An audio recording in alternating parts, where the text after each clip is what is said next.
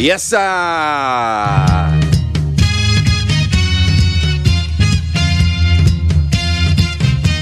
Another beautiful day. We're grateful to the Lord Almighty. Yes, you mama munyina chi mama wakwaba. Akasma be edumenu na ye no nsiabo. Hima mercy on in pamfo rise and shine. Omodi ashe rade say braso say ye betia so. Ya kegum na ye de ne ekoso o man gan mu. Ye de abremu. Na mohoye. Bajo ye fine anope. Enkwa ahoden Erade adaruma nanso abie kwan na man yese asidan kwa ne de mano nia obedi nia obehye bebi awde uti beto se bi a wo hwe se nka obenya bi kura ka ho ana wunya bi eno ntiri wo favorite aside di da bi manya ne sa kra manya ne sa danase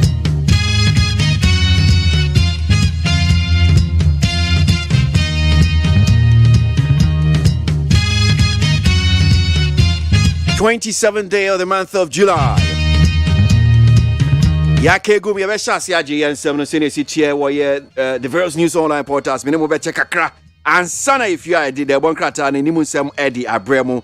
Then we'll join the news feed at exactly 6 this morning for the major news bulletin at 6. We'll return na yababe twaso na yahwe nsem no ye bie komono mu sa ne de akwakodu eye nondu ani akire. Don't 7 minutes to say. In fact, I can say from my peacefmonline.com. Other online portals here do must say. Yankangumwe.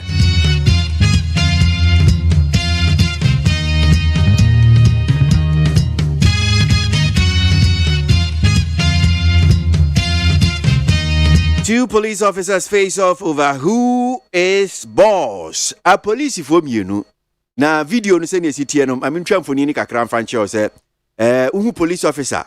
Bako obviously to me say or your junior officer. Bako also a senior officer. I'm sure say maybe in the rank of a superintendent to cry. Now share say corporal say dey na superintendent ma order. Na corporal jina hodum say corporal disobeying the order. Eni amon sem na watch say enya na adem ba ha untimi nkyerem ni ameye. They say corporal na superintendent ma order what she say video no am for bebre akase tia say hey who born dog ano pebedi hun komo Ghana Police Service also amo the statement about betujo sasem crew ya won say omo ye hwehwemu sa video ya cover ye hun social media internet and various news online portals Eka ho asemi police officer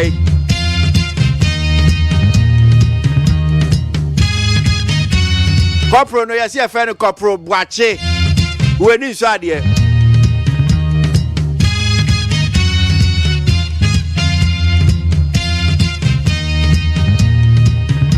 ya die video ni ehun ye hu se we ni so ade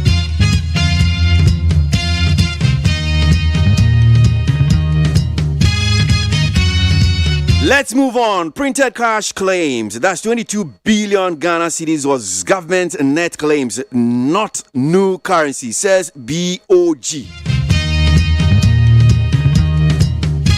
The Bank of Ghana, BOG, has responded to the minority spokesperson on finance, Kisil Atofosin's allegation that it has printed more currency for the country without parliamentary approval.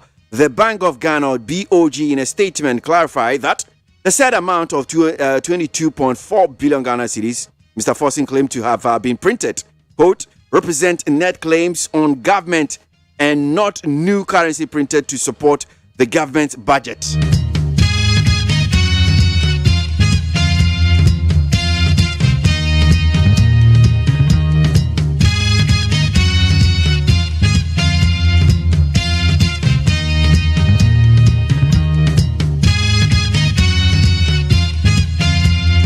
Enti Bank of Ghana for say case la to forcing we nya ni ye nsem no em say enya sa na tie san komo ana asem adom kuma no de batu dua case la to forcing di omani mo ka so Bank of Ghana for etwesike bi de egum be 22 billion Ghana cedis ni echire no Bank of Ghana nra wo mo chire chem say o da bi onya sa na tie omunche sika bi engumu net claims.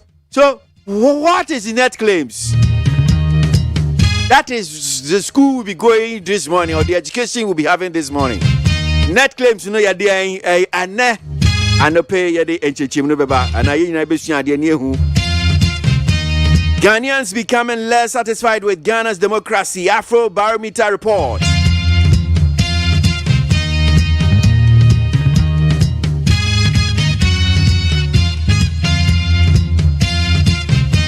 CDD.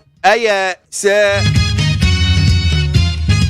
policy think tank bi o mo Ghana hanum say brano no wo mo yanhwehwemu na wo mo yanhwehemu efa Ghana senior democracy governance ni niam akono a no mo hwehwemu no de aba betu dwa wo latest one but ya na friend Afro Barometer no mo de betu dwa no mo say Ghana for bebi e kwa akoduo no I say democracy no kabi ma men kabi no ye didie wo mu no ba na eba form ba neba form amanyofui omwa Afro Barometer report ya yi ensem bebre wo mu anope su yede mu nkomo no yede bebre mu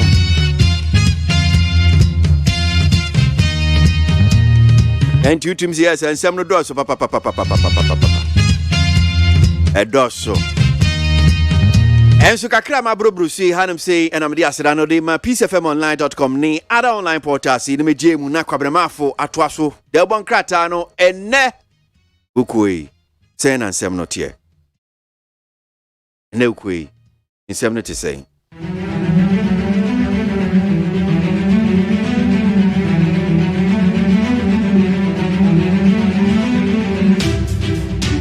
Yam nsem no anope yanko it is when we have friends Mr. Mafu. Okay. Yo. Abusuafo Ghanaian Times the Baka tenim ha. Mampani na nado danko Akufo-Addo His Excellency. And what as a national cathedral no. Yansa dan for fixed time and so. And ya emergency. Sasa si ye no sa abusumi ya na se. Sa fie mu dabi. And ya sa na national cathedral na tie. Enti Ghana for munya abotre. Yakwa kwata fast speed boat wa ya de ba 19 nsuo so wo mu etu galamsey no ya beti wonum nyina napco program no aba tese sika wa de shemu aye 2.2 billion Ghana cedis napco fo wo mu ba ye aduma kakre sika wo madie aye 2.2 billion Ghana cedis ya enya sika ketwa enti aye emfaso a wo manya no wo mu nkwankwato a wo maduma so Napco so yasi wa mu lusi sika o 8.5 million Ghana cedis busumi biya wonu mu a ewia enyinam nkanea MD and wade asemi atudwa na delegate Democrat ananim ha Watiman youth o ana enra wo mu kasaditi akwans ana nsem ni baako sa wo mu ayade bi de etia wote hina anya wonu mu de kra Special prosecutor and what did the near Jubilee House. One more can't say, so what baby akatas send a proya wa one kwa Jubilee House and one will be hunu. Ampa, what in the near one more, or qua investigation our Sa speedboat to Noya de Banantin, so swam a car was some. The Boka Taya Sadia Ben Nimuha. Tama West, not more boss, and one more target said, Sikasamu katas send a proyabi. Akwaso ani dwumadiem aban apa NDC fo ahontoma sa Bank of Ghana fo sika no a wo mo print ye no anya se bia no bone so eno no afa kwasi ka no brofo no ye koba ye betom wasuko ya chronic de bokrata no anim ha sa speedboat to asem no a ye de bananti ankobra river pra river ofe river densu wapa hontoma ewa ha wo radon kuma and what resa and this yamanyoko 22 billion Ghana cedis bay san watra ewa ha maame sara do asafo woni Ghana o abrochire wase ne ba ho mfa no nti wo sa akwada no na private jet bi a watimu a wode di atrenti no elupreneur fepa wono a en wo ha ye mampani na na do trese national cathedral no aye ba besie no ensa da ni time limit say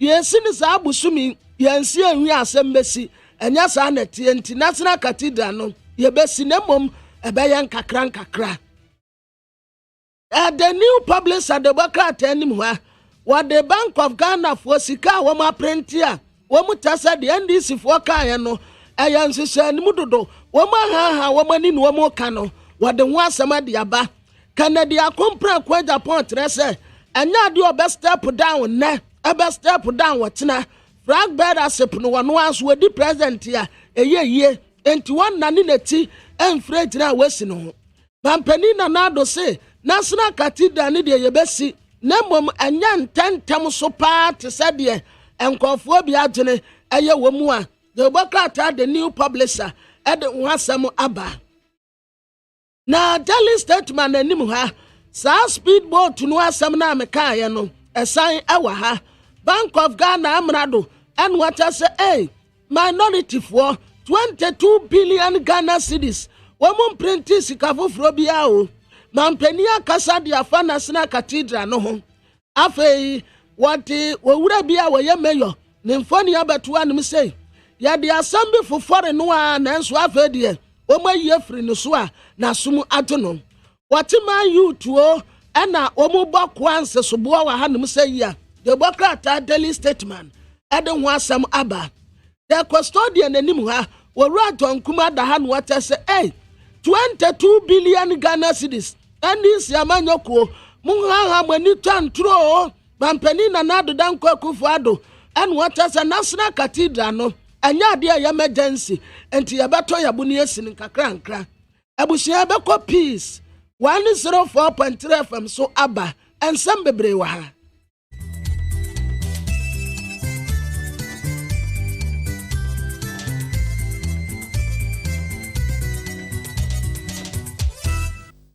Ghana de shima yamamu nyina chin peace 104.3 FM su eni ebre asosia dia no pa no nsia kasebo ebre mu gyina se bibia dia dance se no nsia abo peace 104.3 FM so ewon krankropo mu Kumase abonten doctor say Kwame despite nas bronsan kesere mu adum Kumase hello 101.5 uskeninya sani no and okay 101.7 neat 100.9 benuki ho bekan kwanta enkrankopwe mu Fila FM Tamale Rock FM Tadi Dynamite Otakwa Achimansa wa chim dambosome ewa achim so adrebeja gumwa Eagle FM Cape Coast Magazine so kwa Costa FM asom Jewel FM dua yankwanta Enzima FM ewa enzima uko otiri nipatem so beyond eno ewa nkwanta Channel so Sister FM a table Liberty se so ena he the beat se asanwe so na amanfo ewe chichiri benche beti ne alphabet kwantempon so a peacefmonline.com ghana-today.com ho digital radio London eho eyo hima krum patcho muntie anope insam de doso pa de bra nemom no de de tete eyi ekwan so mikira bambo mu ahotoso security bit no eni say so your ba tana so no ma enetifia ela de sadi etu mi se mu ani na oye pa so obi ba fie no oboda no kokoko na bia wo ba ta oni wona se o ma na ba ko bie dan na enya so obo mu kokoko na nkwa na ko bie menkola ni hu nipa ban nipasu asumasi na so bentia wo ba hwan ya frawo sen wo hwa hwan me mame me papa jabi oni wo twan me gyiridi abra wansa na akora na beka je se ma hena eyi na gina che ono ekomleku a oti akomleku di fi nipa mamahwe oba he no aba na ukọ no se wo fa yi na me wa yi wo de yi masa oboa enti ma epo we nto wo mani trim se nyu obi akeke ene obopono a ye bie edema no ewiase ayehu menya wa meyew eno ane madame ho so fasa asemi to wo mani trim se de be a nipa bonfo bi mfa se bo akwaso me bodan kokoko gbenwa akola no amu akura no ba ko no de nesen eno eye security titbeta Peace FM any national security yede ebreyen etiefo ena anopen so ensama ede bremu no eni ntini atwotwo wuro ni bi say Speaker of Parliament ede atudwa say civil society organizations how the war mem no yehu am so mu beboa amoman ayeye chinse bi ni dom bia no ebde amanyosem ebe for yom sa asam kro na ana minority chief whip ononyanfo Mutaka Muhammad Mubarak ono so di nsem bia tudwa ne nsem a wo kan se civil society organizations so mo de nhwemu betudwa yensom ne anyintum chen se ye be dane no amanyosem wo ensamfu from no opani oye Bogatanka Central emrashe bedwani ononyanfo Isaac Adongo one odi atudwa se nyame aduma 2025 NDC ba power no mo ba adie bia MPP for the Ghana sikai no se don besi anutum no MPP for kwa opposition mo yembe shom jom do nkobo mpo hojo na ombetu omonka wo ensamfu from nso yede mo kopiem e wa manfo amanso a eye DR Congo ababedadwa se wo ye kire bi ainiti amanipa edu ahre omonkwa wei ena ensem bi ena yaboa no ayede besomo ena no pay se anopa no nsia kaseyebo na asabri nso de enyumaku ata makire me de nsem yabra mu ye First Atlantic Bank or the abasa refreshingly different omudamusro nko omuchensroma edwonima no omuhyiran bibia banks ne doso enso nya bank bia ne akwaje besia ho so anya kafunu ankwaje besia papa ho dwo a oba akwaje owo besia na wodanso wontimi nada adenjira meka sa yaji bi pen yenimide yen na nede yehuri tira ewo yosudim yede ho akwakobo First Atlantic Bank waboa mi agina pinti wo sikasem se wo sika anase wo bosuma ka tuafa controller nkwade a oha bia no abra bombiem bisia no wakwagina ehunahuna no ko First Atlantic ombema sika mi de kwakotua wansa nya bi kwade awura wudwetrim na aboa mo atima diye se wo sika mfa controller de a ohen problem bi tira sika ne mfa nchiche yede ma won asebe oni abre na oya adwumaden First Atlantic Bank wouldn't you rather bank with that in your pen refreshingly different na de dem nie this way chocolate drink de ohia ani so share se wonya so share ne bi bon kama party message no pebeti frama bibia be koso kama we ni nyumaku a etachi na yede anopa no nsia kaseboi ebremu me amotime ne no nsia kaseboi me yeme ahofedua achenkwa na menu bremu wodi ahenkan kwame yeboa afa yentie kasebo no enchirimu ononyanfo abamba be ne opanipa no ene wodamra shebedwako ni nyina no ewo Ghana ha na ode ababa tudwa se civil society organization akwa odo ewo omemu no yenhwe mu yie pa na yemomode nse so mu di bibi betudwa yebedo mu asukwa ne ate ase ye timipo bi se sabe enya amanyosem bi no ompeso omyo na ebom no omoboa mo man mputo ni yie die no atimi akonanim empanfo kan wo mo ase nyansa we sabe mpredo samanima eni ba akufo trim na opani ba akon TV osi nyansabo akwa bibia oni tim no anhwa na akwa akoda nsabi panijimi eti ekobasa ye bomoden esasa adwen toto adwen na akwakwa odo wo mamu asabi wo man ye de ne nkoso do makoma so omo yenhwemu bi de betudwa yammi ani na ono yanyintum ne yenhwehwem na yewuse eye papa oma so ni ye de am no omope na sabe enye ni seimo odi nsem we say tudwa wo International Day of Parliamentarism eze eno eye amanyofo ebrofo kasia ekoso na oditu job na sebedwafie no ene wo kan semwe ema yenua William Gentu ene Emmanuel Akwale so chi bi gwa homaso a womde ema ne yen of Ghana's democratic governance, and they contribute significantly to public discourse. They influence the laws that we make and also the public policies. They also hold us politicians accountable for the pledges we make, the hopes we give to our people, the services we render or not render, and the trust that we uphold or dish. I keep on saying, when we talk about accountability, we don't just talk about financial or monetary accountability. We are even talking about the accountability that you've decided to lead the people and for them to trust you. That trust, you have to account for it. Say enipa be jiwadi ne be jiwatum se ampa asumesi na so bentu de bibija no hwesuye na nhwemu nso ode aba de onkwaje tefa bi onyina benkum nyina nifa eye trodo no ode aba no e wo se usu ne wo ban wo ne ye eda adie anse nipa timajuatum ononyamfo ba bensa ato aso se amanyofie no anase mrahye bedwafie no omo de bibi fufuro bi beba wato di se citizen bureau na sa citizen bureau no baba be makwan ama civil society organizations ene nsentwofo awodo e wo mamu ene nipa bi a wo gidi se Ghana ye edi ne nkoso ne amanyosem ene eyam na hyebedwafo nwomo moye no omani gye ho no wom de mo ho ba jim na aboa onso mo ne nipa amamanyosem ne amanyo ene mra hyebedwafo adwuma ene mpuntu aye nyina ye ni abresa kodoma ye prama Ghana no etimi akoye diama eno nso sei ena opani di tudwa. It is with this that we're making efforts as an institution to put in place what we refer to as Citizen Bureau in Parliament. I strongly believe in the wise saying that continuity does not rule out fresh approaches to fresh situations. You know why I'm using this word fresh. We're in the Fourth Republic.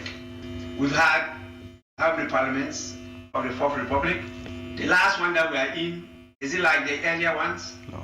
That's a fresh situation we're in. But that fresh situation has opened our eyes.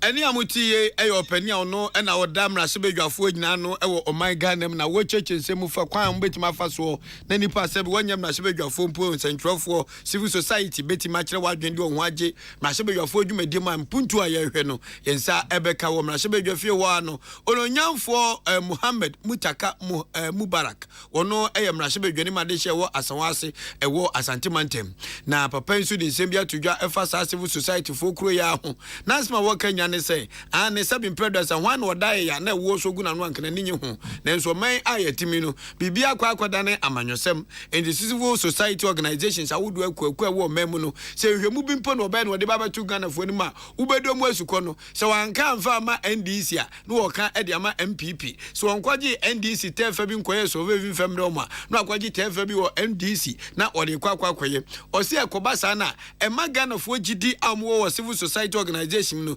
NCP ensita enti wonu de na future be masa akwaku ni se enkabe ya wonfu ani mutu nsom no onya adwumaden na nso se se akwa we nsem amuka de nyame anim ne kurani eye trodo sinso mbawie ne so jai we enya NDC nti na wo yesa jai we MPP fo bi na abone pa wo ye ekoba sa pe na mamanfo ani so mu ntanta madwen mu ntanta sa de wuye boa na esa enwoma. Getting to a point where there are two truths and two lies. The true truth is that if you are an NDC, anything MPP says is a lie. And if you are also MPP, anything NDC says is a lie. And by the same, the truth and the falsehood is also same, depending on which side you belong. And as a parliament, to be able to overcome our challenges and grow our democracy, we need to find a way to overcome this. If we don't get over this, regardless of the evidence and the facts and the data that were presented to us, even in its usage, whether in committee or on the floor of the House, we will dilute it with this excessive partisanship that the data and relevance becomes useless to the benefit of the country.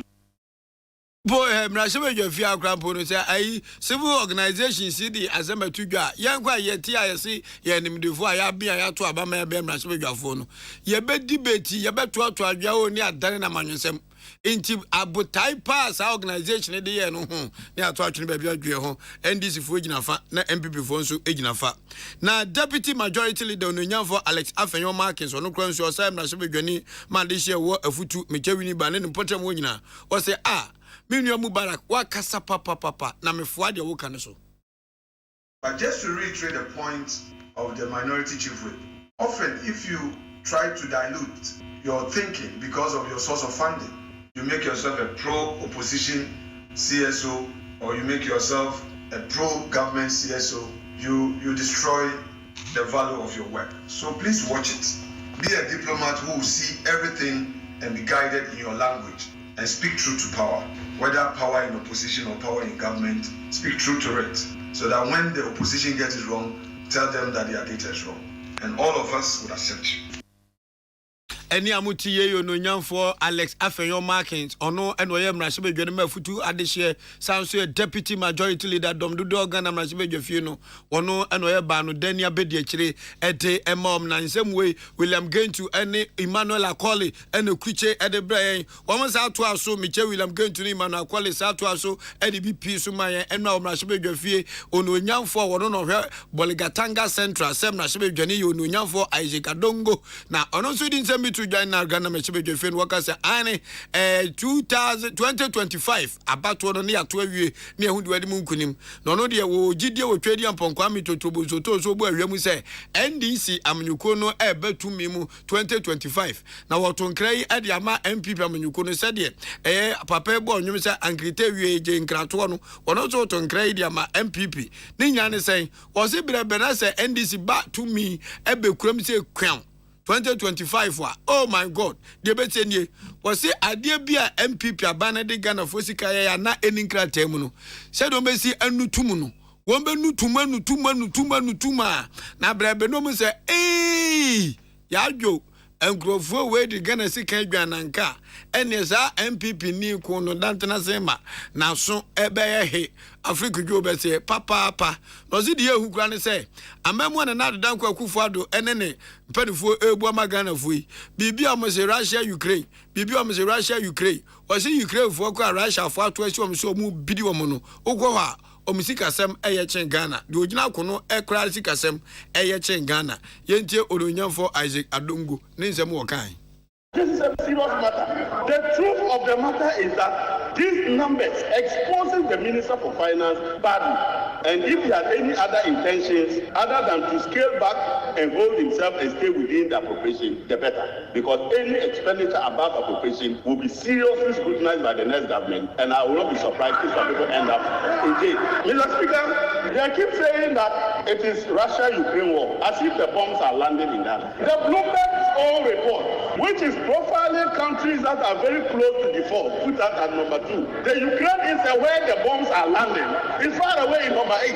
Even those receiving the bombs are better than you. And you are always crying about Ukraine war as if you have received one bomb. Debia mutia na Ukraine war bomb we ba kokwa ntokrum ha.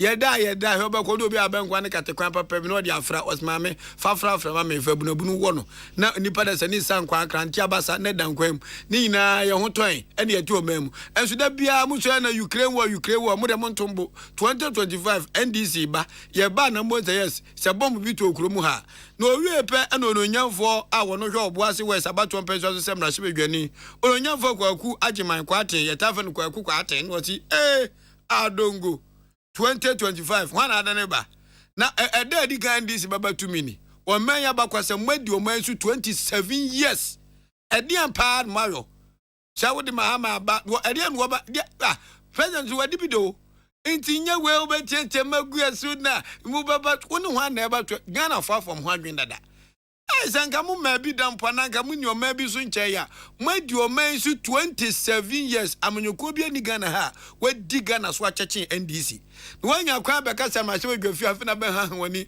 Ukraine bomb ben wo kama na tiase pay se onu kwakuku ache die ogide mapase NDC amanyoko na ya manyoko bi a wo mo hyeda yi nsema enye ne kure no ma ha mani ho no o maka akase nti oti a o ya meje o praw ase jada Ghana na nso atie amanfo amanso bi kura nya fango nto ebi nya mu ni ebi ni asumdue Ghana for nsala nkonko to fango ena nyinam kane esisu dum so ya wonachi emo no ko tondi ogidi se nkasam bedam na shebedwe fem to adwen a NDC amnyoko momodin Ghana ni no wonkam nukura nkyere Ghana fo na wiase sikasem edi adenchechei enya Ghana nko na nso NDC ni so mi so wo kan agya wadwo wo posana se de ono de oba Ghana be se heaven nanso yebedi anwamu ya NDC squad wo mde ba ye obi amfrim wo mo na so mpeso mba be mbeba enso 2025 nya de beto de amomda kwakuku aten so adwen o kire no yentie bia is facing challenges. We do not have any contribution to the revenue measures that the minister presented. The digitization agenda to reduce the human interface in revenue mobilization.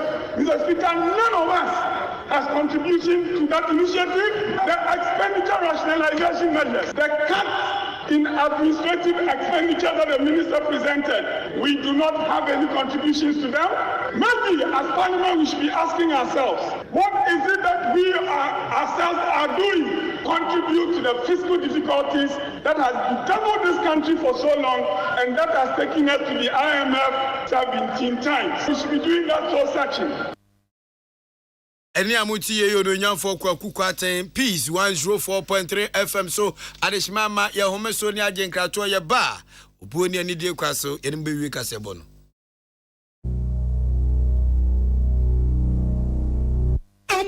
The Amoka Chef Freddy's Corner Home Appliances or the Abba Freddy's Corner Home Appliances Center. Home appliances are a papa bia, a biwo brands Bain, Media, Samsung, Kaiware, TCL, TV, air conditioner, freezers, fridges, water dispensers, and Nidia Keka home. Niaubenya good warranty dear. Of Freddy's Corner Home Appliances Ukokumimli. CCTV a Boama monitor of properties, any business at anywhere in the world. CCTV and Nidaho, a detector, clear pictures, Wi-Fi connector. Ultimate connector my phone. Our monitor baby we are CBA.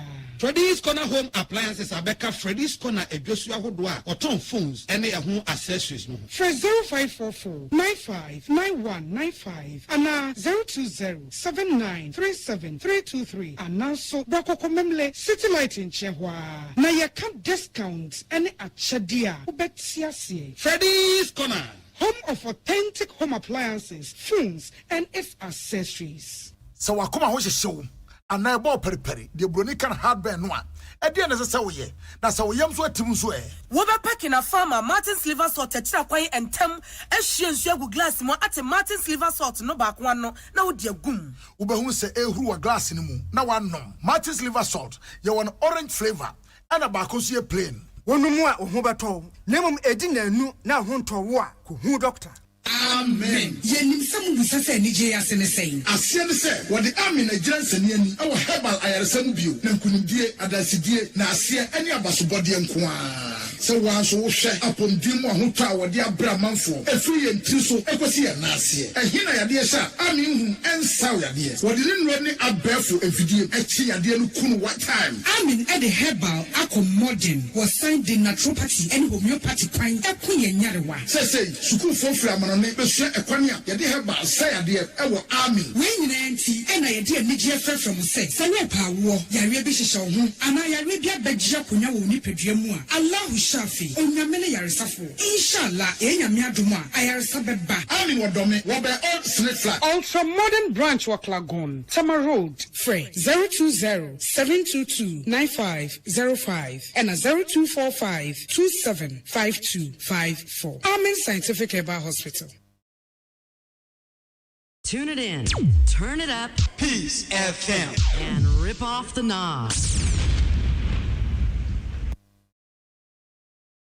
We adishima my mama kwaba ye to anopa no nsia kase e po no so de ma konsem fufrom ononyamfo ken ofurata ko gian Ghana mashebedwafie edis Ghana sikasem nchechemu koto dwa afe a yabu mu se pei mu na no na betwa ye nyina yasom se yesi to butu omo sa ba ba gigi sikare bi mu nti yesa ba adwuma omo de krata bi apia bonto mu chechemi se ate bisane argo na kom so de no an nkyeremu na kom ti kwese wiei na tuntwa ho na we de akom na ntenko adana biribiri enti de ministry of finance Kenya ne say na anu asema ononyafo kenofurata koja Ghana mrashebedwafie echechemu che Ghana fo no we si ni pan say tobut a ewo friend say enswam akwan so ye kwakwaje Kaswa de ye kwaje Kumasi de ye kwaje Cape Coast de ye kwaje Tadi de ye kwaje Debi osi entesa osi di oboss no say temamoto we na ban ene ankrankra be komituma si ani sechin no maye no ila za ankrankra agi ni dwatire ebe yenti omu wie a omu di tobu to besi so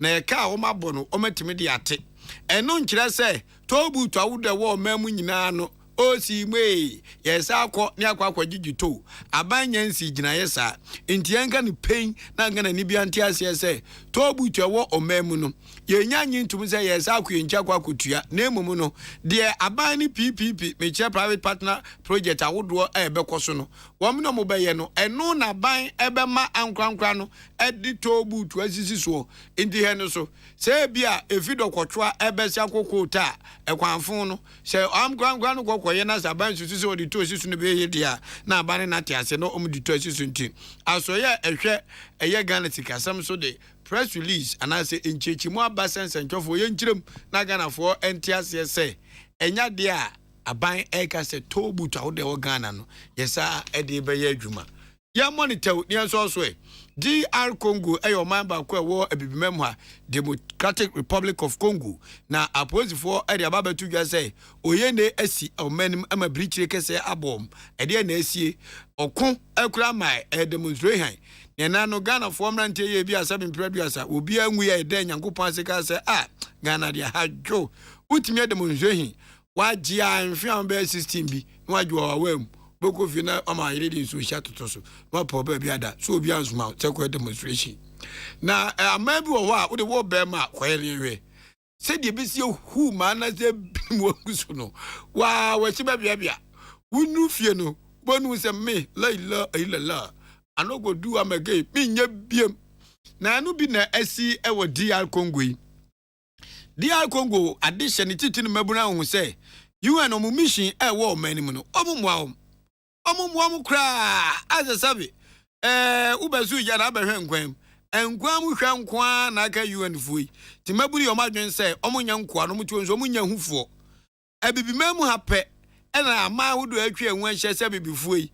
Nyankopon acha egudie ebi gold ebi denchembo meche diamond bauxite chese uka unweda fanko ni ade ajese ebaye die pa de nkesa brofo mo ba bro mo be bran so manya visa no mo de aba nanzo ho kai broni ba bibimam a anu afia nya huti wo man passport so a what was no oba ebi kwa ba bebrim ye wa ha wo ba no obetu ya gudia science so ba manya bibrim eti bi bia dem ko fi afia fofofo ade ye dawom yempani fu etanu pem ko du abrofu krom se wi ena me maboa yo mo aso de ontimi nya hwefe mo no ho da bia ne ye kem pemwa enso nyina ye nipa nyame bo nyina dako enso abronti ene bebe ye duri enti mabuni yo madwen se omo transma UN fo hurahuru mo mem enye de mo pe enti ne wo wuwu enkwankwa ode cha nko akwadwane tom de demonstration beta taso demonstration taso no ena opani baako ni dinnie ye fa no owura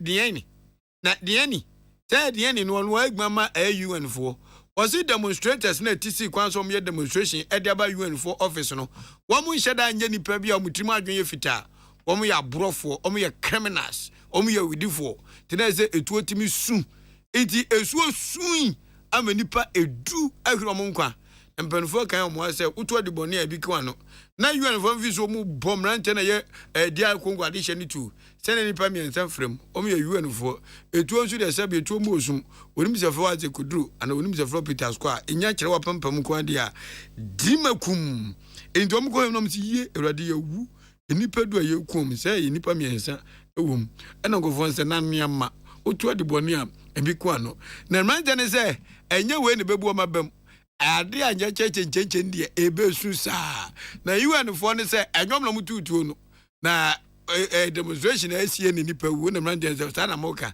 se etuo abofo da sinse wiem ana mo sane gu so abronti nanso yempa aba ya se salvation fo aben ye gina pintin we ni nsem bi na no pa ye de be so mo se no nsi aka se bo na safe na wutie bi dia olonyafo babin e de atudwa civil organizations ahodo ewo omemu ha no so me yehwemu bi de batudwa yenya daage ne endo so no na omo so mo pe omani yi ene opani ba akwa efe no muta kanso dia pi so say yenya say civil society organizations so yehwemu de batudwa ne adane na manwosem no ye ne say ye men ebe din say ibetimi akwa anim eye boga tanga central so ma shebedwane olonyafo Isaac Adongo e de atudwa say 2025 NDC betu mimu a eja wadwo so ye MPP ni na tafikira o ye mbaje prawo sino besi anwan mu no maso ene be hye papa o konsefu fo makwakuku aten o se nyenye de dikan ni NDC person ba bam o ma ba bam ba mo bibi mba ya nkoma ye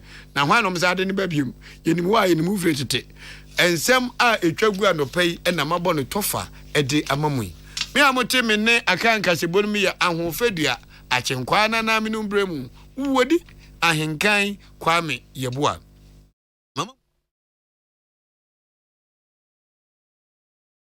Ghana Montie Ghana Montie Ghana Montie Ghana Montie all the sampa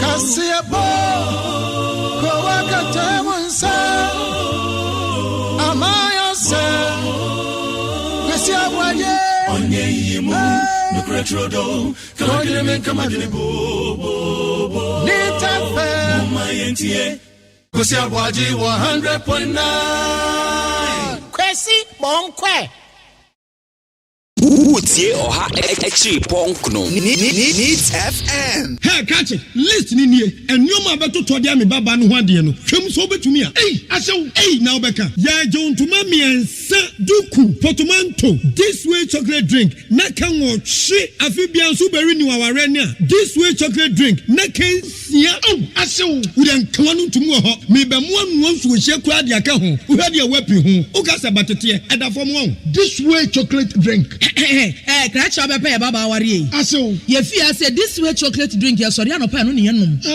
Ye bishop free genome no snack. Ye nya ho ho anu ye de serve womo. Ye did really a pebibia bogu ya de soa. This way chocolate drink in yenum. And this one what's ya no a he se kire wom koko wom brick wom bibia wom ade wo hia ni so se.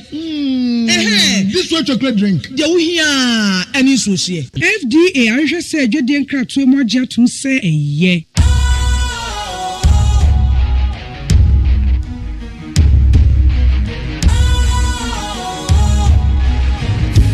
Cool, fresh and trendy with a new look. Makes you feel real good, that refreshing vibe. Satisfies you right just the way you like. Do you know?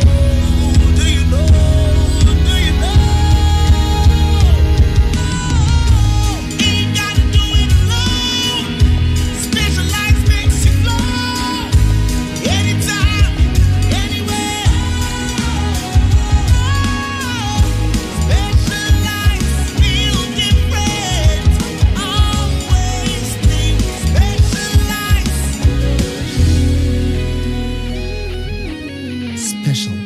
Natural mineral water. Feel different. Think special. This advertisement has been vetted and approved by the FDA. Utie oha extra ponkno needs FM.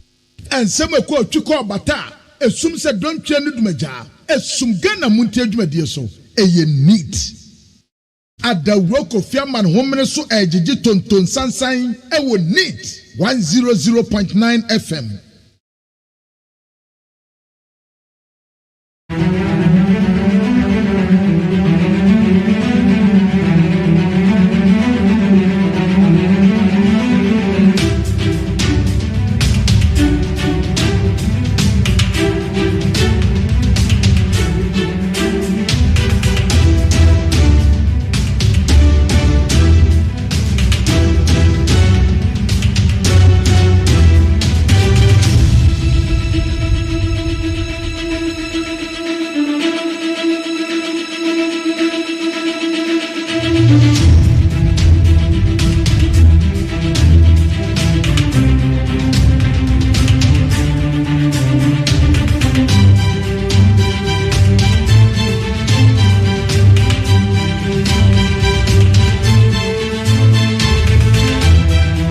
Run into some contemporary controversy currently about the funding.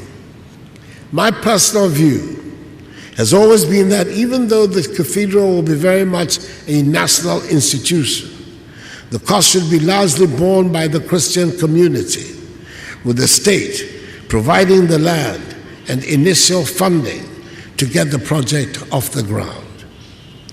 Looking through the history of all the great cathedrals of the world, there's never been what can be called an appropriate time to build a cathedral. Invariably, it has taken many years, sometimes centuries, to complete. The National Cathedral in Washington, D.C. took 83 years to complete. It took 150 years to build St. Peter's Basilica in Rome. And it took 182 years to finish the Notre Dame Cathedral in Paris. When these great cathedrals were built, the societies that housed them had not finished with the satisfaction of their major development needs: hospitals, schools, bridges, roads, homes needed to be built. And I dare say, if one were to consider only those needs, there would never be a good time to build a church, a cathedral, or any of the great buildings of faith around the world.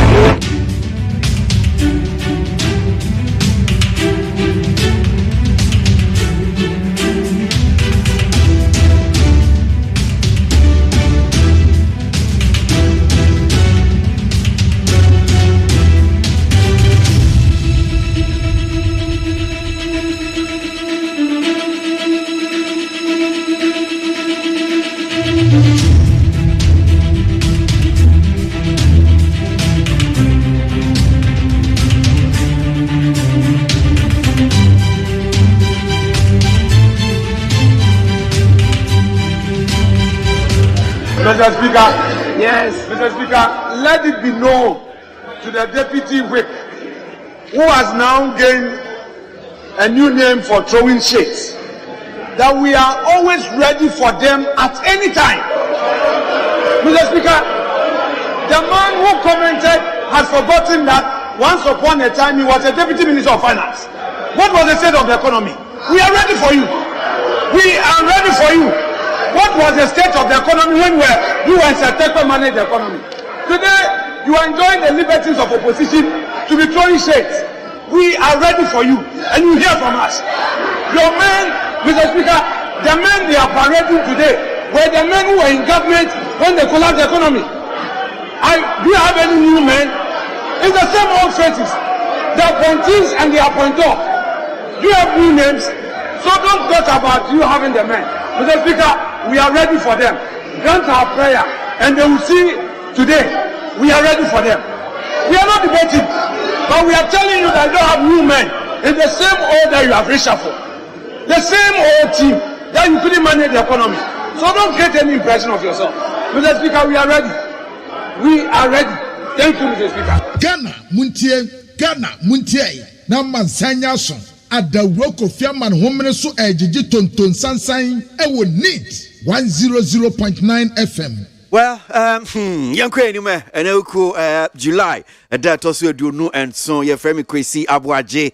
When I'm digimedi hu chiame and pay so come na for time echi boami obekin kai de bon krata no e dia my wadwen share wetimi dia fire WhatsApp no was 0503721744 0503721744 na mo ho ye de enra ye ensem bi twegu video bi a twegu ye ababa ya asefem sem Ghana for mubi match ma adwen ho ni nyina ye police officer bi a woni ne boss say minka ne boss say corporate dia nka sergeant kura no enye otipen corporate dia nka sergeant kura no akọ sergeant inspector chief inspector DNC ESP say DSP odidi musa no be superintendent na sa superintendent eni nso woni superintendent woni no eyi ano na we no a video radio no tie senior ansem ni ekoy tie kakrama me.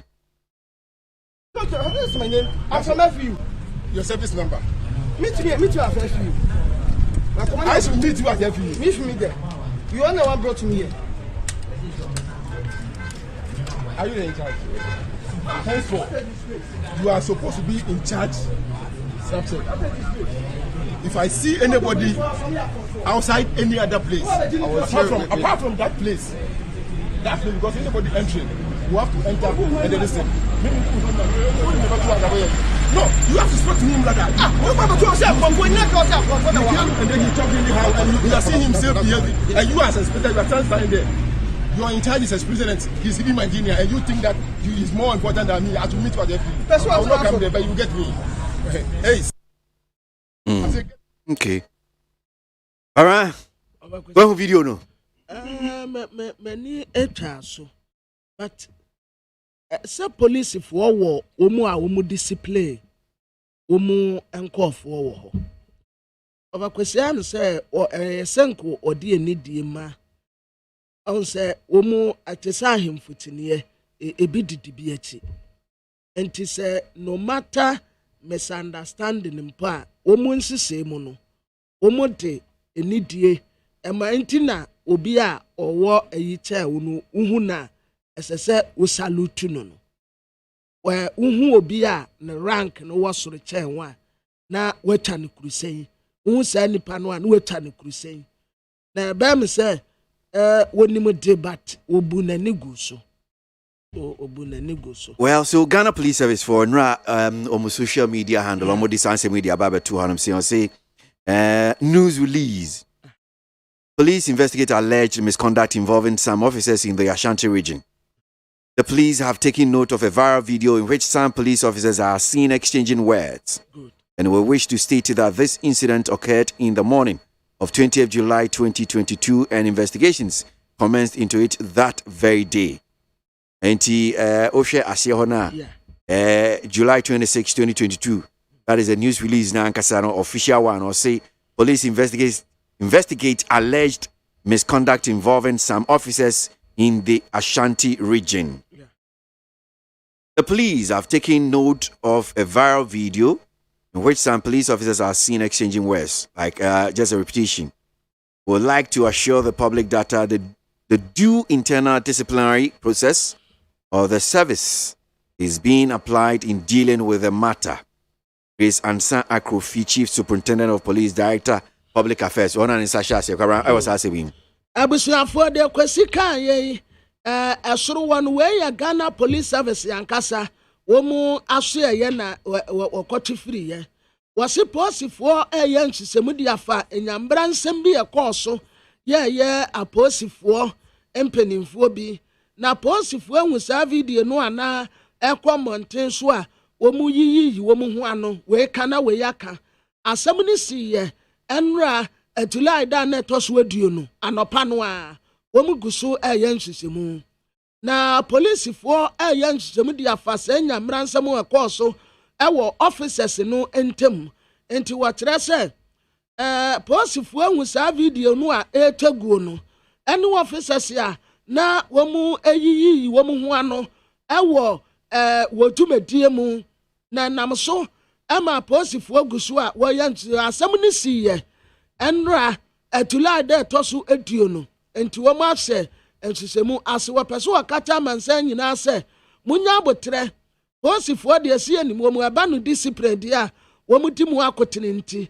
de besie bia no wo bema yetiefu atenya de a wo beda so Mami Grace Ansan Akrofi wo Chief Superintendent of Police ono ena nensa secretary Director Public Affairs and what the crate ye pienti asem no asi ye no anya ade a wo mu eda so Ghana muntie na mansanya so adawro kofiaman homene so ejiji tonton sansan ewo NEET 100.9 FM. Mr. Speaker, yes, Mr. Speaker, let it be known to the Deputy Whip, who has now gained a new name for throwing shades, that we are always ready for them at any time. Mr. Speaker, the man who commented has forgotten that once upon a time he was a Deputy Minister of Finance. What was the state of the economy? We are ready for you. We are ready for you. What was the state of the economy when you were Secretary to manage the economy? Today, you are enjoying the liberties of opposition to be throwing shades. We are ready for you, and you hear from us. Your men, Mr. Speaker, the men they are parading today were the men who were in government when they collapsed the economy. Do you have any new men? It's the same old faces. The appointees and the appointor. You have new names, so don't talk about you having the men. Mr. Speaker, we are ready for them. Grant our prayer, and they will see today. We are ready for them. We are not debating, but we are telling you that you don't have new men. It's the same old that you have reshuffled. The same old team that you couldn't manage the economy. So don't get any impression of yourself. Mr. Speaker, we are ready. We are ready. Thank you, Mr. Speaker.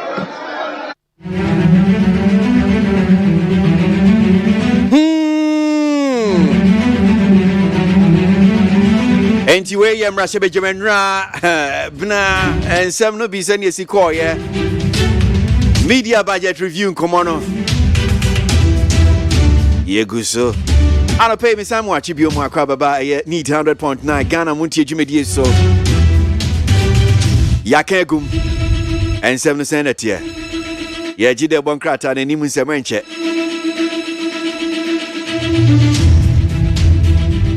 na Bank of Ghana for the statement about the tujao. Almost say near NDC minority cano.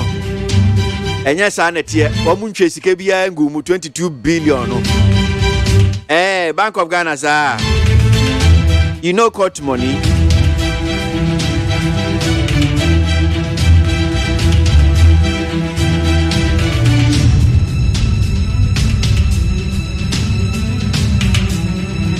Abra Bank of Ghana for so munche sika o.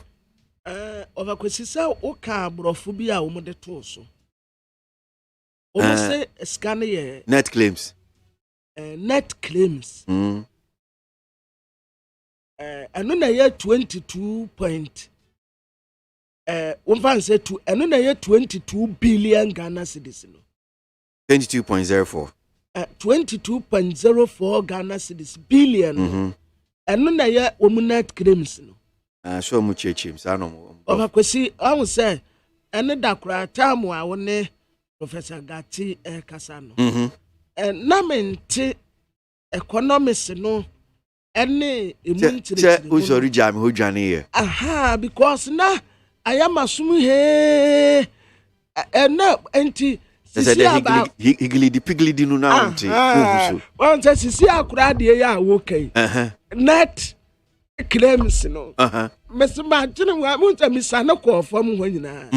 Na ade ko hwe net claims no fam.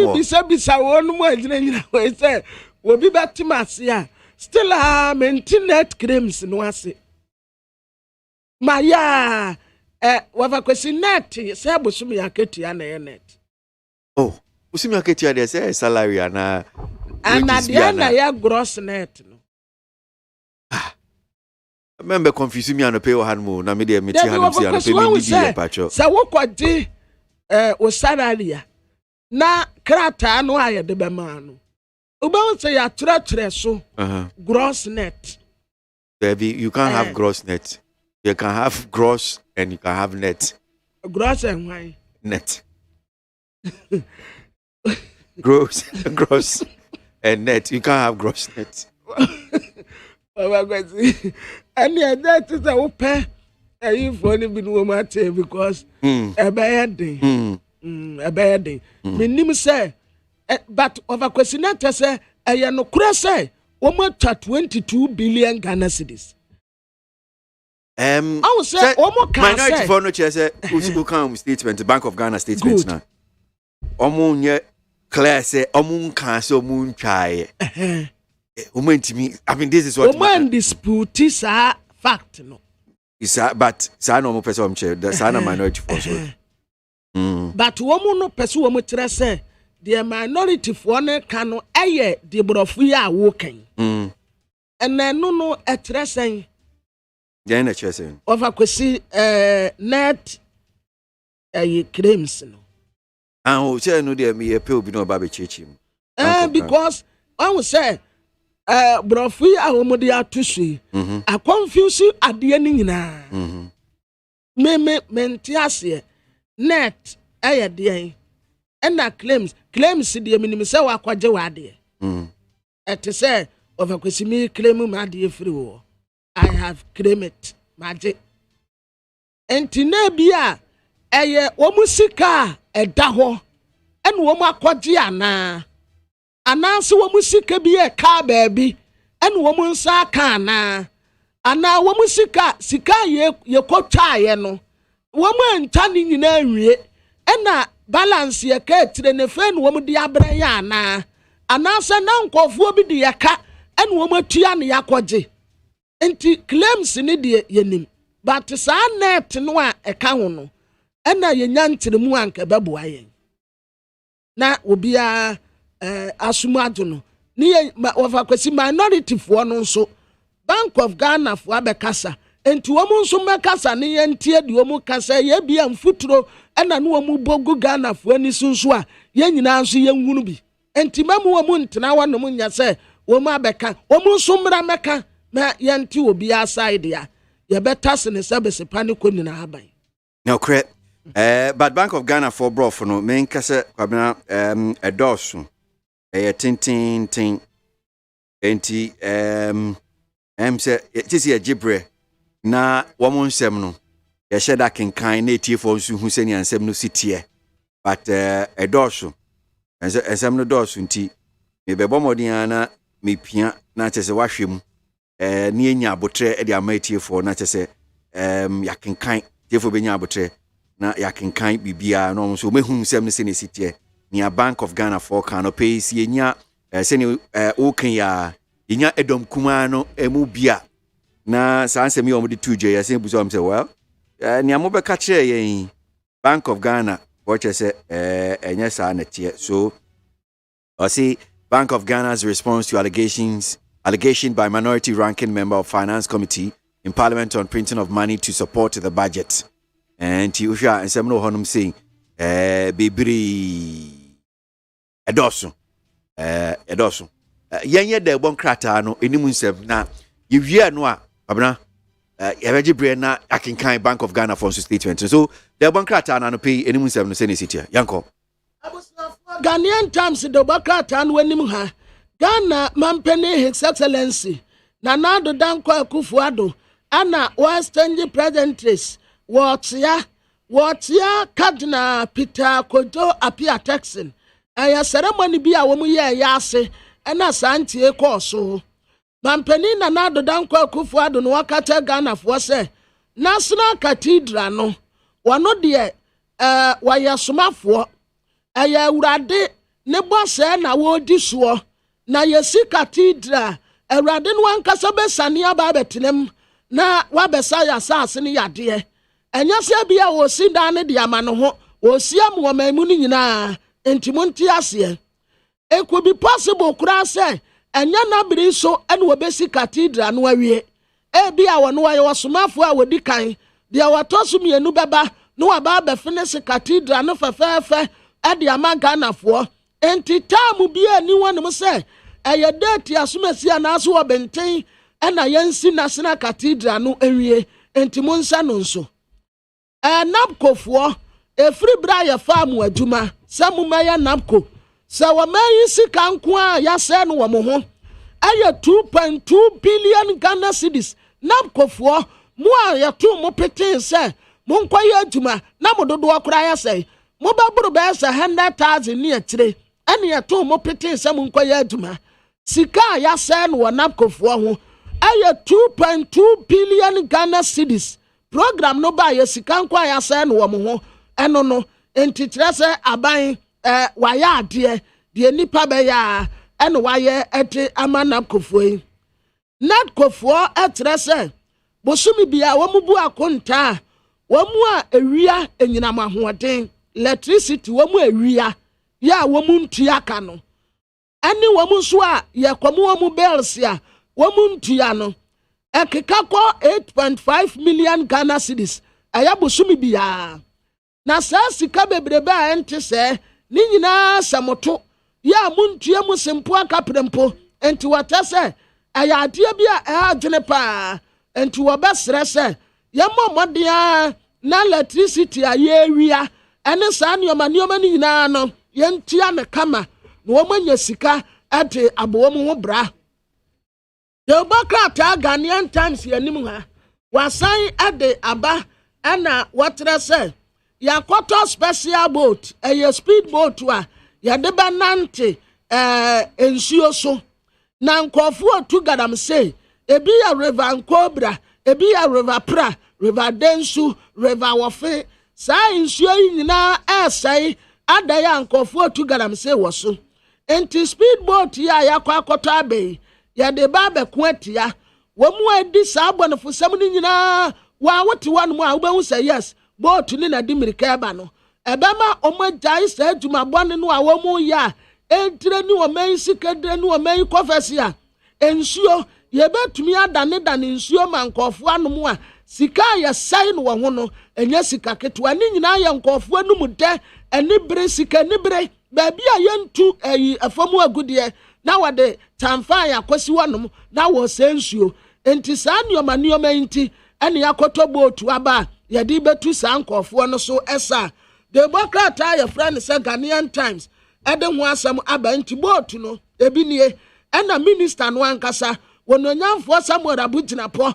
wadresse kama ɛna wasa adeɛ bi na nsuo fa wo a na sɛ ɛhyɛ wo a entumi mfa wo men kɔhyɛ nsuo n'ase no a na wotitɛ ni no ɛma wo float no ebi na ɛhyɛ no ɛna Western Regional Minister Kwabena Watere Daako Mensa wɔno nso hyɛ bi ɛna wɔgyina anom sɛ ɛkyerɛkyerɛ subɔntɔ no drɔbɛni ni takɛf sharp kɛf na sɛ dane wɔ mu a na wɔn tetɛtɛ nsuo n'ani a de bɔkrataa Ghanaian Times yi wɔtwade aba kama ɛfɛ paa na telegard de bɔkrataa no anim hanso wɔte my youth association wɔn press conference ya wɔn yɛɛyɛ no ɛna wɔtwa members no bebree ɛna wɔde wɔn agu anim hanom sɛ na nipa a wɔkasa no ankasa deɛ wɔsuspect ɛna wɔn de kɔgyan ɛde abobɔ wɔn ti na saa kɔgyan ne anibere yɛ hwan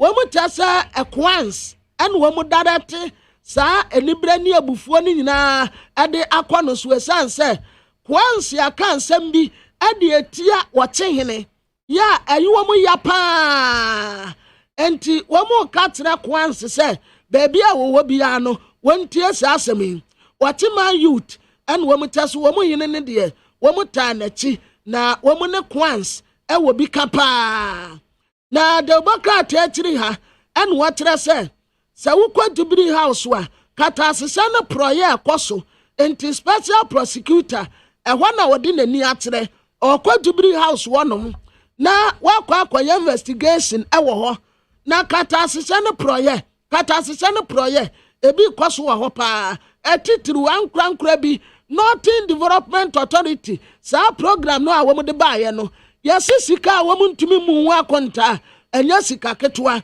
enti special prosecutor wɔde n'ani akyerɛ wɔ afei aban akɔmisin ɛyɛ saa speed boat no a yɛde 19 nsuo so a mede kaka ho asɛm no ebi ɛwɔ ha ɛne si amanyɔkuo ɛne yapa wɔn ho ntoma asɛm wɔn kafa Bank of Ghana ska wɔn aprenteɛ no ho no wɔn tɛ sɛ nyɛ no korɛ Tema West Nadmo boss ɛne wɔn ataade ne sɛ kata asesɛ no prɔyɛ bi akɔso wɔ ne dwumadie mu a asɛse yɛde no kɔgyina mmara no na yɛbɔ no kɔ adu Ebɔkrataa akyiri ha abranteɛ Cristiano Ronaldo osi akama Manchester United na anim wɔ na ya te so nya team no a anko obɛfiri mu akɔpe wɔ mu a ɛbɔ Champions League ne bi abɔ na saa Manchester ya adane akwadwofoɔ nkabom kuo yi a ɛfɛ na ebi ɛbɛyɛ kakra nkran top 4 kura wɔn antumi amobi mpo ɛne wɔn akɔbɔ Champions League enti na ha no paa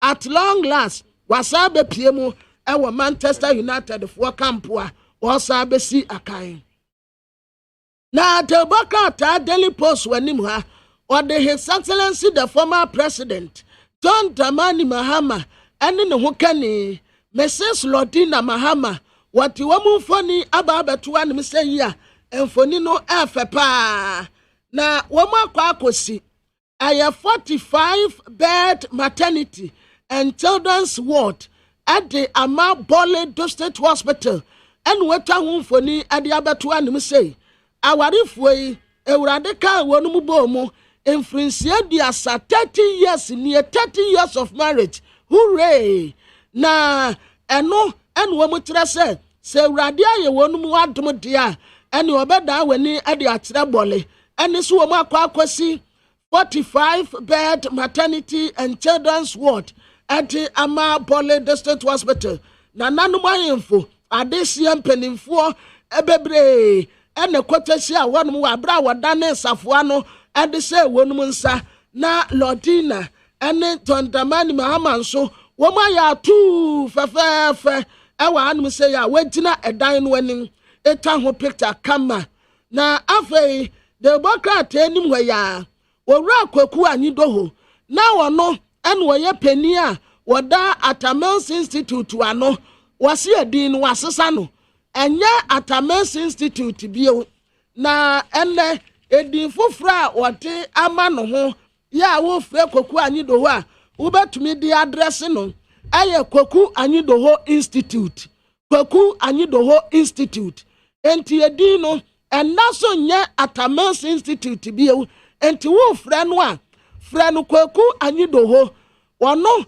ɛna wɔyɛ panyin pa wɔda kwaku anyi do ho Institute ano but ne legacy a wɔde sɛ Professor Mensa ni onyam ne deɛ obi antumi nyimfiri ne nsɛm ayɛsɛ ekeko so drɔbani bi a wɔkɔtoro ne ka ti wogua wɔnyɛ ɛna nananom ayemfofra ne sɛ wɔn pepa wogua ne mfiri wɔ na ndeɛ wɔnyɛ no wɔ pa wɔn fa ntra ne ka na ti bebi obekɔ bi wɔn fa nkɔ ɔpepa wogua no ɛna wɔtoro still wɔnyɛ asade gu ka no akyi mampani na na adoda nkɔ akufo ado ɛna de bɔkra anim wɔ wɔtere sɛ wɔapanti MPP ni bi a obi anim no sɛ papa deɛ MPP a na edidi ne mogyam ɛna wɔde na akɔtena Supreme Court wɔnom sɛ wɔn kɔnkɔyɛ Supreme Court adwuma nanso papa yi wɔyɛ MPP ni ba mapa ya obi anim no mampani abonidi sɛ wɔn kɔyɛ Supreme Court judge na do nurse aya kane mampani Professor John Van Satamos ne ho kani on wɔtere sɛ posterity bɛ judge nkɔfoɔ papa posterity ɛbɛ judge nkɔfoɔ ɛbra ne kunu ti aseɛ na papa yi kura nsa hwee ɛwɔ nipa ani so saa nkɔfoɔ yɛ nnɛ wɔn tɛ so wɔn dɔ Professor Mensa kyɛn wɔ bi yi saa nkɔfoɔ yi atam didie ne deɛ bɛn wɔn ta Professor Mensa ada paa ɛma papa tu hɔ kura ne wɔbisa ne ho sɛ wɔasɛm ayɛ den saa nkɔfoɔ yada papa wu yi wɔn atwa wɔn ho ɛna Professor Mensa deɛ no wɔyɛ madam fo brɛboɔ Professor Mensa deɛ no wɔyɛ madam fo brɛboɔ ɛnhyehyɛ ne mu maame ne kyɛ sɛ adeɛ a wɔn yɛ no ɛyɛ ne ya paa na de bɔkra taa yɛ frɛ ne sɛ chronic anim hɔ ɛna wɔte Honorable Minister for Lands and Natural Resources Samuel Abugyinapo ne mfoni abɛtoa wei deɛ wɔn nsa deɛ yɛde tere nsuo so no wɔhyɛ tete atete ne suit ne kama ɛna wɔde da hɛn ɛyɛ speedboat no a wɔpa ho ntoma no ɛna de bɔkra taa de ho asɛm aba mampani na na adoda nkɔ akufo ado ɛne asɔfo akuku dambi ɛgyina soro anum sei ɛyɛ de asɛm wa ɛyɛ National Cathedral no a wɔtɛ sɛ time one ɛnhyɛ dan na ho sɛ bi a yɛse yɛsie wie busumi yɛsie wie afi ɛnyɛ saa nɛte ɛnyɛ kwan a yɛyɛ ɛyɛ awurade dan a yɛsie enti any time ya yɛbɛtumi awie da bɔkra taa chronic anim hɔ wɔde wɔwura Tonkuma ne mfoni abɛtoa wɔno ɛna wɔyɛ Deputy Minister of Finance a ɔbɛtuma paa wɔno aso no wɔyɛ mmarahyɛbɛtani ma adehyɛ wɔ ati so ɛna wɔkasɛn ɛna wɔtere sɛ NDC fo a yɛ minority wɔbɛsere wɔn so wɔn adawuruma so wɔn bɛka nsɛm tere Ghana fo a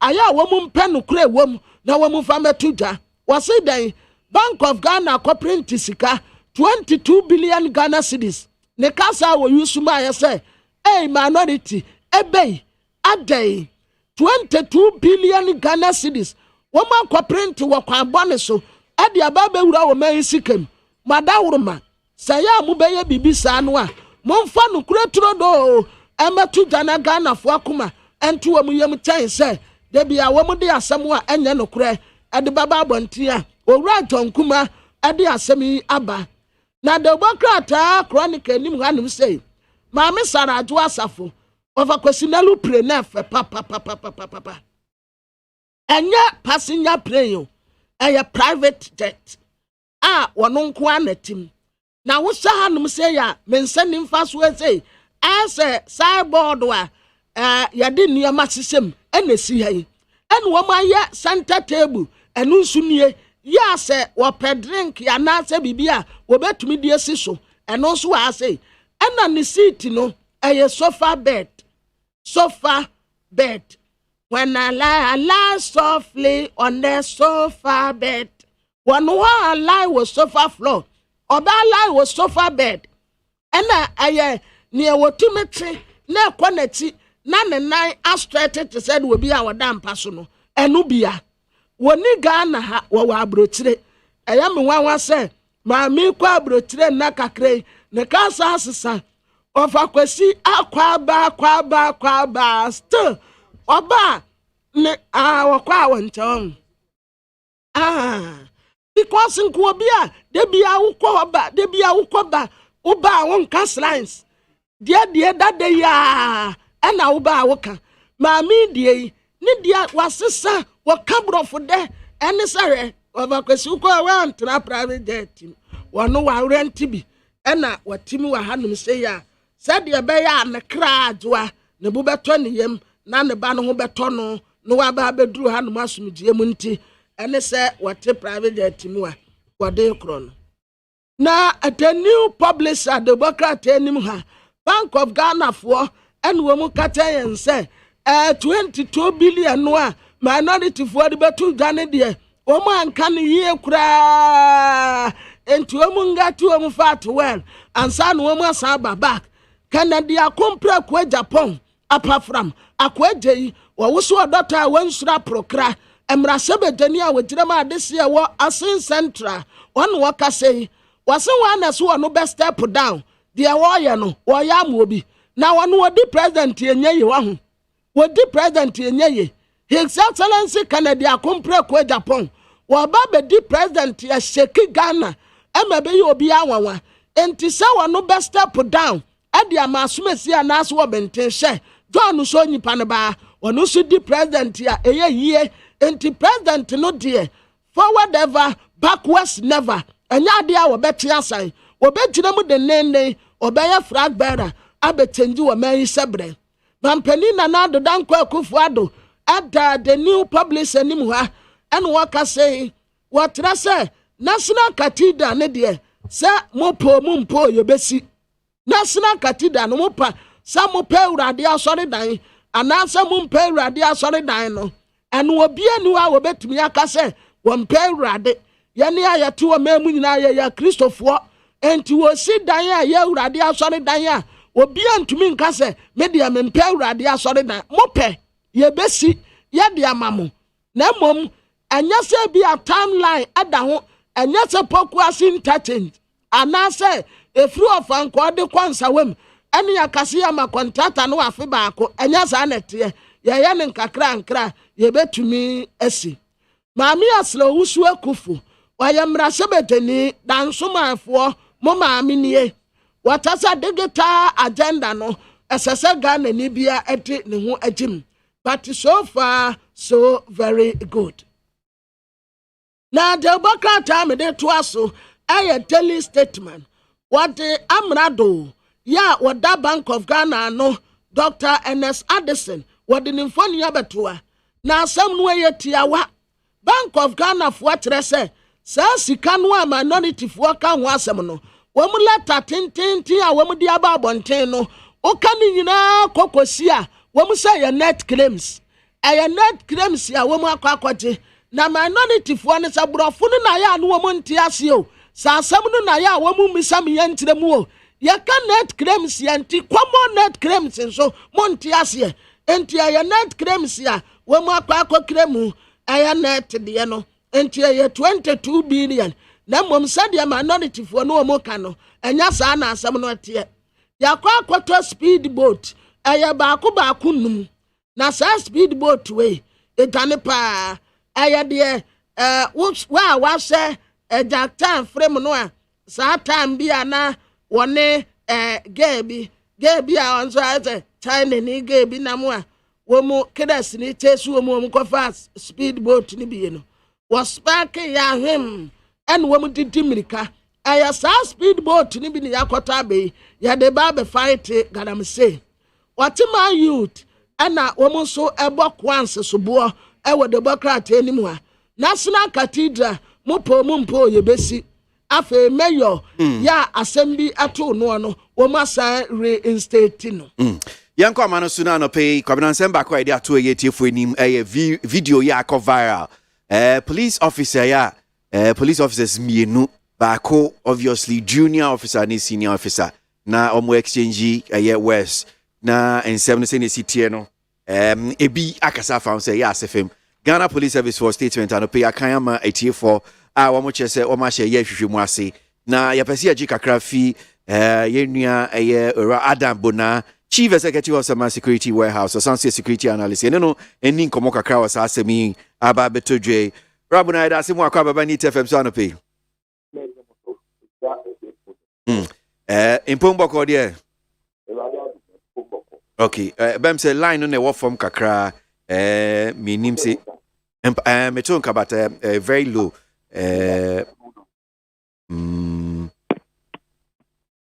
hello sisi ade me da say well I'm sure say we who saw video yi I cover Ghana Police Service for issue statement about 2 police officers. Yes. What's the impression, initial thought? I mean, who said the send an ayo? Video no. Me me pa obi a so wo de what na barracks thing. And who the him said the police and say the regimented institutions no you can say rank adwuma. Sure.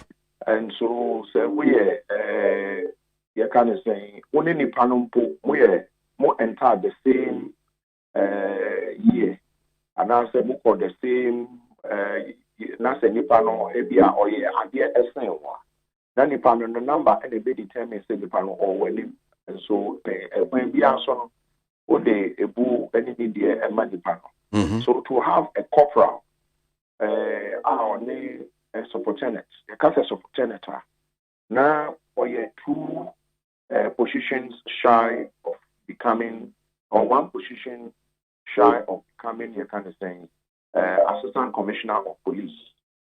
And so to have a corporal name the pennies are a year no ship and the police form unit and so and try have any Kumasi any work. And to me, Munasan Tempana may check it, and can they see Yana? May check it, and on a greater crowd now command is no, and yaha. Now they see Kumasi, and to me check it, Kumasi, a year. The Adena police, you can say junior rank, a disrespected senior officer in that man.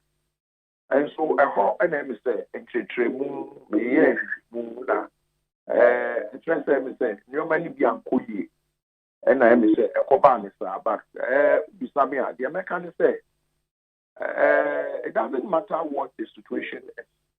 A junior rank should not disrespect the kind of saying a senior rank in that manner. And who put the buy your culture more and yes sir any tete Obia or you know, in most cases, a and say they a boo and any diabema Obia or depending on you know how sometimes the panel are related to Gayakasa. And so for me, when I heard it, these were my first impressions.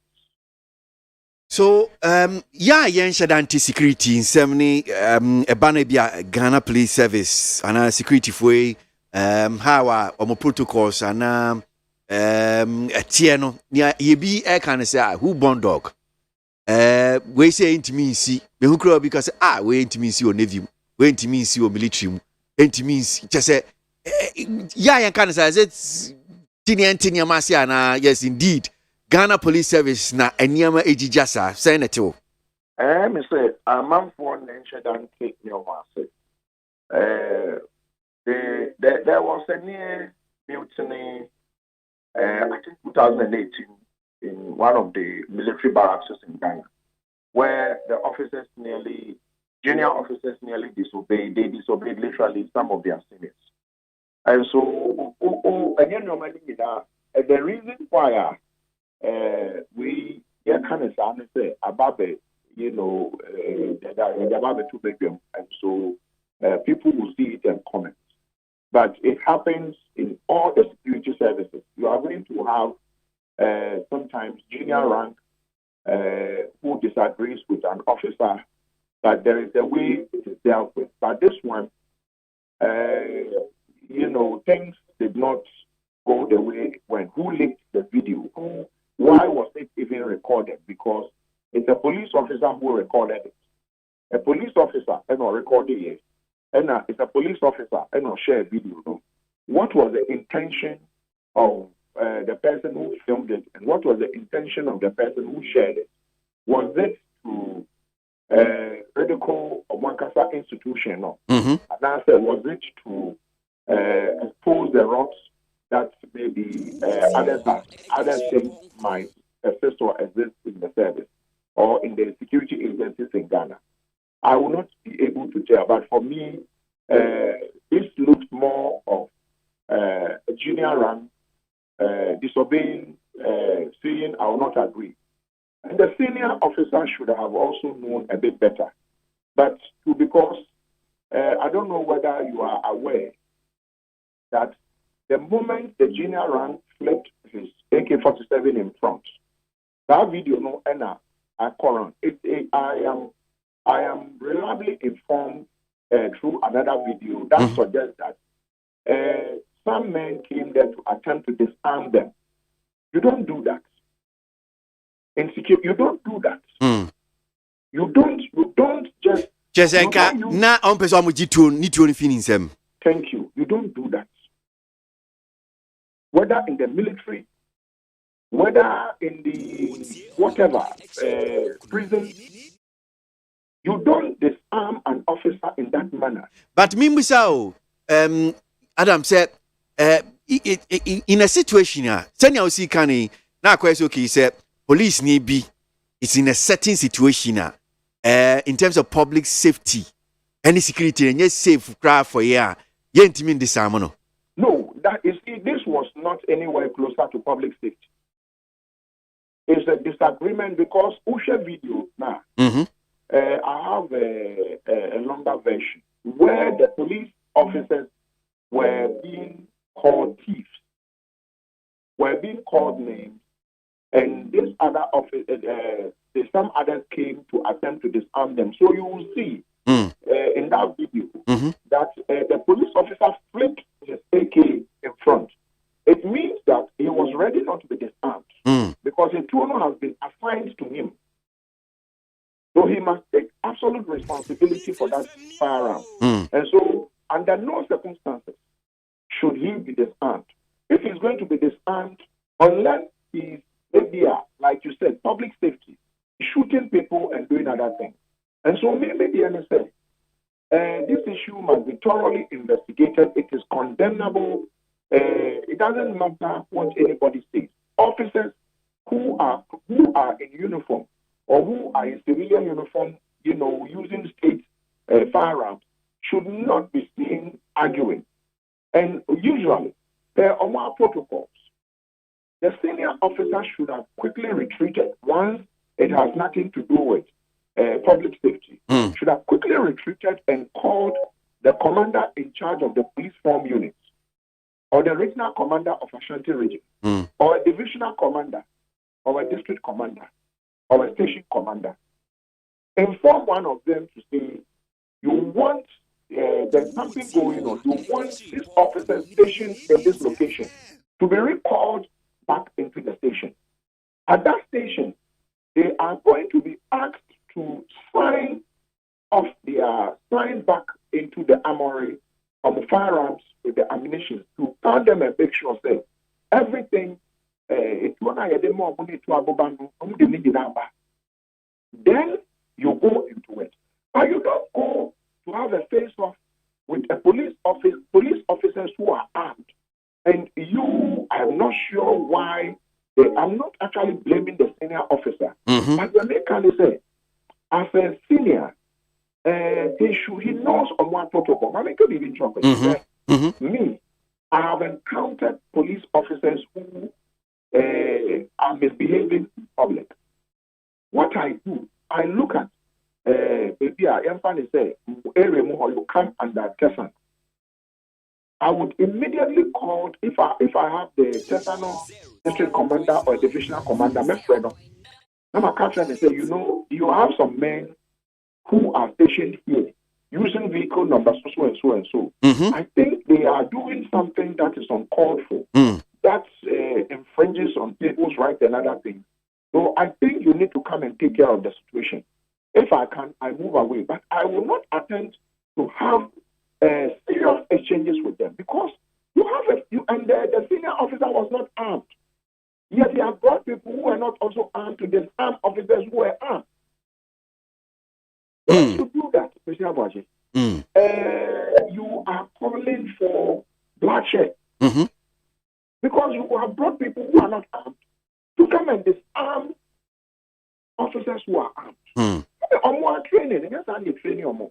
Either you bring them, even if you thought it was a hostage situation, you bring a negotiator who will come in to calm tempers and say, I am your unit commander. I need you here and there to put your firearms down, retreat, and then there and there they will put you in handcuffs. They immobilize you. As we speak, you can see a change of words. I mean, who does that, Mr. ABOAGYE? Who does that? I mean, for me, I'm not speaking, I'm not holding breath for Omupia. But the American say, just say, me to us here, Quack said, Omumianu Nano, Bibi and Chay, or Honum. Bibi and Chay, yes. Omumianu, Bibi and Chay.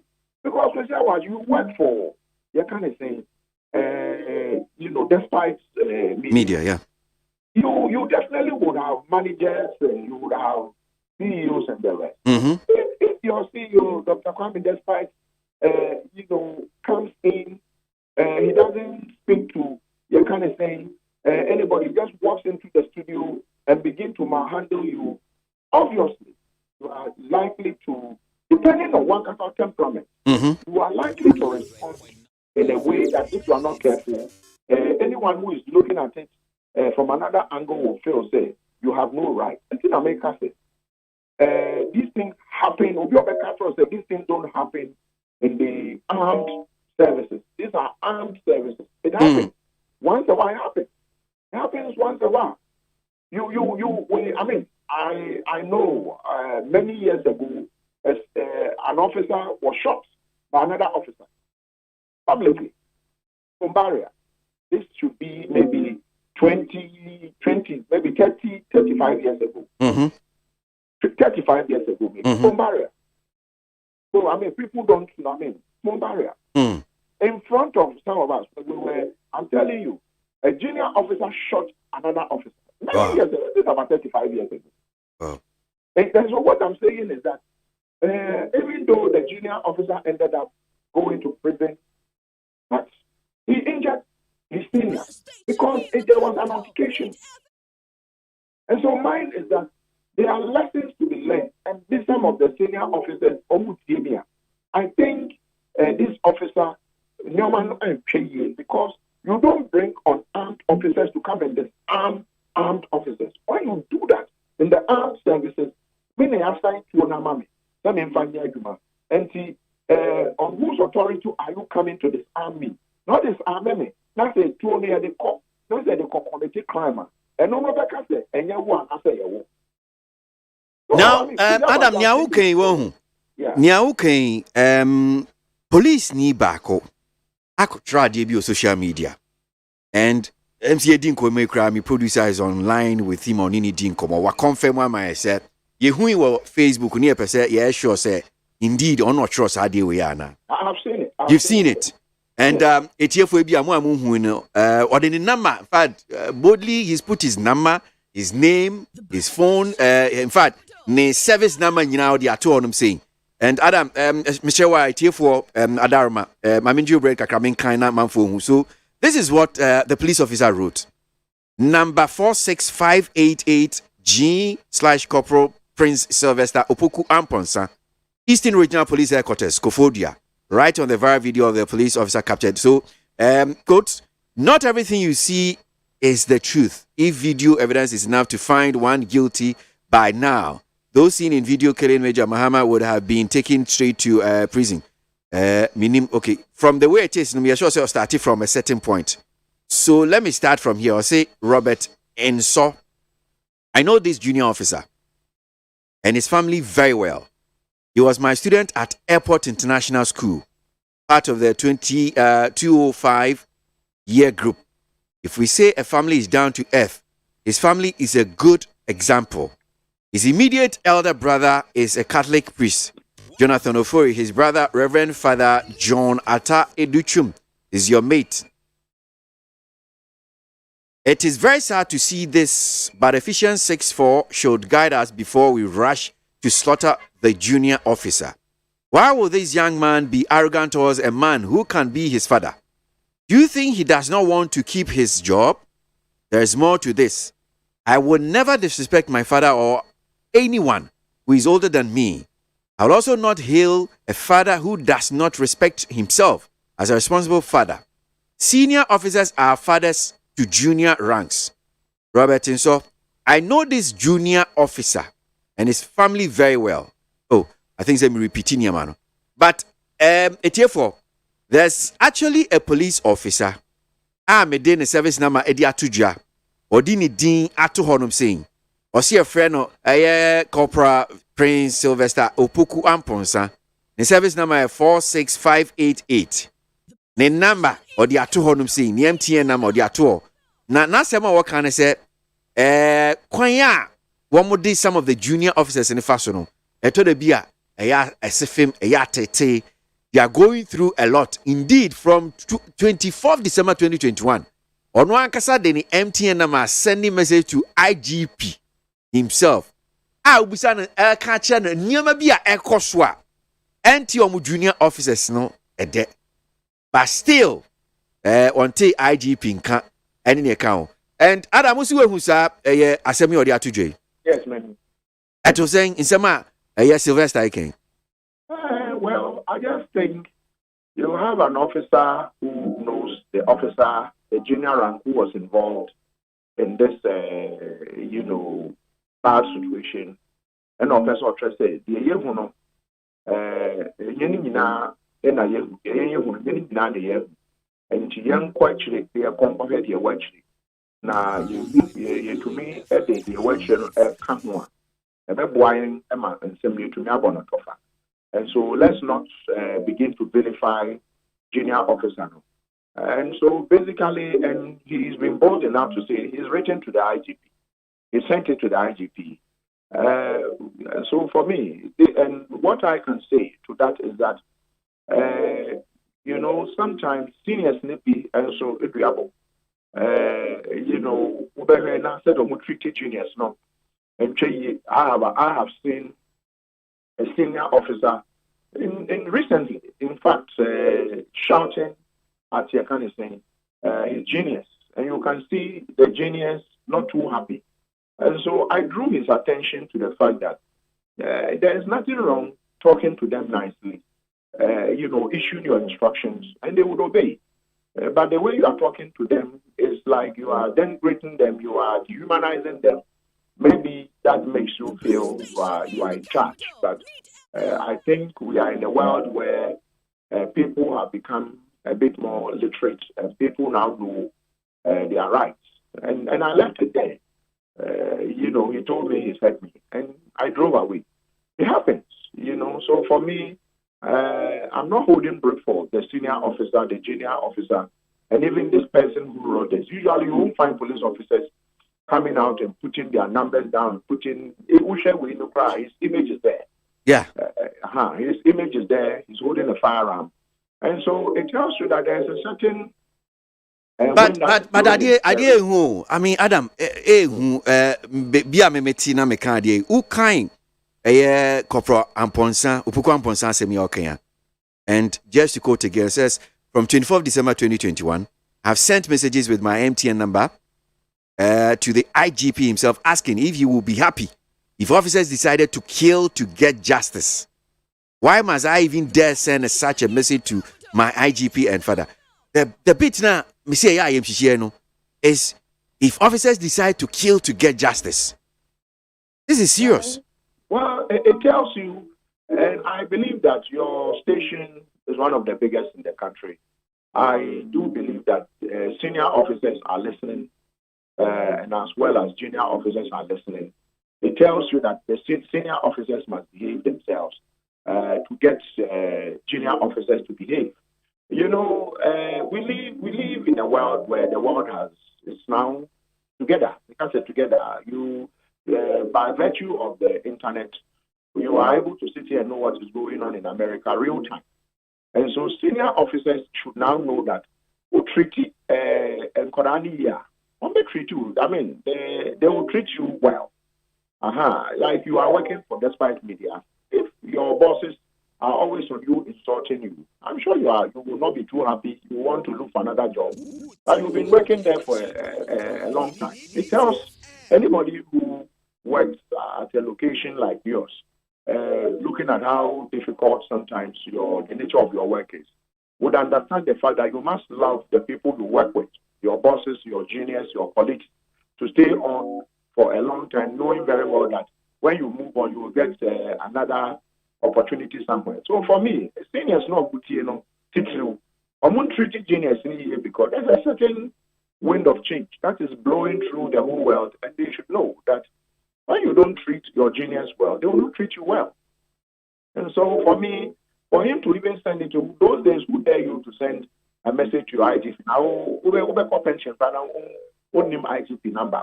So for me, it goes to Omankasano to know that these days, the people they call genius, by virtue of the internet, they are no longer genius. Some of them have master's degrees. Bibinti, Ena Okoya, Fano, as they kind of saying, constable. But they have a master's degree. Some of them are constables and they are lawyers. They've finished law school. Some of them are people who have finished GIJ degrees. And they do many of, and so these people know their rights. And so for me, I think that seniors, and someone related to genius, who related to genius, now I say, who fee, or ma, now say you are on them, and they will come when they are going to retort and say something and tell you, you can take your house, I'm going. So I think the issue should be investigated, if you ask me. Gracias, Benjamin Sharp, Adam. Adam Bona, opinion die security warehouse or some security analyst and pay only din komo e was a viral video ya me sure say mu dodo na mu hu unso amu ni say o hwe o Facebook so enfoni ni da honum say video ni da honum say obetimi ahwe ye enkomo ya ye di police fo mienu eno omu video abontina sase mu isi ya chese senior officer no catch junior officer no say wonye bibia wose wonye na police ni ba ko nsu koforia kwabra na semi wonu mpo na me be ka say mesre corporal opoku amponsa no mesre IGP ni nimpenimfo say esese wo mu bo abrantie yabaso instead the say bia wo mbeka say wo de efisem abeto abontinti wono nso ye be punish no overkwesi da bi sometimes esese wo mutumi allow enipa ehye wo mase no em wo mutumi voice out sankasa de we ekoso wo education ministry mu ekoso wo teacher fo mu ekoso wo nurse fo mu ekoso wo nsamkyerefo mu overkwesi we should allow everybody to voice out sadie bi antene da overkwesi wo te ba ku bi a oka yese enti wo mu pese wo mu kom nipa and the pet justice yana no enti nipa no kan ha wo kire wo ubetie no wasopem na wa yama no bia wo sansa de ositre nsam no a ofakwasi me kan baabi no wasi senior officer no kura frɛ junior officers no say wo mu ye thieves na sa wudi nka frɛ wonum sen according to the otre fa brantie no no yenya obi amu abedi abrantie no ho adanse say or down to earth. Okay, mesamba so bi nkwabani ato aso na eba no eye police for na security ho enkomo sensu a ye ni ye nua baako a wono nso no security why police wedi police da sisi a ye mrahye bedwani a wono na wogina ma empeso aso eye wa west honorable Peter Lanchene tobu ewa mano so mamenji na dwinche kakra honorable yadase mu akwa baba ni TFM so anpe mina ko se aboagye mpato nje so mbo mo me hoye pa honorable na so Nyamna dum. Yeah, no correct. In kind video ye police officers mienu omo exchange words in public we hu. That's what I'm back. I just say. That's what I'm saying. My main focus is my main chair. Chief Joseph. I would say President John the man happy marriage anniversary to them. Exactly. More worry about judge and sometimes I'm sure you know you'll be a warm trepa. At the same time, keep mutara. Adia no I'm sharing. Now me can say kuma would move in the behena a moment for acting. But me share I know it too. Me share and almost that when you're moving the act to real. And I'm so what? Real? Police. David. Me as well said Dr. George, I could put them here. And now I'm telling you who statements on investigate. I'm saying that's right. You must investigate this. And me here report me me try after report me the caucusy. Me I win him. Police as you know, never me no. So we junior officer. Junior officer only me juma. Our future. I was money. You be or respected what is on the shoulder of a senior officer. Or respected command and control. Or respected Obi or senior. Or your corporal. Or respected sergeant. Or respected inspector. Senior officer they who know what you're saying. Now, who is senior officer and so on? Senior officer wet his source or her source. Or you'll be only fast why red pen.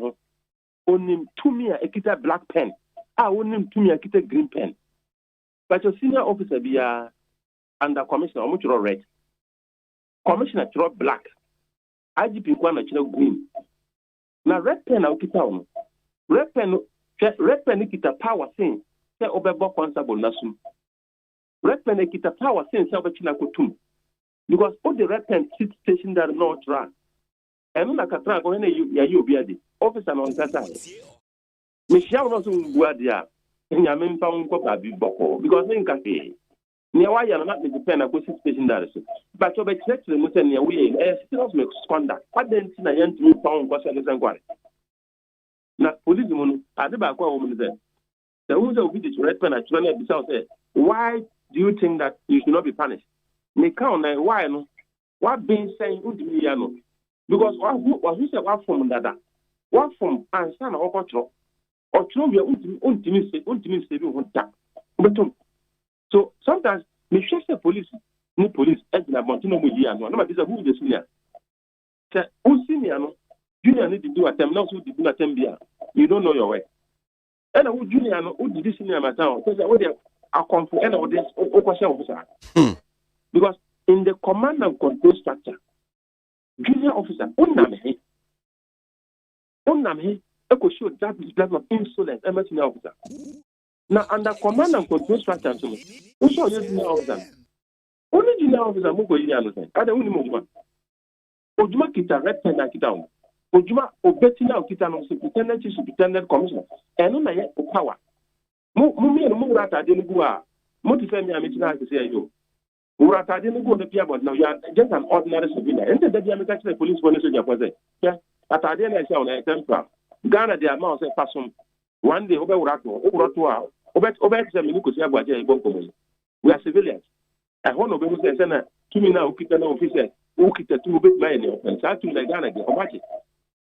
So, what I saw yesterday was quite embarrassing. But I am the same. I just say, I'm investigating. I didn't make us. KWASI or KWASI the why or something. SP, you know, on your original team. And some over deploy SP someone comfortable. That from police unit, you know, dear party no me about. From police unit. The from police unit is specialized unit. Mr. Mohammed Ahmed Al-Hassan. Obedi IGP. And who say kakra demonstration wa. Kakra demonstration wa. Ya kwa na ya ko shuti. Na ya titu na ilipa wom na obi say ada na police for make demonstration no kita live ammunition and I say police for make demonstration or make kita live ammunition because yan titi for that particular purpose Act 491 Public Order Act Act 491 ya pass Act 491 1994 Papa yi by 2014, almost 20 years. And Obehu said, Kesamrano at 491 Beye Juma Magana Kwa. And say the police connect in the way of public order management. And of course, you formed police in a UN standard. A Juma no more. They are specialized in crowd control. They are specialized in dealing with public disorder related issues. So, Obeka, because the FPU, I'm a fucking pan say, I'm a fucking necessary. You can't bottom to more, but Islamic senior high school, Nancy, almost anything is more. Okay. Because they are specialized in managing crowd disorder. But Nana can say, all the FPU air conference.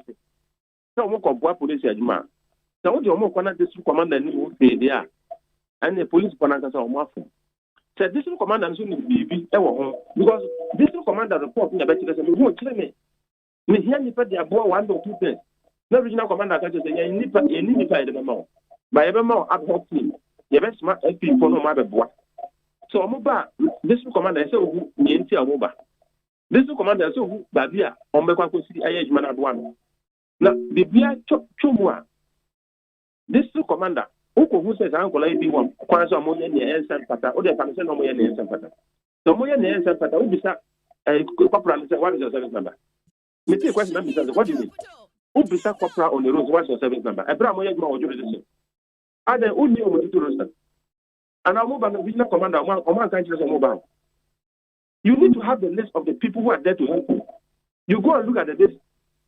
Inspector or more inspector Akwalama obi nyamran se ofa no so fa ne number ne bi bia brand we are not friend the unit commander Akwala ne bi I'm dealing with him.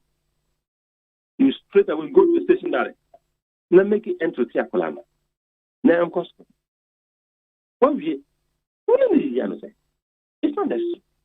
Akwala na kasa ovia obebe be so nya say next time we your corporate next time who sergeant bra or so bra obebro ho and yes, officers. So sometimes the system, sometimes you say, why command and control at the hospital? You can't disrespect your senior and survive. No. And our seniors say, who will do man and issue? Men and Dr. George, I could dump and say, but this is my phone, you know. Every moment, I tell you I tell you, service instruction, brand new, Obian, from Gopi. Me patcho kind of say Bible and you over that kind of what kind of for 1 month. Over no because say what can you know if you are super next thing. You over catch on it must say you say akum rasa. Musu adenti. I see. Musu adenti kan yem Honorable. Before Bekono, there's also a poster police ni bako station in Kofodia. Why minim say bia we ni asiswa we ni siswa. Ninsem junior officers no kwanya senior for no chichiom no enye. And just to maybe pick portions or code portions of it. In fact, the service number ni di ni bibia ni MTN number crowd ya to Facebook so. And the service number ni 46588. Osi a friend Corporal Prince Sylvester Opoku Amponsa. Wa chire bebi owo nyina Kofodia headquarters ni e ka ho. The number eda honum say na what can say from 24th December 2021. Ono ankasa send a message with the MTN number to IGP himself. I will be saying, say, IGP, Ampare, how do you feel? Will you be happy if officers decide to kill to get justice? Now, same I will be saying, now, I'm saying, and you may be Koswa NT or no as a junior officer there. Ninyi now yes I post based on nearby beto J. Dear ne kachre say junior officer or no ankasa kra no what can I say why must I even dare send such a message to my IGP and father? This is because the police service pays little attention to petitions from junior officers. This is because some criminal officers will use service inquiries to destroy an innocent junior officer, knowing very well if the petitions will be something I'm saying be ignored. Ni okay at say. Dr. George Akuku Dampero, say, Copra, Two things. One, the channel of communication to the IGP are blocked to get Tashi IGP direct. And no, a basta. Because I owe Pimum. Because I owe Pimum. Because I owe Pimum, say a block. And your opinion. Because the and Santa. You can't write to the IGP direct. So I didn't. There was structure. Okay. It's a discipline institution. It was command and control structure. Now, what kind of service instruction? I make up one. You bet not say, "Oh, this no commander kwaya dey no officer and same fata." O senior be lead, ma o catch this no commander this. Ni o ye na ma go anju so. The ebase o ma o kwaya kura.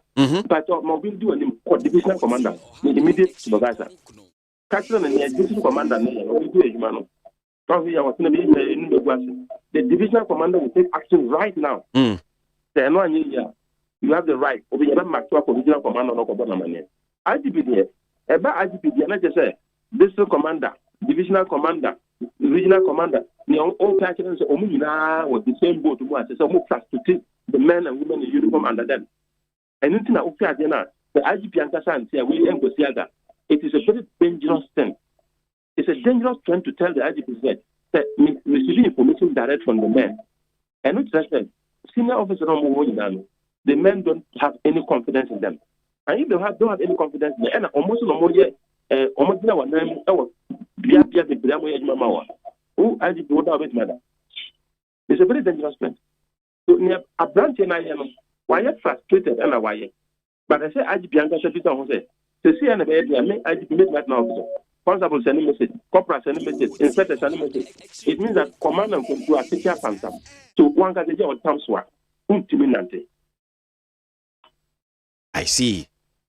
Well, sir, also train report maybe investigation about you are very much interested. I'm very much interested in that report because video sometimes you don't get that 2-3 minute video no or the customer. Every baby I didn't question safely. And even after the video, you have no idea.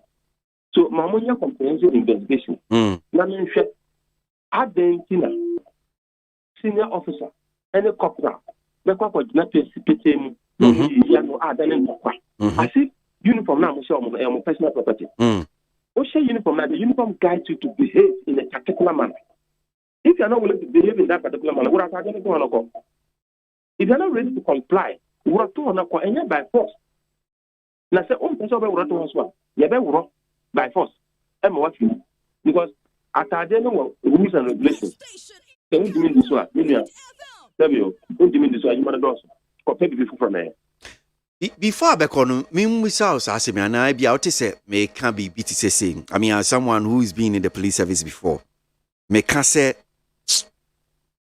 we ain't mean see what to your muda.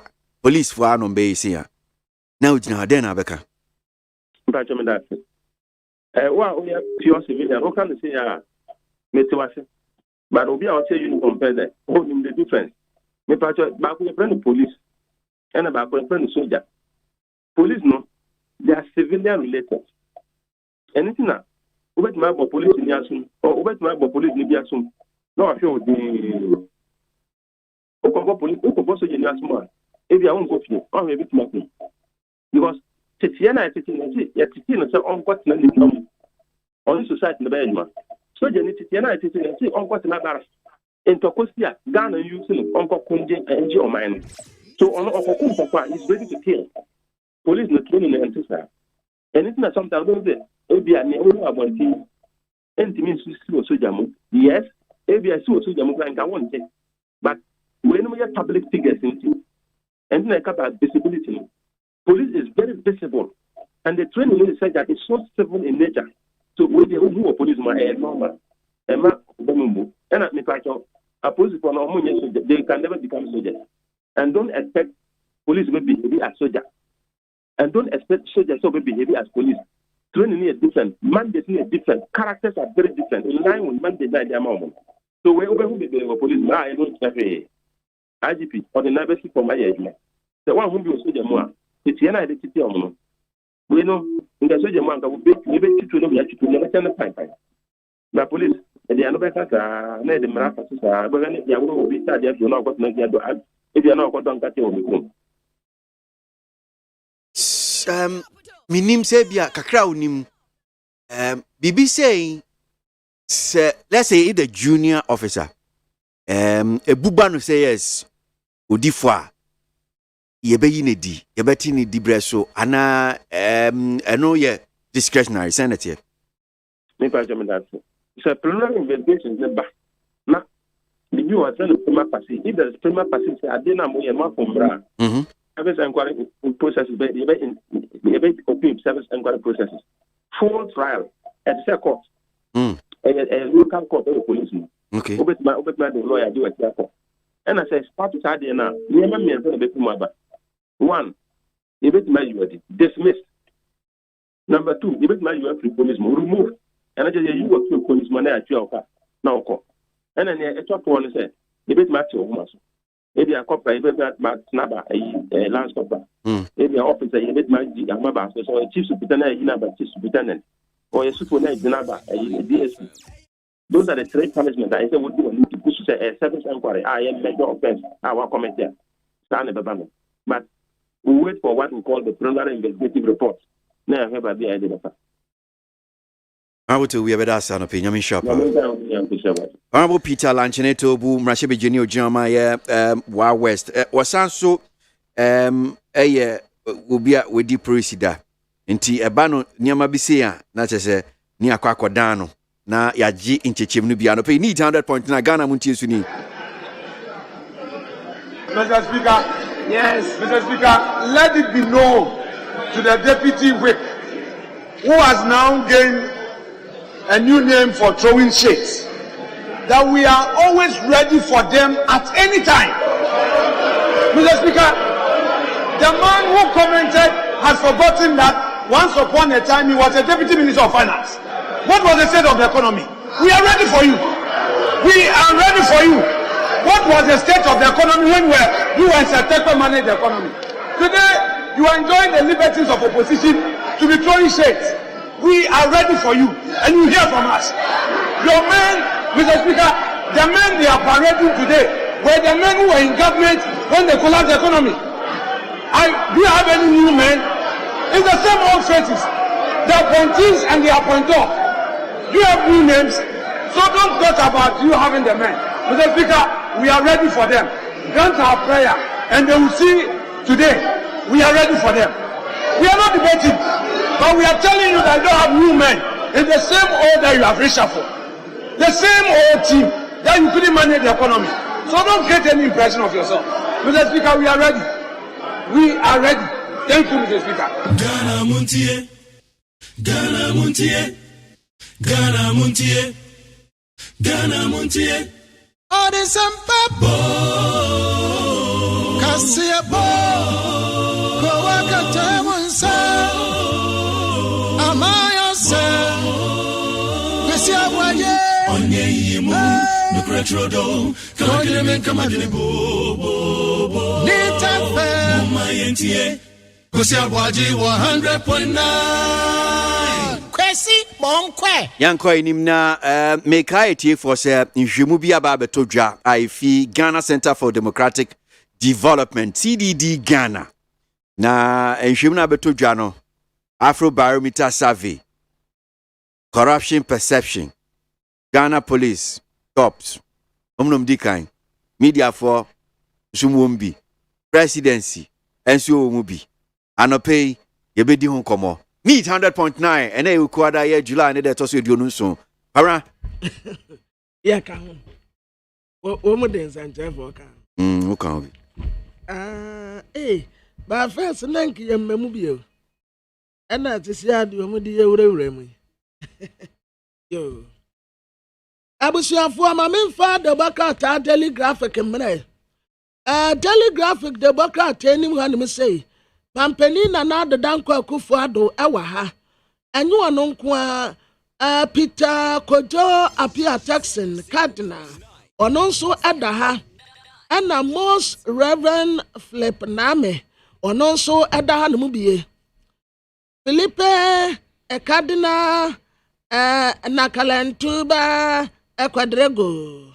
Wano so eda ha ne mu bi. Right Reverend Asitembele Esipuka. Wano so eda ha ne mu bi. We be South Africa ni. Omu nyina aba. Na ni theater mu ane se yes National Cathedral. Ni National Cathedral na yes na efese. Ode tutu ebibi man nyina ho a obi ani bi. Ya ne pe ene Awurade esra ya ne ya yes National Cathedral. Pampani na nado kate wonum se enya nse se tentena ate. Sa abosum ya na ase na wiye ye. Yes Cathedral ni wiye. Ye be na nkakra nkra. Professor Mills the late ana wowura tatuti kata etrese ebra wate ase no na we nipa waka nipa bom anya ne de na ya tiwu ya wande we nipa waka nipa bom pa no matter who you are no matter where you come from. Professor Mills bedu wa too so what the compare de ya titiwu say ya who say we no nipa mu ntitemu ni yimu asan ma say be enti wo de Professor Mills tototo enamafo die hu a Professor Mills wote kura na Professor Deletel en wotre se wo hwa economy no abanku antumi ye nyina wo behia ye moa na yaka bomu atetere ne kama na Democrat a telegraphic ye kire ha ana ode His Excellency the former president John Dramani Mahama ana ne ho kane Mrs. Lordina Mahama omu akonogreti 45-bed maternity and children's ward our Bole District Hospital Savannah region wa bra womu de marke 30th marriage anniversary Lordina Foundation maternity and children's ward aya dia wasas ye kwawie ye kwesibre ni beka se fully financed facility kangaroo mother care unit neonatal unit delivery theater phototherapy consulting and mother's room television set mechanical dadian wasiasie mu from head to toe ana wote ama wonum wotre se Awurade aye wo madum na so wo manya 30 years e wa awade mu a de obetumi aye e de aboade se wonum nti wo munye na wonfa nkrakra won ho na Democrat your friend say the Herald anim ha Ghana fo bi no wo tie mu say yanya resafo na aban no wo mapem wo makoye etimisi baby a wo maduro no tisa resafo bem ana gabi watere da akotre say resafo kraba na Russia ni Ukraine to kwani ncha ya emfaso obi amaso COVID-19 da so wo hoi we ya resafo krampa still baby adin wetimu anetim na asem ya gabi di betu dwei ena musa superior katra gabi say we are very insensitive pa at said the ekwaso no wanim ho maate adanti na gabi beka say mami nya resafo na we ya resafo kwa mfaso obi amaso asemu agabi kan ya ne de nyame anim no kura nie wanka ne yie na nya asemu a eye wonum de kura na Democrat anim ha owura Martin Pegbu oye lawyer ni anu okomeki comment bi a wotre se ukwa Jubilee House akwaya gang of criminals say akromfo nkabom kuo ane yasoa wo mu akwagu Jubilee House wo ena sa akromfo nkabom kuo no wo mu headmaster aya mampeni na adodan kwa Kufuado wonu wo superintendent ema sa corruption katasise ni sikawia no ekoso na etel power de ba bonten no ena wotre se wosre enye obi na aye bibi na fiti bra wo ka asem no eja wa adwa sankwa mepata wa nkasese wanti ase na se wa wunim se won kama mpani na adodan kwa Kufuado asem na won fa hu nni se de besia tatawo enwurawura ne popo ne trate a yede beba wo so no enu nti ana wadimirika wo bepa atawo no na nyate bia ono anetena asese asem a woka ye no wapauta asem ne de ye no kure na mmom atata ye ne enwurawura ekoso no enu na nam so a wɔwura yi timirika waba bɛpa ho ɛkyɛ wɔn na de bɔkrataa da herald anim ha ɛna wɔte wɔwura bi ɛmfoni abɛto anim sɛ yi a wɔwura no kora mpo ɛberɛ na wɔyɛ campaign no ne campaign posters ni bi nie Ernest Yawo Gawu MP for bibi central na me nhyɛ da hu ne ye wɔyɛ lawyer ni ɛna wɔde mampani na adeda nkɔ akufo adon so ato ne nsa ne mfa so ɛna wɔte sɛ na wɔno atamu adwuma no wɔatamu asɛ ne kotokuom ɛna wɔno arimutu ne te sɛ de ɔpɛ bia wakɔfa MPP ni ya 2016 wɔgyina primera sɛ bɛgya akɔnya ɛna waba bɛyɛ ne Supreme Court gye entite sɛ agyaagyefoɔ no ɔpɛ sɛ ɔpaake MPP foɔ nko a na watu wɔ mu kɔgu wɔ nti papa ni poster nie ɛna yatra aseɛ nɛse ya o ɛgawu ɔno wɔda hei mampani da ne nkyɛn wɔkyerɛ sɛ Supreme Court agyaagyefoɔ ni bi kɔ retirement enti MPP foɔ ɔkɔ ɛna wɔn sɛ pia MPP foɔ ni bi gum ɛwɔ atam adwuma mu wɔn mu ɛwɔnom nso wasa de n'adwuma no akɔ pie mu wɔ hɔ wɔwura akoku anyi do hɔ ɛna Professor John Evans Atamas abusuafoɔ wɔn so wɔn de no bɛkɔ court na edin no a wɔyusuo no wɔn de ma ne sɛ nko yusu no kama nsisi a wɔ abiusi no baabi wɔn bɛka sɛ mɛma akɔku nko no wɔgyina hɔ kwakumani abɛn nkɔto abasako no wɔn wɔn nam ɛna wɔama aban no ayɛ ne remote a wɔn control no ne saa wonti wɔn serve ade ama wɔwura akoku anyi do hɔ sɛ efiri na de kɔ the name no a wɔyusuo John Evans Atamas Memorial Institute no obetumi di Memorial Institute no wɔmfa but wɔnyi Professor John Evans Atamas din no emfiri mu ɛna mpa nso kwaku de wɔse ayɔyɔ wɔyi afiri hɔ sisie ɛyɛ kwaku anyi do hɔ Institute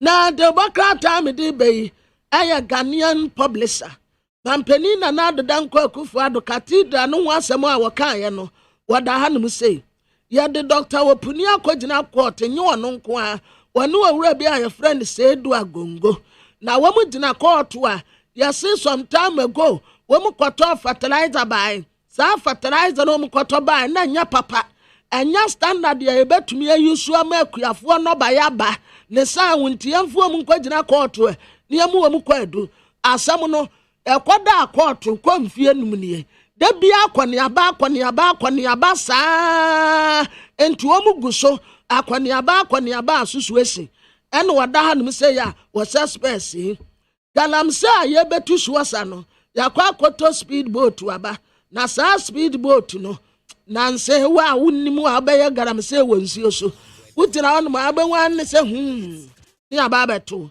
yɛbɛto pɛ yɛdo bɛkɔ court na court wejere wobɛkɔ akɔda afiase adɛyɛ a wotu galamsɛ wɔ nsuo so hard operation world class yo ɛyɛ Farouk Hamza ɛna wɔde asɛm yi ato da wɔtɛ sɛ hard paa ne akwantuo kɔdeɛ wɔn bɛma no ayɛ dɛdɛɛdɛ ama ɔmanfoɔ Daily Despatch anim ha wɔde onyonyamfoɔ Alexander Fanyomake ne mfoni abatoa ɛna wɔtɛ sɛ wɔnyonyamfoɔ kan ofori ata wɔyɛ adeɛ paa nsɛm wɔbɛkaeɛ no na tɛsɛ yɛnkɔ nkɔpɛ sika foforɔ biara ɛmfiri baabi ɛmɛka ho na wasa de aba de bɔkrataa anim ha na wɔtɛ sɛ wowe anwo a wɔn we anwo no sɛ fɛt yɛse apetehyifoɔ na we anwo wɔnom apetehyi wie na wɔmpɛ sɛ obi bɛte sɛ nipa kora nom apetehyi a na wɔde garlic anaasɛ anwo na wɔde ato n'anum na saa nipa ne sɛ paa musuo mmɔ no na garlic anaasɛ apetehyi no ɛne anwo ne di afra no wɔ kisa gu so a sɛ agya tɔɔ mu wɔtrɛ sɛ wowe anwo a benefit a wobɛnya no ɔde aba de bɔkrataa yi mu na afei wasa de aba no wɔtɛ sɛ overview Ghana sɛdeɛ yɛ political structure esitiɛ no ɛho asɛm nie wɔbɔ Africafoɔ kɔkɔ sɛ yɛde nkɔɔfoɔ Comedy East akɔmu wɔn adwuma ayɛ a yanya careful na wonu mu asetena no ya pa wo mu nipa wo mu na obenwa ne se wo mu de seka wo nkofo wo bola wo mu tumi tutata nipa ti basa wo Middle East ho enti se wodisie bi etu kwan akọ Middle East a ka tire nipa kro se yie hwanum de me nko esanse me hu video so etegu etre se Middle East hwanum asetena pa de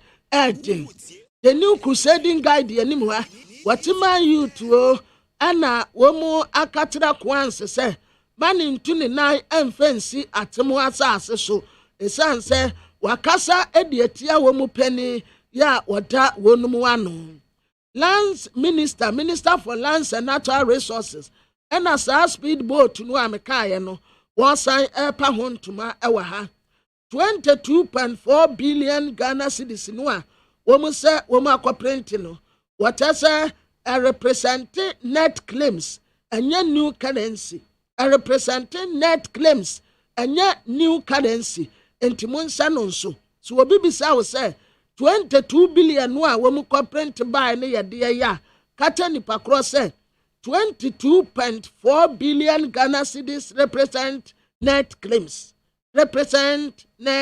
last one it represent net claims na Tubiri House ana officials bi yama wonum bere ya special prosecutor gbowura ho yatasa Northern Development Authority eja wadwa sikawia garo kata sese no proye ekoso wo no na special prosecutor ebem campaign na nado danko akufuado ana wadifreti cathedral critics womu kaseti anu ono Miam yena yanke Mampeni defrate cathedral critics last one Mampeni defrate cathedral critics mo kaseti anasna cathedral no Mampeni amamani awu yamfa time wantu nti ebenya adaje na yesini nkakra yenya adaje kra ebetumi asese ama no ayefa chen se de yeye ni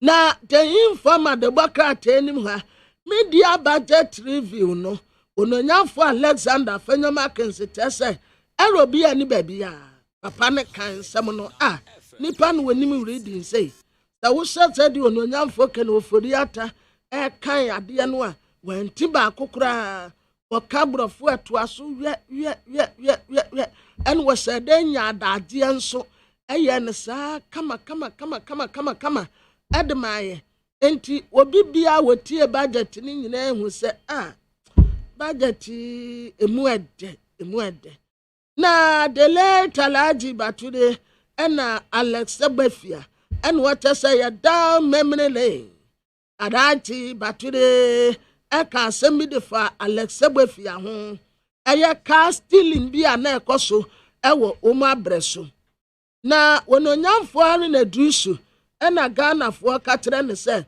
ensem bi a wokafa Professor Mills starting no I say wenya ne yie starting ne de esa Professor Mills nti wo ma kofa pictures de abetoto ho se hali na drusu the picture we never hwe we say nya Professor Mills so anope kwabransa mediato ye oni etiefo enim se CDD Ghana wo latest Afrobarometer no report no aba anope ye kwa amano so na yedi hunko kakra ye ne girlfriend esiamora girlfriend esiama a research analyst ma CDD Ghana ye no ndi ayesa Afrobarometer report ho enko girlfriend that asimu akwa baba ni TFM so anope medasi kwazi nempo mo nyame adom so boy kakra hanum say ya ye nim no Afrobarometer no den report Afrobarometer report ngede yo Afrobarometer report no Ghana for agenda manu biano yakọ Ghana for nyina na yawo pa ya faso sample of adult population ne penifo ana ni pa omadi be feeding what chefo be 2,400 respondents across the country na yati almost emergency ewo omano ene amamu entotoye ene insem ahodo biblia ka ho na yeyeboyi the voice of the people no so be reflected in national conversation any policy discussions that mind. Enti brano niamwa yesisie ya by latest one no efi breben kopin breben. Sisia seven ya can one semra nine no a probosome no. Enti mi fancy afi mu a probusu mu ana mo ye. Afi mu ana sasa. And I also nipa be 2400 na mo dio ma dwenche. 400 adult respondents. Okay. Right. So April niamu ye no Dian ni dian pa na moji o ma dwenche wo ho. Kwesi edoso Afroparliament ne yakwa yibisa ensem bebre IB aban no etoto economy and economic management ho nsem yibisa Ghana for agency yibisa nsem ne bi taxation eto etua ene we Ghana for agency mo nsem ne bi Africa Parliament bi amamu bibia nipa ewo aban no ene aban enyumakuo mu corruption perception nkofo wo ewo aban ene aban enyumakuo mu ene aban modern moso betu sa enema ni nyina asi yebisa bibia nkofo ewo enema ebeboa ama kadmomka bi edimu na asipi na asita enti yebisa Ghana for agency ewo nyema bebre ho enam se nsem ne dɔɔso ntino na yakichem kaka na ewo mu a na yadikaka ba ne nyina yedi wo nkomo na yetu ho anamo na yefi ho nso a yakɔ yedi ho so ntuwe emre toso mienu a ye Ghana for echiche Afroparliament survey ho nsem. So say kakra mehu say moka corruption perception ho asem say democracy kabima mikebi mu no so mo kan ho asem meboa sanity. Okay ni amodi aba betu dwa sisi ai sanity. Ato so ho asem kan ho meboa eto ho asem no ye de ka economic management and the direction of the country and the government performance so beboa atoto economy ne niam kakaka beboa amaya system so akoyem. Well, send am person busa question minim say bia sa na bia motoma amanfo na because na say eto ho asem aba be enkomodie pa Ghana esansa aban he sika o de be mpuntundwuma ne ka ho enti e-levy buy ne ka ho emankofo bibire kasafa ho na bi kura se da bi omo mpani ne ka ho aban susu ohie sika moji exanatie se yetia eto no Ghana for de no mkan okay enti yebisa Ghana for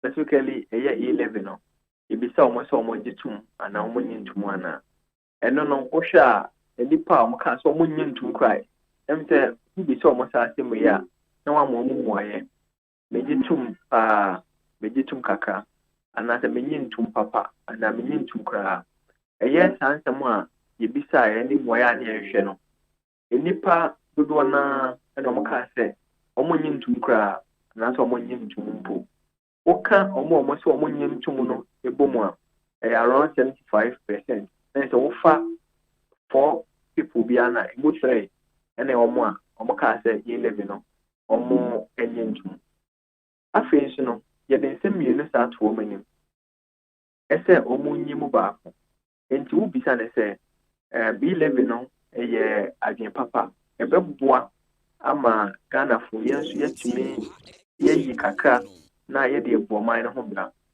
ena de tosu mienu se E11 no enye ade papa ebe ma burden ewo ordinary Ghanaians ene omo ye po no eno so akoso ye de sansem mienu we eto Ghana for enim ese omo nyi ba ko no enipa dodo na ne ka se E11 no ye bad idea if he say so a de beba ordinary citizens ene omo mu di bi no was so bebree and no make about 76%. That's the same proportion of enipa na bia mu be se mensa and na omo kire da ajiwe afenso no yesa bisaye wo hwe se ye ka ile bi ho nsem ene before se be introduce no na conversation no say amount for sometimes no nyini ɛsɛ aban no agye sika no a wɔde bɔɔ ɔman no ho bra sɛdeɛ ɔka no nti aban no nso ba abɔnten ɛbɛhyɛ bɔ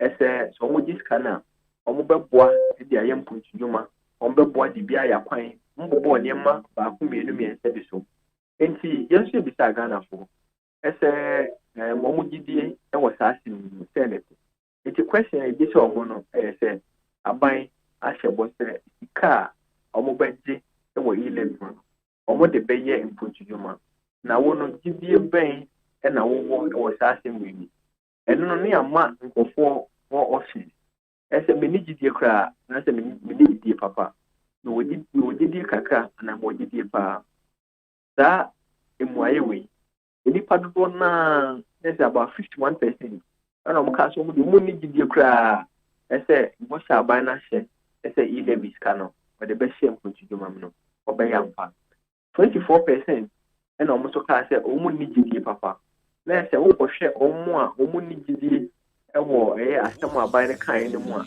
na sɛ ɛno nso ɛwɔ so paa wofa nnipa bɛyɛ sɛ ɛnan a ɛsɛ mu mmiɛnsa ɛne ɔmo sɛ ɔmo de ɔmo ne gyidie saa ɛsɛ ampa ban no sika na wagye no wɔde bɛbɔ mpuntudwuma ho bra ɛwɔ man mu. So yɛmmra democracy nso na yɛnhwɛ kabi ma menka bi ɛnokura sɛ Ghanafoɔ CCI sɛ yɛgyidie wɔ kabi ma menka bi mu baa na ɛba fam nhwehwɛmu a moyɛɛ Ghanafoɔ dodoɔ na ɛna ɔmo gyidie ɛwɔ ɛyɛ kabi ma menka bi ama mu a yɛn nyinaa yɛagye atom sɛ yɛde bɛbu ɔman no ho bra na nsɛm a yɛbisa Ghanafoɔ na ɛkyerɛ sɛ ampa Ghanafoɔ ɛwɔ saa gyidie a ɔkabi ma menka bi ama mu no yɛbɛtumi akyɛ kakra ɛyɛ the satisfaction a yɛwɔ ɛwɔ yɛkabi ma menka bi ama mu no ɛno na ɛwɔ fam nti wohwɛ a gyidie no wɔ soro nkɔfoɔ wɔ abɛsini ɛsɛ kabi ma menka bi ama mu no ɛno na ɛsɛ yɛmfa ɛmmɔ ɔman ho bra na mmom no ɛyɛ sɛ ɔmo yɛ okay ɛsɛ kabi ma menka bi ama mu no ɛboa yɛ anaa yɛpɛ ne nyinaa no ɛna yɛma yɛ a ɛno na wobisa a na ɛsɛ no nso no ɛwɔ fam kakra nti yɛka sɛ demand no ɛwɔ high ɛna supply no nso ɛyɛ very low nti ɛwɔ gap ɛwɔ hɔ nkɔfoɔ wɔ high expectations about democracy a yɛntumi nyɛ nneɛma a bɛtumi mɛti wɔn expectation no nti ɛno nso ɛne nneɛma a ɛsɛ yɛhwɛ no yie sɛ yɛbɛboa na gyidie ne awerɛhyɛmu a nkɔfoɔ ɛde ahyɛ kabi ma menka bi ama mu na expectations nso a wɔwɔ ɛwɔ kabi ma menka bi ama mu no yɛbɛtumi atoto nneɛma yie na boa ama wɔn gyidie a wɔwɔ mu no yɛama yɛ disappoint wɔn nka ne saa. So almighty corruption ɛnso mudi ho dwuma meboa nokorɛ ɛno no deɛ bɛn pɔten paa na ɛno nso mubusaayɛ nti corruption no yɛwɔ adwumakuo ahodoɔ a ɔmo ɛyɛ nneɛma bebree ɛwɔ man no mu nti a yɛbisa Ghanafoɔ ɔmo adwenkyerɛ ɛsɛ wosusue mu no wogyidi sɛ wei mu no corruption dodoɔ sɛn ɛna ɛwɔ hɔ anaasɛ wontii bi anaa wontumi nka ho asɛm koraa ɛno na yɛbisaeɛ no mohwɛ ɛyɛ nnwumakuo a bobɔɔ so kyerɛ Ghanafoɔ a na ɛsɛ KWASI adwuma no ɛna na ɔmafiri di kan a wohwɛ in terms of percentage at 65% ɛna ɔmo kaa sɛ most anaasɛ all the police people no ɔmo nyinaa no ɔmo yɛ corrupt nti ɛno yɛ one issue a ɛfiri hɔ office of the presidency ɛba next nkɔfoɔ perception no ɛsɛ office of the presidency no anaasɛ ɔmampanin asɔre no yɛahyɛ ne pɔi nso ɛwɔ so wɔ hɔ na waba members of parliament na waba judges and magistrates tax officials electoral commission ɔmo didi so saa na wohwɛ na sɛ wɔde toto sɛ mfie atwam kakra bi na perception no baabi wɔ hɔ a na ɛwɔ fam na afei nso yɛkɔ so maybe a ebi mu bɔ mo mmɔden ɛte perception of corruption no so na yɛho sɛ no nso pagya ne mu nti wohwɛ ebi te sɛ perception of corruption among judges and magistrates a 2017 na ɛwɔ 51%, 2019 about 40%, who said between 2019 to 2020, we start questioning no. I call 48%.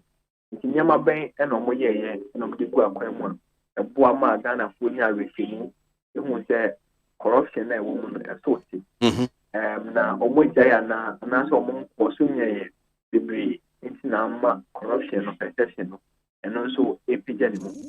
Even the police service was shared between 2017 and 2019. Perception of corruption among the police equal from 62 to 57%. In Kane, I heard the motion came about Gabriel, Nankasa confirmed you, maybe to bear 40-something percent. Now, you're 4 years anymore. And so, unfortunately, I'm paying the moon across the year 2017. Someone you be a assembly. And we a Nema and say, process my bonus. As a motion now, a crown of Fatwa, Umberbois, yet 2 that I said for ya, a coastal and woman. So, corruption who in come a baby kakra, na maybe some samba community na wabwa minimity for it me atiasie. Me share am say table be a daminim na me hunu say police for deal with office of the president sending our boy members of parliament, judges and magistrates, tax officials, electoral commission, civil servants, MMDCs, business executives, assemblymen and women, traditional leaders, religious leaders, public media, private media, non-governmental organizations. En pacho we no amanfo na mo bobo ya na mo ana mo trotro share honum say na bia wo mo take senate ya na ye twetwe tane ma we nyina na bisa Ghana for. Okay. The question is said how many of the following people and I would say they are involved in corruption and answer what they want to who be I want to make kabi. And he will be a onim watching who be I will be na kabi or did say omo ye corruption omo kan. And office of the presidency. A man for just 55 GDN say omo corrupt. Sanity now ukasa wo share even the trend that it doesn't paint a good picture. From 2008 now over ABC 2022 now share a perception of corruption at the office of the presidency. Now what you say I don't know say gentlemen even in 2017 you be the same question. Now you were best often published you more best and now what you say corruption you hope our office of the presidency that's 31%. 2019 we had 33%. 2022 you're now 55%. The perception of corruption at the office of the presidency is increasing and I don't think that ABOAGYE good. Back why I'm say me pesi di nkomo ye electoral commission na kwakwa say eno kra de mu apai most dodo na all no 45% and some no 49% kwakwa mu kra kwakwa ya apai na me ye sure say Ghana for dodo na wo mu tie ye de ka corruption na say obi age adamudie bi titire bi ayama ni scan influence no ye bibia nse so ye na electoral commission na medwi ho a for them mo scan no mo say abato ya wo mo hwesuwe na wo mo so wo mo de chirechirem kakra ma because me na kakra bi o no so e wo ho na e se de bi na ade a amanyeye adwumaku bi nso ye eno nso no entiase bibiri ni ho na nkofo ehunu ya you can say a lack of transparency and also to contribute to the perception of corruption. And maybe a pre-election survey, it may be about a confidence in the electoral commission, any confidence in the electoral process. I wish it do baby a nkofo didi kra say almost 2 bar na ye kan a ebetini asesa no and also to the cost. Enti we nyina ye nema nkofo ne bi ewo saa agena etimi emomu say ye adwumaku we enumedie no corruption kaka ewo na ye hu electoral commission me enhwe electoral commission enko from on the basis of the national officials na say chairperson me commissioners no mo maka no wobɛhu electoral commission na nipa dodoɔ na ne kɔn fa so in electoral commission ɛdi nkita ho no ɛyɛ electoral officers and polling officials a yɛduru sɛ yɛto aba na ɔmo yɛ ɔmo adwuma no ɔmo na ɔmo interact with them nti sɛ ɔmo form perception a dodoɔ no ayɛ based on interaction a ɔmo ne saa officers wei mpo ɛyɛ even recruitment of polling officials ɛkwan bɛyi ɛna ɔmo fa so a ɔmo yɛ nti ne nyinaa yɛ nneɛma a ɛsɛ ɛwɔ hɔ a ɛti influencing nkɔfɔ perception about electoral commission. Well, back on Sebi, I mean, nobody in common with Jao, Fred, no, I call you judges ni magistrates. And could be better and after, sir, announce if you move your expose ye. Nanke, if you say be a judges for corruption in the magistrate, be a and ka omenia, a ye kakra, but I say a man for still large in a baby mujina 46%. Most or all, do na be a free 46% na a binum. And so 49%. That's a woman. I said, the Biomujina no Mujina. Oh, question we share from 2014. Now we share with the young share the whole picture. 2008, they 34%. And I know what you said, by judges and magistrates on your problem. 2012 was 35%. 2014. Now many who say a jump it up of 53%. If you more banner, Nanka you say trend in a coffee from 53% to 51% to 40%. I think the positive news kaka was a perception of corruption among the judiciary. Not a coffee. Name Momono, said the Hajan Cafe say between 2019 and 2022 no a page the mukaka e wo say a new a time our fans say you peak na say 2014 na you say a man ho so pa an ko fo bebe na you say me corrupt na die na mom no I start say a man ho so nti yen hwe enema ben na judicial service e de go fam from beboa ate it has sent for so from 2014 ever reflect here in the perception of corruption among Ghanaians, no. And na enema ben and na omoaye from 2019. Massa the way no reverse that trend na na perception also akosu. Nti yenhwe enema omoaye enema omoye empempen so a omaya kwaku. Etimi hu a ebetimi aboa amomon kasa hu say ye ba ko mielu miensa na me ankasa me nim kra no omo reforms be person boy promoting integrity and ethical standards among judicial staff na aboa ethics that share for yanso eso empempen so ben no my yesa na ma we akudu to the extent say Ghana for na judicial service staff will be benefited from some of these ethical training na I impacted on how they interact with the people a bit in aboa and so at the perception of corruption is one. We used to see a now you be sad in the same way. Na boy me who be a big name and a quite fast why you be too extra set for us. Ready, minim se masem bisi anamba baby say chapter cry say no cry no yi na dia my dia. Na we nyina ya ni nyina no be ka se enti na ye den ne dia ye den. Mo de kire ne dia ye den. E boy ma ye hu e ba bia yina. A boy ma ye hu enema ye ni enema ye ni na afis na boy ama ya back the drawing board ni hu say e bia enema ye a hu say ke be boa atik da se ne proyation e bia yi nu ho e mo aye ma ye nu be bia e sie duro na si be she enema ni mo bina na ye wo ye loopholes na si be tighten da enema we nyina na ye say it is not the way ye enema mu na see a boa na ntiye a de ma aban adwumayefo no so no ye no mra no ye ni bebre so a ne ye hu kwa ye be fa so atoto sa de ma we nyina dem di kaka ye no ye hu judicial service as a more take steps to fight a high perception of corruption.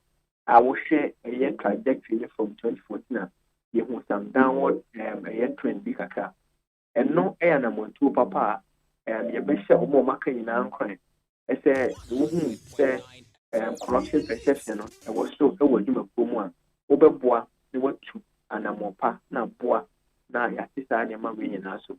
Young Crown put a yes, right, and even office of the special prosecutor. I say almost be more proactive. Now, almost in the I be as a better corruption risk. I was institutions more. I have opportunities and walk. I am a for yet young blocking Daniel winner. Yet me are the conformity my entire state with these public agencies are only experience the corruption. Now I don't want so I may see the perception of corruption or for no buying you who I am born for you. You're afraid I don't pay a dasipa, Yamisho. Gilfred Isiama, a research analyst with the CDD Ghana. The latest Afrobarometer report and a survey and who and community and idea watch semu the amaya no pejumedi so Ghana Montie if I'm Christian wa jemiti adwuma no pe kwabra phone so eboa kame ho can kind of one krata no e de man me bo and some ko twiko bata esum se don twa no dumaja esum Ghana Montie adwumadi so eye neat Utie oha extra punk no needs FM. Hey, catch it. Listen in here. And you ma beto to dia me baba no ho ade no. Hwem so betumi a. Hey, now beka. Ya John to mami ensa duku potomanto. This way chocolate drink. Na kan wo hwe afibia so beri ni waware ne a. This way chocolate drink. Na kan sia. Asew. We den kan no tumu ho. Me be mo anu nso hye kura de aka ho. Wo hwe de wepi ho. O ka sa batete e da fom ho. This way chocolate drink. Cratch up a baba worry. Aso, ye fear said this way chocolate drink, ya sorry, no pan on yenum. Ye bishop free genome no snack. Ye nya ho ho anu ye de serve womo. Ye did really a pebibia bogu ya de soa. This way chocolate drink in yenum. And at this one, what's yanua? Has it wom, cocoa wom, prick wom, bibia wom, I don't hear any so say. This way chocolate drink. You hear any so say. FDA, I just said you didn't crack to more jet to say ye.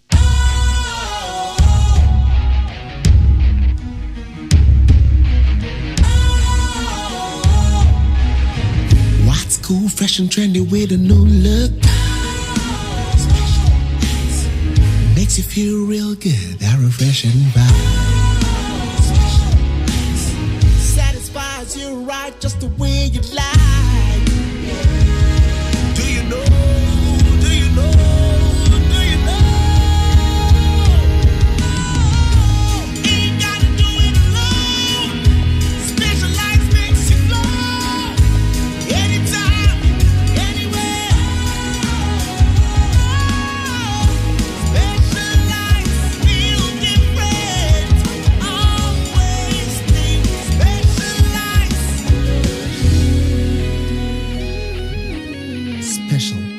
Natural mineral water. Feel different. Think special. This advertisement has been vetted and approved by the FDA. Utie oha extra punk no needs FM. Ghana Montie. Ghana Montie. Ghana Montie. Ghana Montie. Oh, there's some papa. Kasia bo. Kowaka temunsa. Amaya se.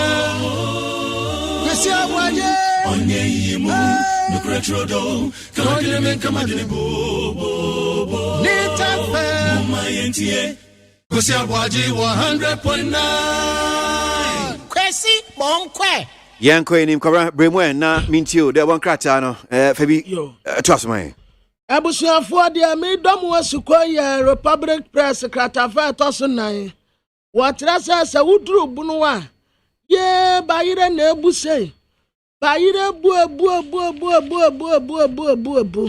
ne buwa so da fom say ya tim say kwhwini no wase na dance ni wa abrochire bayire ibi ne yasese gu hanom na bayire no ameka ne ye 2 bags of yam tetima market yo dia eye akasia pa no akasia pa no 700 ena ne ye medium no nso aye 600 ena de ye nketua pa no nso aye 500 bayire na ebusu ye nto se ene wo masese bayire puduo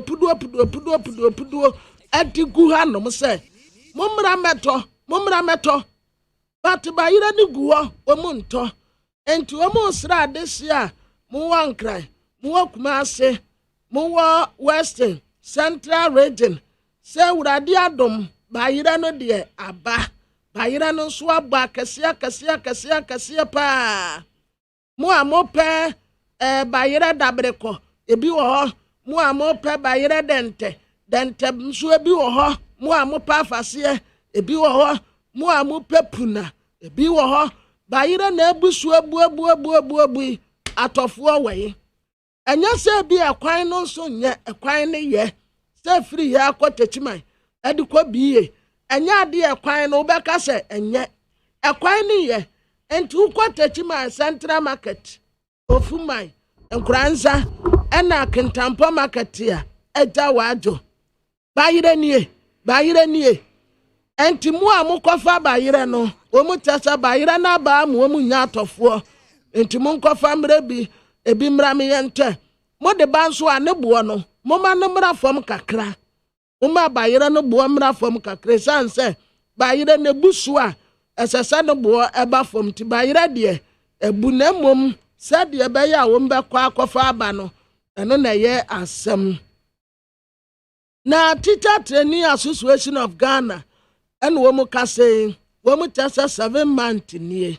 7 months 7 solid months nie government aban na national president ma Teacher Training Association of Ghana Ora Jonathan Tunu and what say 7 months nie sempo anka prempo bi maye womu nya na wansi ayabo mu tokurumpo sika no amu ayame he free level 100 ediba 200 ediba level 300 she maye sika no wamu nya bibia wo ho enti amadawuru ma ban ne mpanimfo bossa ya kadan ajamoa na mo si Teacher Training allowance mu betumi atua na mu betumi atua Teacher Training allowance a adenti na tasa mu ma wo mu da mo kan sana mo tua Teacher Training allowance dia mo mu enti mumfu hu omu mabo kakra na adisuafo yi ebinum wo wa eno anu wo mani daso eno anu wo ma hotoso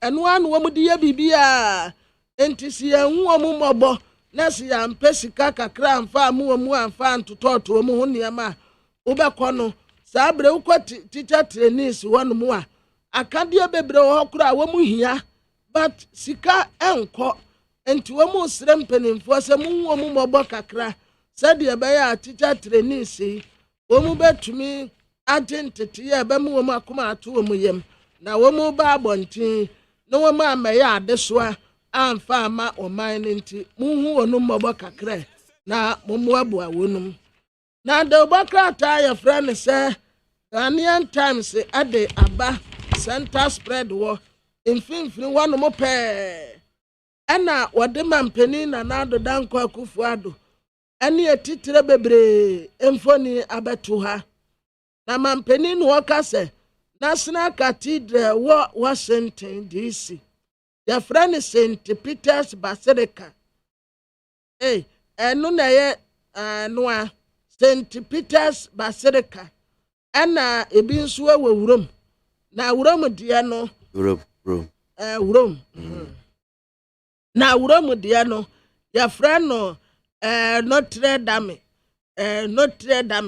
eno ewo Paris eno se nso aye cathedral esopa ya Notre Dame no eno so esu na ya ne ye de ya ba beye ebe ya one of the best pa ye be ya akwan ede akoho na mpeni ya ho de ya nya akwan chance ya akwan ma ewo ho dada but ye be ya wurodu we inside no ya cars betumi ewurawuram ya besa the hospital aka ho hospital emergency ebia ya to aye nyem no obi yem ka no anase nipa kura ni subiri no a ni atam ne ni ya de ne ko hospital we nya se ya de nipa kura betwa kwa tenten ye bedu no wawu ene ya di school nso bekom enti National Cathedral no school ebesa wa National Cathedral ne inside ani ya baya bridges anya se bia National Cathedral bi kitu bia yesiesi wo ya baya bridges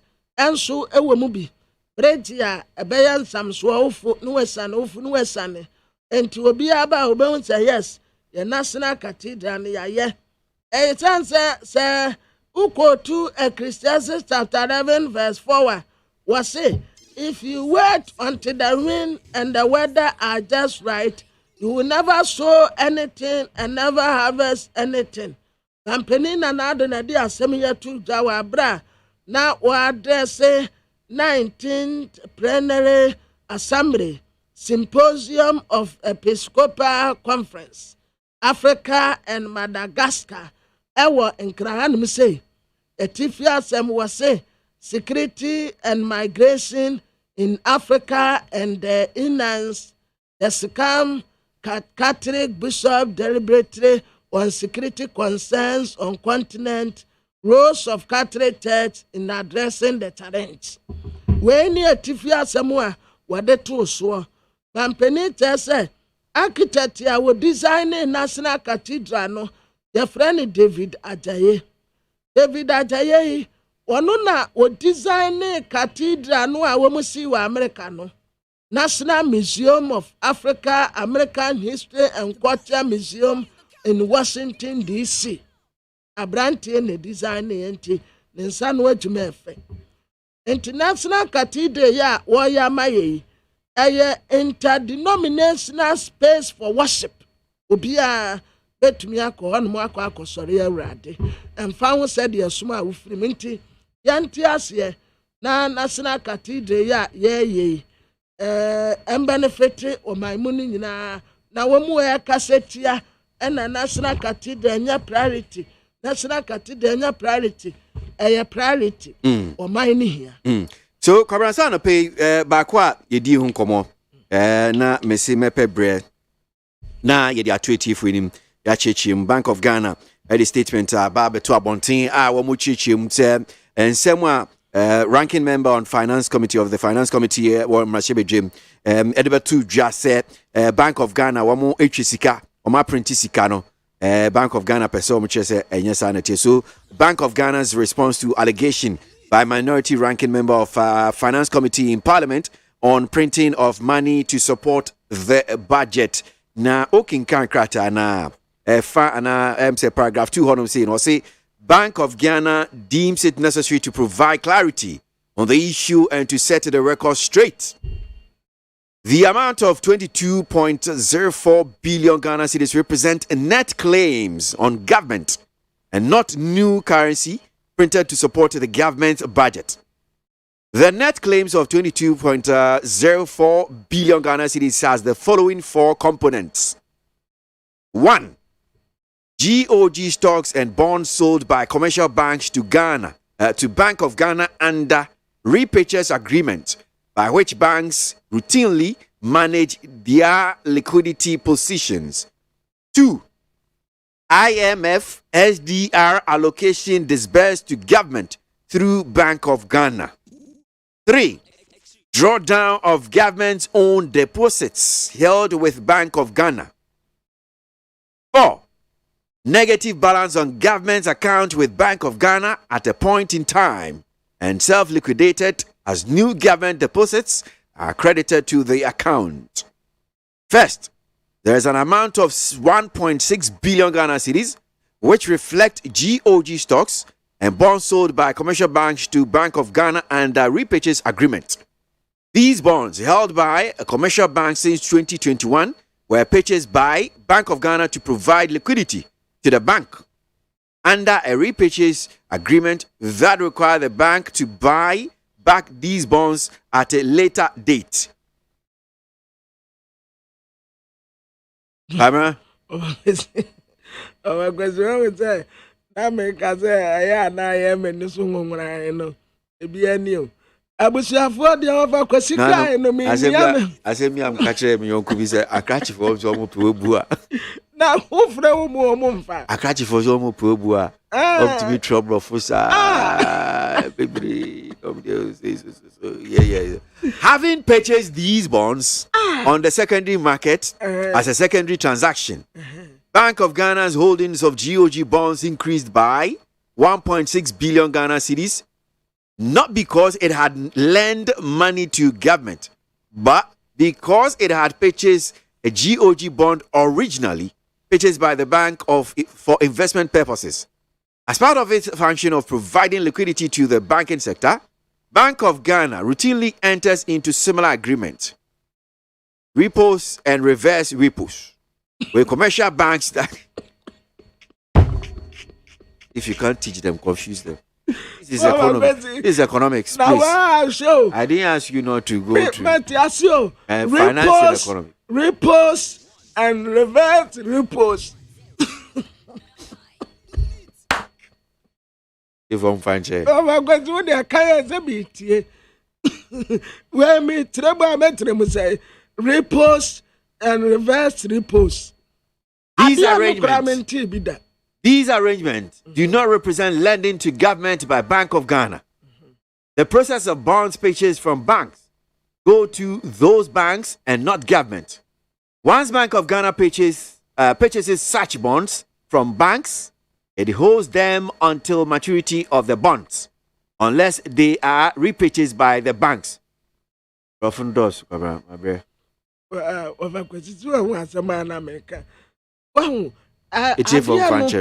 least as a swim to me, break it down to Obia level. Na ya tiasie na mimpo adie over question me say for the first time repos and reverse repos. You forget about the repos. You forget about that. Forget how much I say adeni net claims. Bank of Ghana deems it necessary to provide clarity on the issue, blah blah blah. The amount of 22.04 billion Ghana cedis represent net claims on government and not new currency. Simple as that.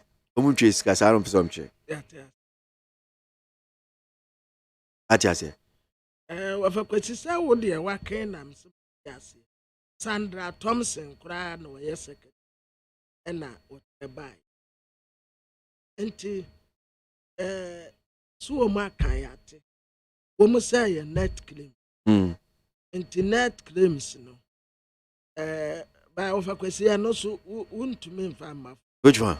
Net no me mfa me Bank of Ghana economist. Tisi enya. Oh yes, you have a some be some say repos in here. Sir, which is yen will be our year economics ya te ye na see me adia wo kan nyina no of a kwesi wo de o ma me 1 week kurampa enya adia mete ase me nte ase hwe wo say 1 DOJ stocks and bonds sold by commercial banks to Bank of Ghana under repurchase agreement which banks routinely repurchase agreement. No say only the repos no the short form of the repurchase agreement no. Repos no repurchase. Short form of repurchase no more. Manage their liquidity position. IMF SDR allocation disbursed to government through Bank of Ghana. And a 3 years drawdown of government-owned deposit held with Bank of Ghana. Of course, you would say, easy mammy. Easy mammy. And opedia my mobile pa. I am mobile. I didn't. Said the who can in a mentiasia. Mentiasia. Yeah, of a question, in fact, mebre. Don't you mean him? Of a question, mebre. The mecacra noir. Mecaba mentiasia.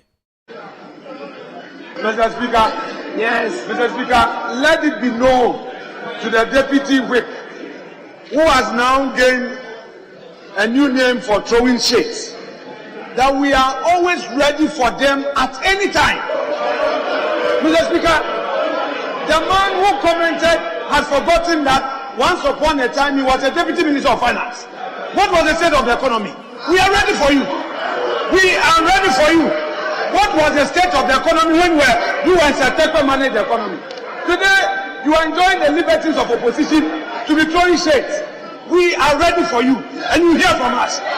Your men, Mr. Speaker, the men they are parading today were the men who were in government when they collapsed the economy. Do you have any new men? It's the same old faces. The appointees and the appointor. You have new names, so don't talk about you having the men. Mr. Speaker, we are ready for them. Grant our prayer, and they will see today.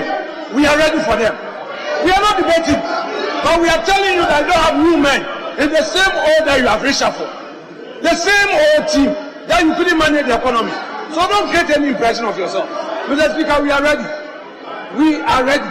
Thank you, Mr. Speaker. And some of you call Bata, assume said don't change the Maja, assume Ghana Montie Jumedia so, a neat. I mean, can't comments, Nibiano pay, my ginger, Modiaba, not Yanko in him, Yanto Jumediano, so. Ghana Police Service is perceived as Ghana's most corrupt institution by Afrobarometer.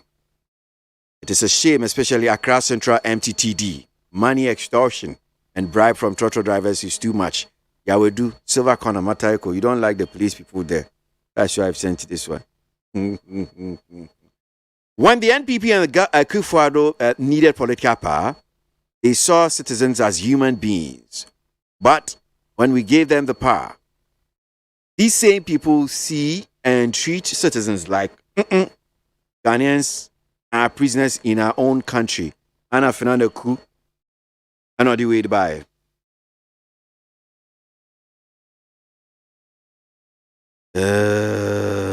Okay, let me do this one here. It says, President Nadu truly enjoys the authority of being the president, but hates the duty of being president. Having heard Nanado blame Mahama when overstocking our court with NPP judges, but he always mentioned Mahama when he has to take responsibility for the messed up economy. That is one here from Tay, Finland, no defeat and no buy.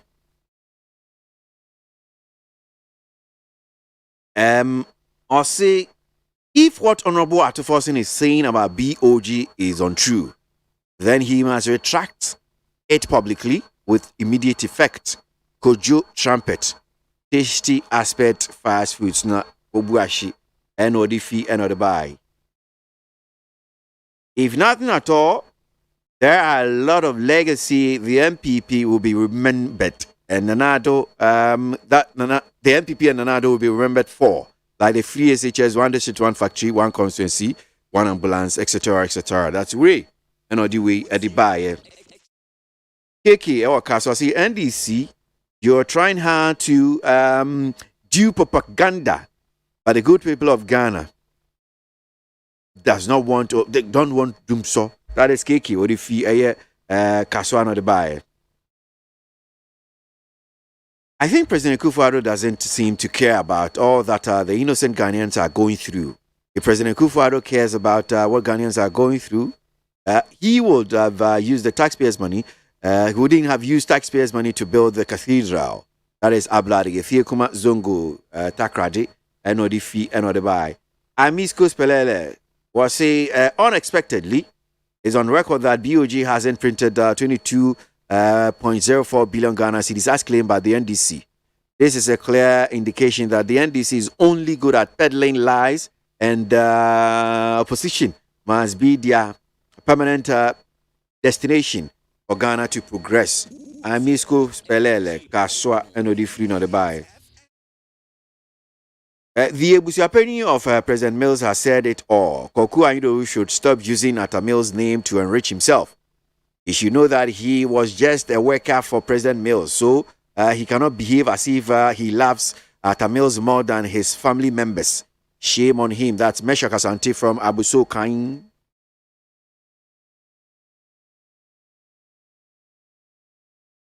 Shivman Atonsu Kumar say it's very unfortunate that the government and the receiver have stopped paying those affected customers of the banking sector cleanup. Is this move different from the DKM and others under the NDC? Ghanaians deserve better, and the eyes are watching. Shivman Atonsu Kumar say need 100 point na Ghana Montie so no aso gera so gu so ano pay ye di nkomo ye hwe nsam no se ne site kobra ko eni mame abusuafo de bakata me de tuasi aye de bakata teleguide na teleguide de abakata fe toso edu baako and what say okwawu hine da sebre ekuamu Japan ya wotoso mienu ana wo katre MPP amanyoko national executives ya omo ekone na aso kwasra no national chairman Stephen Ayensu team general secretary Justin Frimpong Kodia ene ne mpanimfo aka wo nyina akone na aso ekosra no na no na kate wonum se 8 ne de omo betumi ebreki eno anso mbeye adumaden wo se aduma aban ya esese wo munya nyina so bi katre Ghana fo se de ofru du apa na epia no enti womu anye na womu nsan emreki 8 ne na aduma pa aban ne ye no wontumi ento aso wodina na desia na mu ene wo katre MPP amanyoko ma se wotiniti womu betumi ebreki 8 no ora Stephen Ayensu team etina wonmu anemu da na nase ase wombeya dumaden said ye beya 8 no womu betumi ebreki na ente erade ya adoma ndempo ye se 27th adetie 28 na adetie so 29 na adetie bio eye 30 July mpo epem say July bem septem 31st enti 30 days as September, April, June, and November. All the rest are 31. Until July 31. The 31 ni temupe SIM card registration ni yawie. Na no ana womo sra ban se na dawroma. Ba me asra wusu akufo. Aya Cat International Research and Public Policy Think Tank. Asra se on standing kakra sanse nipa dodo no a na omuntumi register asem no sanse Ghana card no nipa pi no a enya bi enti woye ne sei a de enitani akomato yem bi baba tense enimanim ya obeka se ye tasem card registration no emu a ebe ha agene enti womonsan ento aso enko anim kakra na tumedie bi aba abekoso Lost in Rhythm Festival. Lost in Rhythm Festival ena womato nsafre atumtufuo bebre na Awurade adom Ghana yenua Black Sheriff ono nso beko akotunum bi. Na Afrobeat music festival bi a omoye no wo October 1st and October 2nd. Ewo aburochire United States of America baby a your friend say Lake Cunningham Park San Jose California United States of America na festival Westgate ebeko Burna Boy ebeko Davido enso beko enye wonum nko a o adwumtofo no doso Wurima ebeko Case Daniel orororo ono so beko bi Fireboy DML obeko bi Tiwa Savage ebeko ena Malik Belly onso beko Timis beko Ayira onso beko bi British onso dumtufuo bi te se Elamai wobeko Skabita onso beko bi Jamaica dumtini Siampo wobeko bi ena Kofi womu nyina beko bi Atiwale onso beko ena Brantie Brexelif ono so ebekobi na sankofo nyina ebekọ akoto nyum kama eti ama jumedie no Parasa no pay din komo baako about a viral video akọ Ghana police police service police officers from you yes pese to aso kakra nti ma me kwa no so mesan about so bio staff sergeant Usu Bonda staff sergeant retired Usu Bonda enkomo no pay for ye staff sergeant retired say o kakra betimi di aboa nti enko amano so na yene no eni nkomo kakra anope ro usu yeda asemo akwa baba ni TFM so yo kwesi me da ki nyampo mo na me ajumo me chia o TFO so me yan ntie se nkomo ya idi anope police officers from you say who be kakra between aboy. Yeah. Okay, ain't you? And I'm saying so, madam. Na senior. Na meeting check question so I'm a for. Na we dey people me work at ready me pese me chia me MP honorable how Putin enemy MP honorable Anita Labo Misa. And the president of the land, Excellency the President Nana Addo and the Vice talked about me.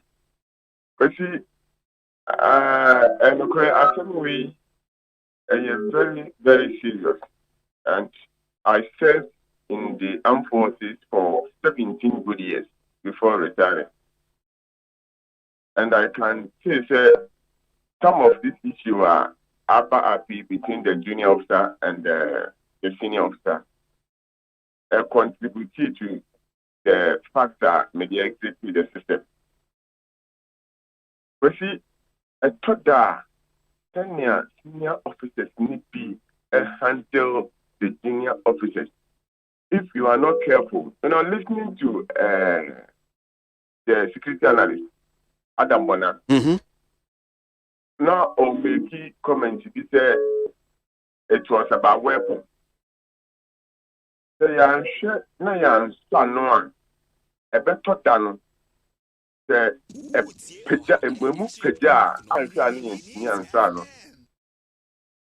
on the lighter side, because you wouldn't say in the armed forces, junior rank cannot marry a senior rank. Are you aware of that? The view. Oh yeah. Our idea. Oh yeah. If a position we say. Oh yeah. Non-commissioned officer. Won't mean worry commissioned officer. And to say be a captain. Commissioned officers not start free. Lieutenant, captain, major, lieutenant colonel, colonel, brigadier. And the staff sergeant saying to count me why. Staff sergeant. Won't you go away? You are lieutenant, captain. I love also the one. From lance, private soldier, lance corporal, sergeant, staff sergeant, W1. Meaning, who to me one commission officer. Over wire, I just say, what die you man as I want to me our oui. Now, I want to say, I took the Pia to one so every 6 7. To one, but see, Obu baby, and I'm being honest with you with the situation. Mako baby, Nepia, Mako here, Jumana, who said, senior ranks no were more committed to task than the mama. The officer just supervised the exercise. Bibi Kakrabe Bano, Chrissy, a better one was that senior rank no a movie or no or security the exercise no more even than the officer. Chrissy, everyone wanted on to and you dare not ask. Ukobusa wants a man or kind of Benyano from like the rest of your service, no. Frustrated you can't even do anything again. My main side situation the man whilst I was in the system. Okay. I was in the newsroom. And then there was this I will not mention name. There was this lady who came as service personnel. And then because me a professional journalist. And so when they come, sometimes most of them come from GIG. And so how the military system works, and then even how they go about journalism. Now, on my city, on my service, no, my comment, or link, or maybe, back commission as officer. Nipa, fine. Ni position, no. You have to respect the person because we are commission as officer. no matter how long you've served in the system, no, but see, to me, and yeah, that one is there.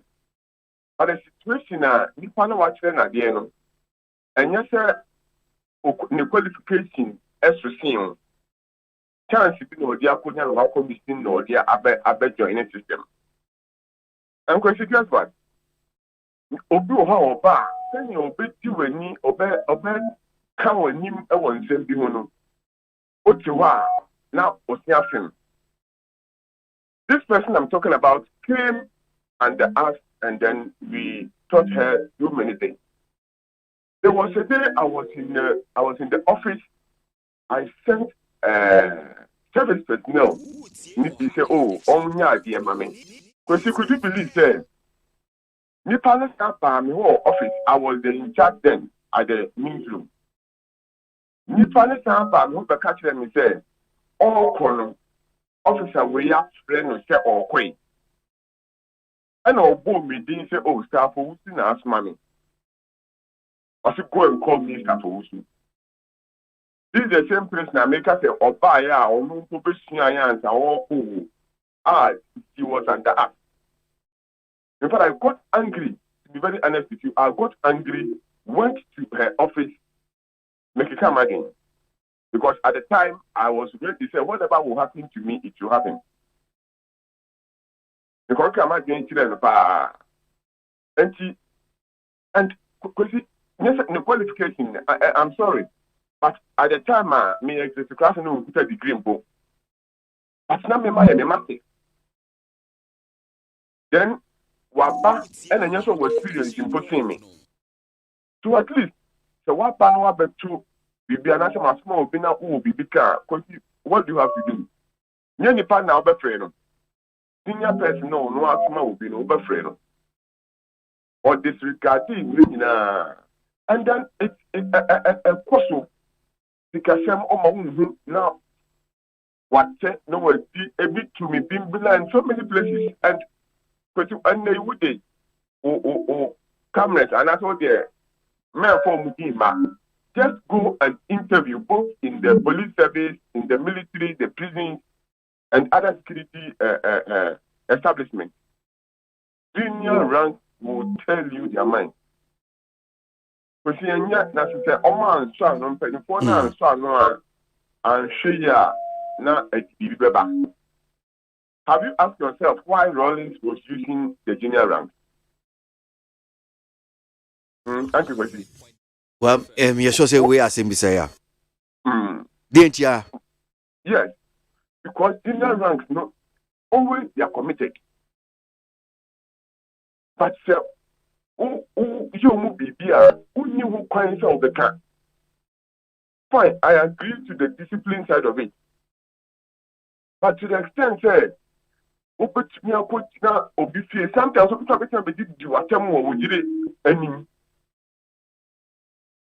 and because this is so serious, internally it happened to me. My quote duty about me when I say obedient, senior man did me fear, my wife for her and call for her. No, was started to say, yes, I mean, like, so just say, oh, yes, be something that you are aware of. And the trend is so serious that the system, you know, as I say, almost a year. Okay. And there's this recommendation that I want to give, especially to them, but I don't know that of the police. Okay. The Armed Forces Council, the only other rank that they have in is the Forces Sergeant Major. And if you call it a commission officers to us. And so when they are taking a decision, it is mostly it favors the officers, the commission officers. And the other ranks, you know, there's almost somebody there, and then the Forces Sergeant Major. You and I know, so we're a bad boy. Or customer, definitely or become the officers. And so the recommendation I want to give is say, at least they should involve some of the other ranks. Maybe one senior NCO, one junior NCO. And then when you talk about senior NCOs, from sergeant and above. Okay. Sergeant, staff sergeant, W2, W1. And then a junior ranks also start from between private soldier and then a corporal. Okay.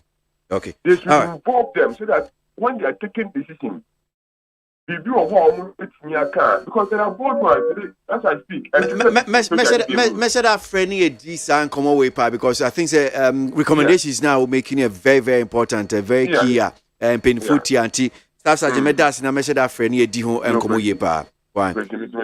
Staff Sergeant Usu Bonda, the retired and Oreka Kradia boy and Comway need 100 points now. Ghana Montier so I know as you go.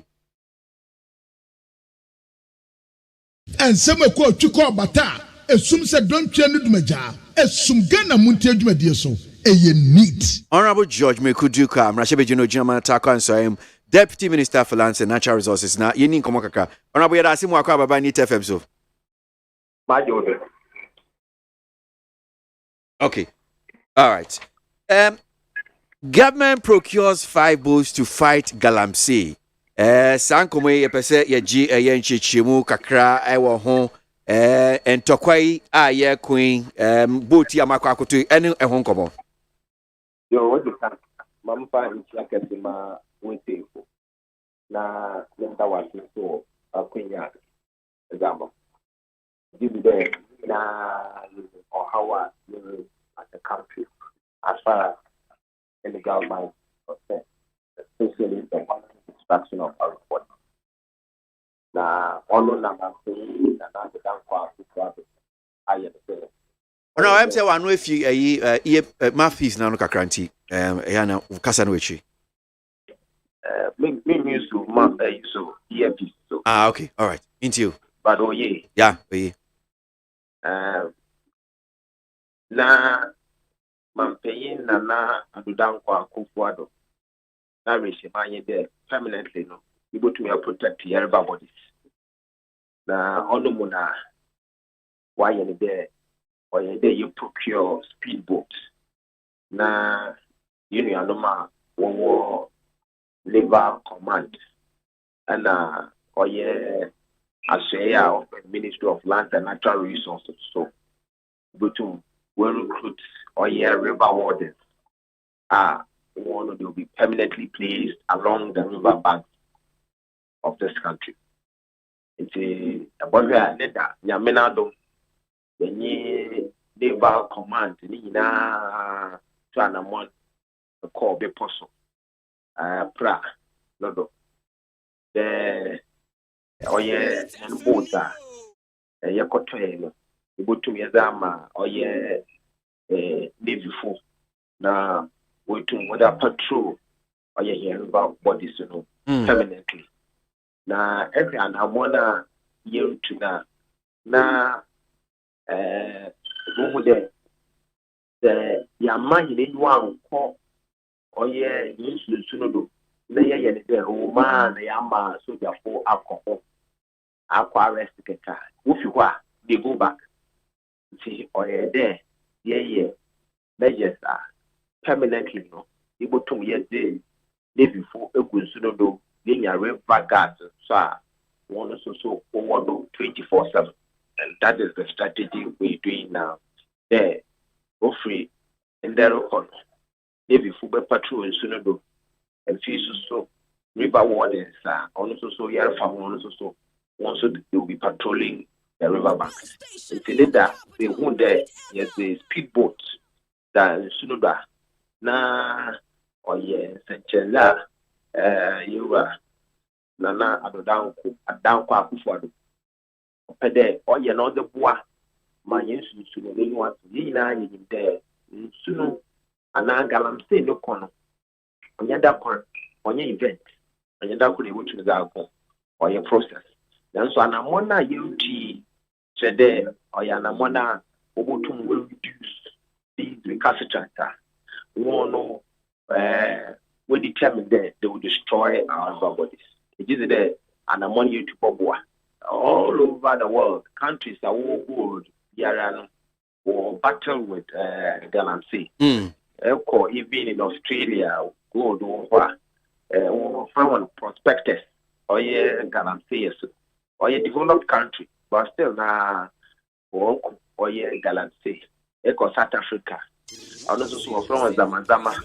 Also work. And say South Africa for Baha, the Oba Kwana year for that year fine and galamsey. And how we are also regularizing the small scale mining sector. This is refreshing enough for us as a country and as a ministry. I see. And the answer in Zambia for so by the how we are regularizing the small scale mining sector. Also for Obusia. And the answer or Liberia for so by. You see, it is there. Yeah, church and to regularize the whole mining sector. Or there, you saw the party as we are protecting the river bodies, on Cherbiasuna paying another down Kwaku or commission 100 mercury-free machines as part of our commitment towards the Minamata Convention. They reduce the use of mercury in the mining architecture. Which is there only an amount of Boboyan as a country. Now, you too, you reduce or your poisoner, yes, the good, you're not assassin. Okay. If you so about her, dancing, so, yan were somewhat in a pop. Also, I find about 95 concessions for small scale miners. In Canada, go through struggle, hassle to get your concession signed. You pay there, when you're genuine concessions to mine. To also bridge the unemployment gap here in the country. If you they're going to use the mining industry to create more jobs and also pushing the GDP of this country. I see. Now, minim say media baby ameti mina bi amason said any form na nsen dia. I say hoden no ankasa aba fomu for galamsey okun. Honestly, say bohra in Kano, Elfa Kakwan, Bowling Zoo, then go for champagne, boldly. They are mining the river body. Nancy, to Kwanagre, you will not see them. Bimaka hide the baby. Then the fight has been deepened. In Ghana and Kabu the Galamsey all over. You are not hearing of Galamsey because we changed the method. In Tibosha, and people are being trained. There, over to my mind, or mine responsibly. And that is the main aim. There's no ban on mining. So mining is going on. But we are conscientizing them to mine and mine responsibly. And that is the cause we're charting now.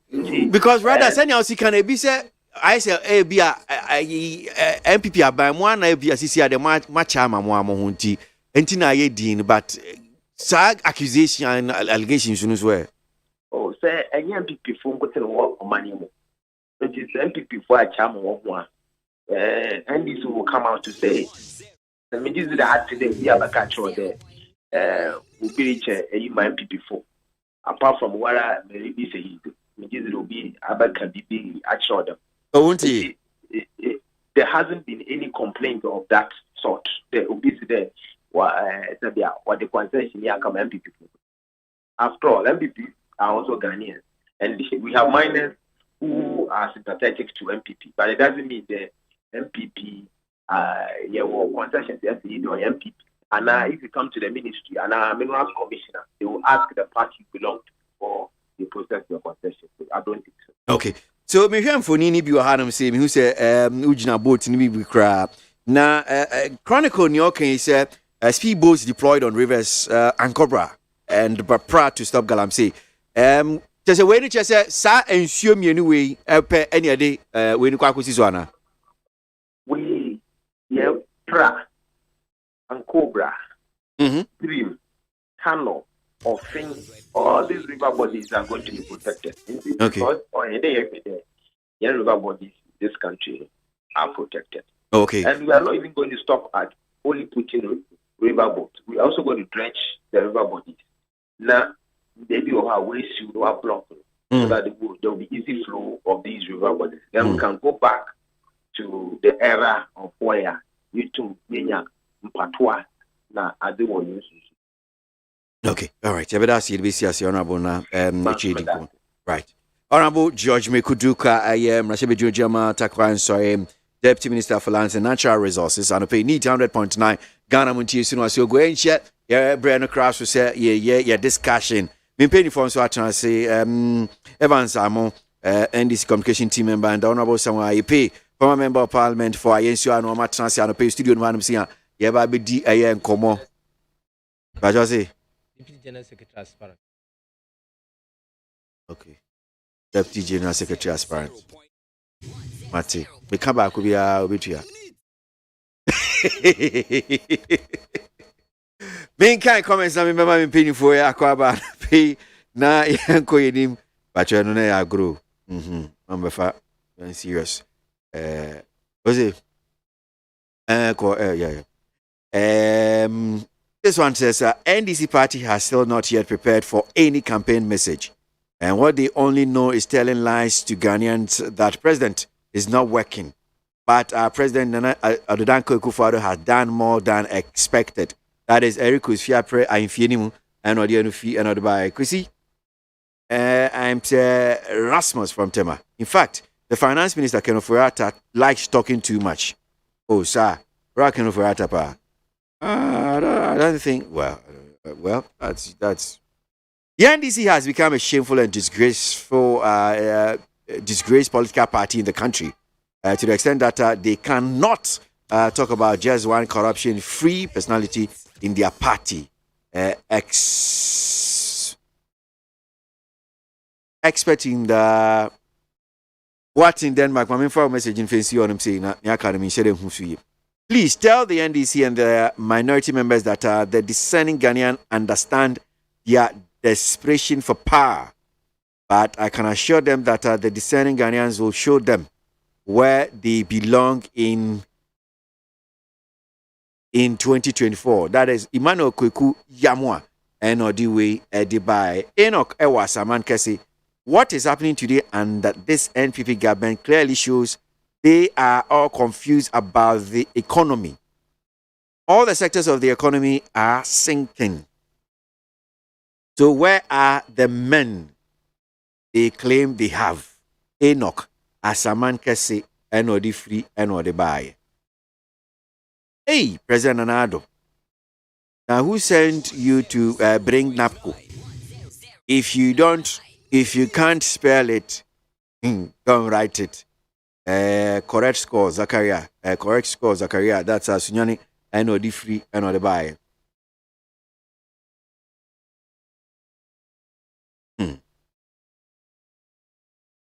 Okay, message in the VC and I'm saying.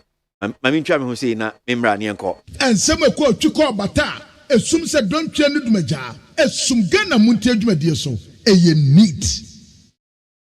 Now Knaba Pass made you know na studio no man saying Evan Samo NDC Communication Team member, aspiring Deputy General Secretary. Hopeful, aspiring, hopeful. Hope you say about yes. Evans Akwaba. Ini amenye osu. Nyama kuyiye. Kakra nyame ma ho che de wo man mu. But ye ntumi nka se bi born in finti ye bom paye se nyame ma yewura Akufo-Addo ntwa ne mfie mienu no boko.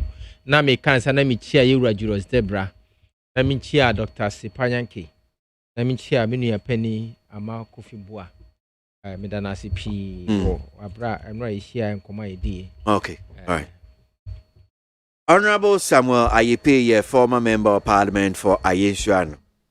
The last conversation I had with him, it was not too clear if you still go for the Ayensuano MP position.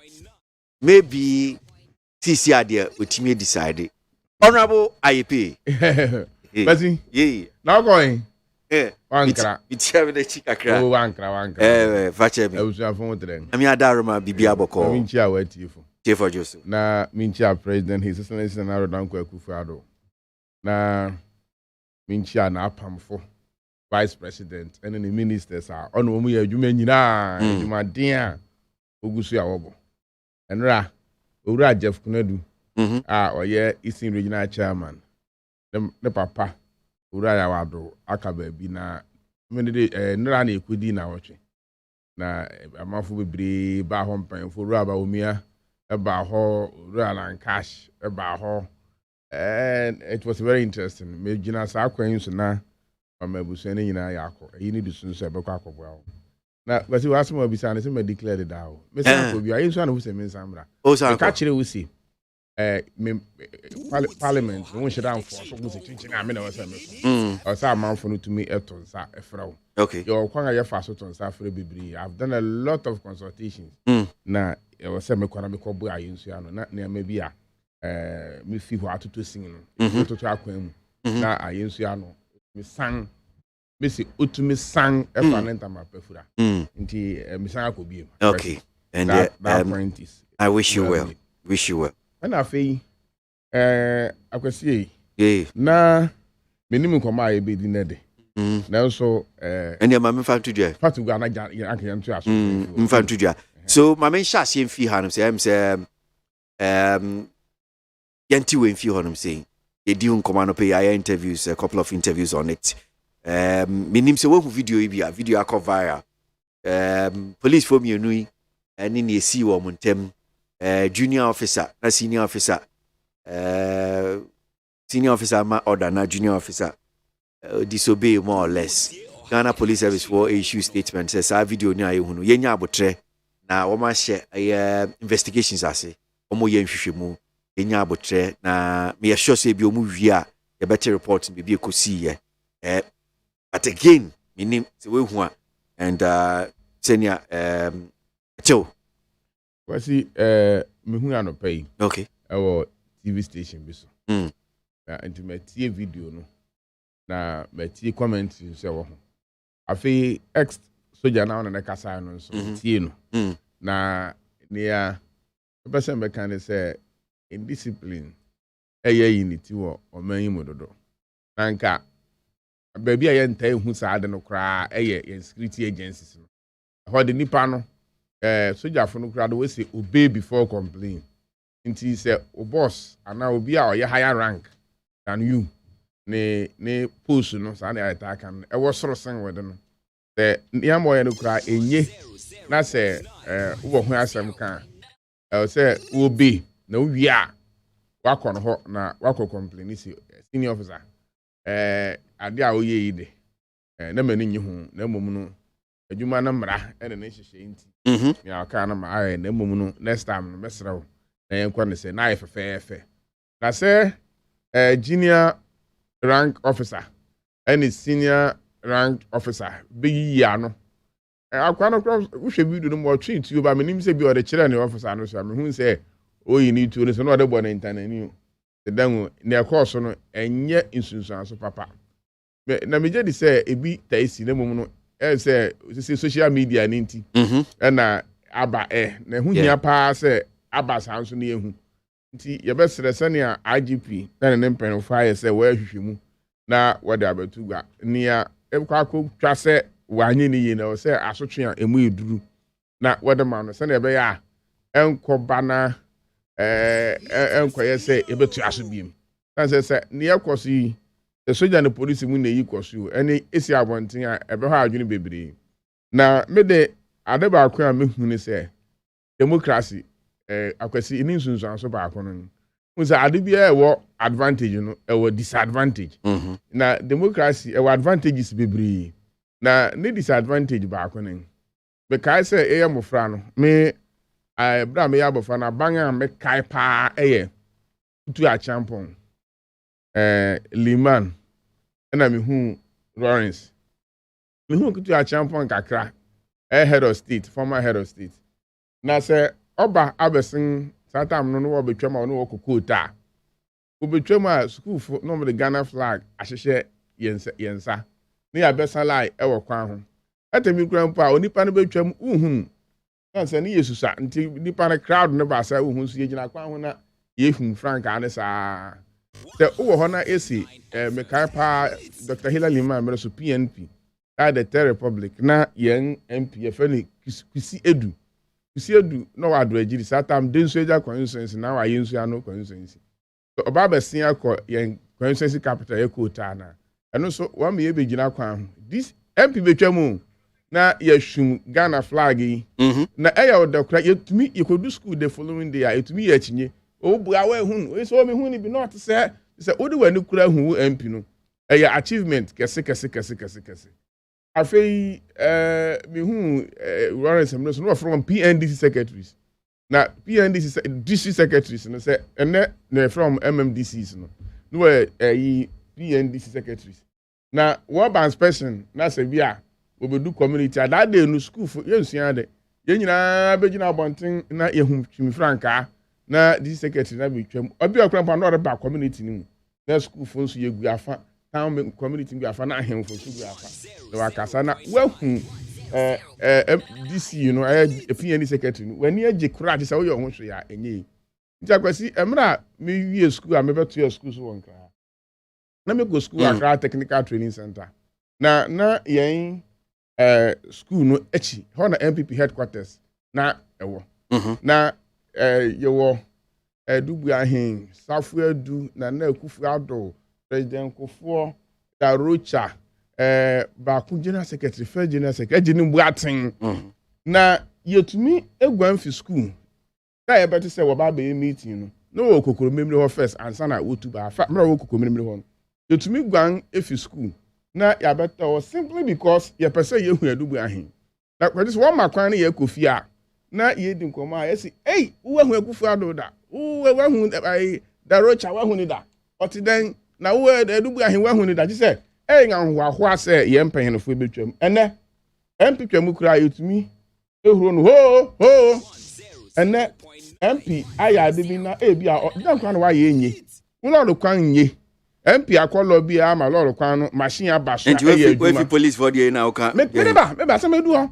agbasie me ba ho na MPC oba no abehwe se wo kwan no den ti na kwan na store ana se yentumi ntu aso na ni a community ye betumi ene se ye betoto obo ani nsu di aboro yan MP anke ye betumi ya placards wo hwa aboro chi America no ne ade a won afa board won a kire so nti anka MP ba na nipa ni gira benkum gira nifa na obi a mani placards nti oridi a no ehu ohawa amanfo no wom ene ne mo hwe afi ni nchen ye ndidi entesa ye ntoto abo ye ntoto nsu mfa mrim ye leaders eno ena akwa na ne ekodi ye police ni mu no ebia me kase soja kura bi koso ho bat wunya ohun se wado panel kasa na soja no nso kase ho kura ekoso ebia na obi no video obi fa beto abontin ni yehu ye nti ye momoden na sa na ma ye ntwa so ye momoden na ye ntumi fa ye ano ene afutu keke entwa so san se mpahini se afutu de ensakre de paris ensohwe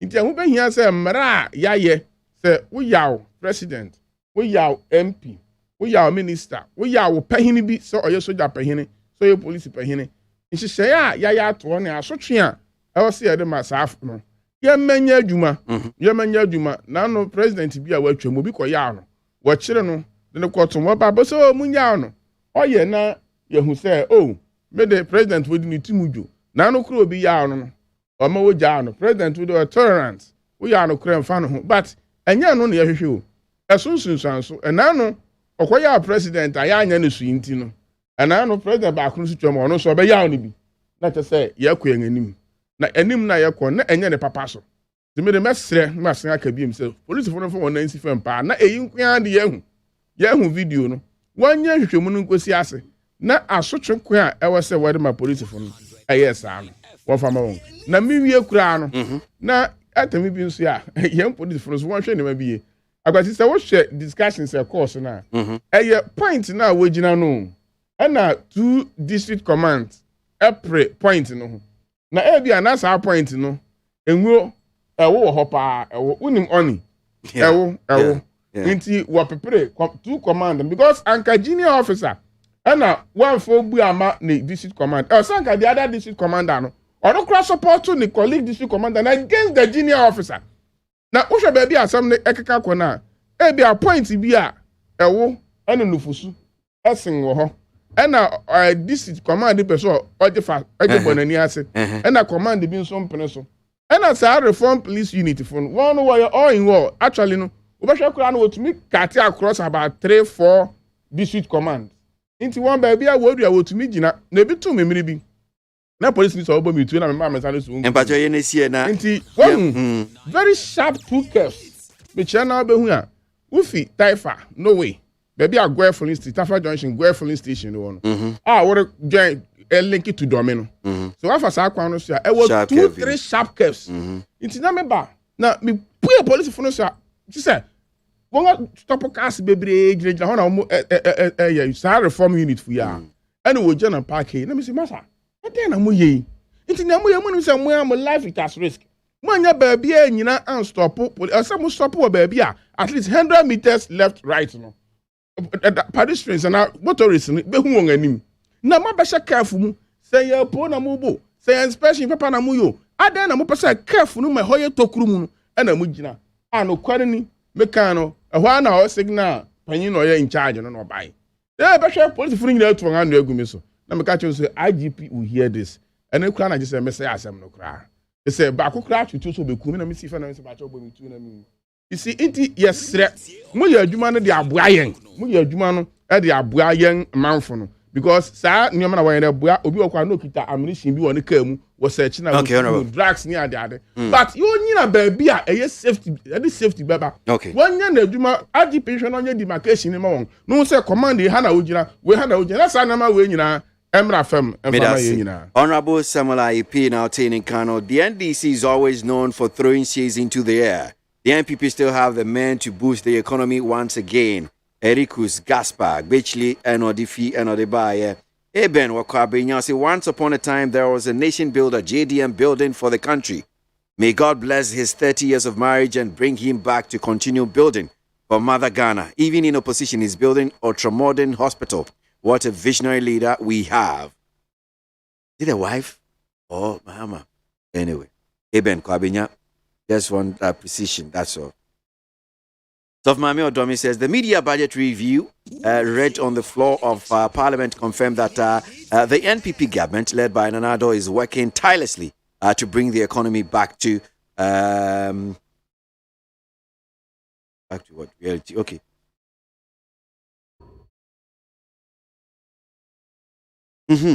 Yankwe.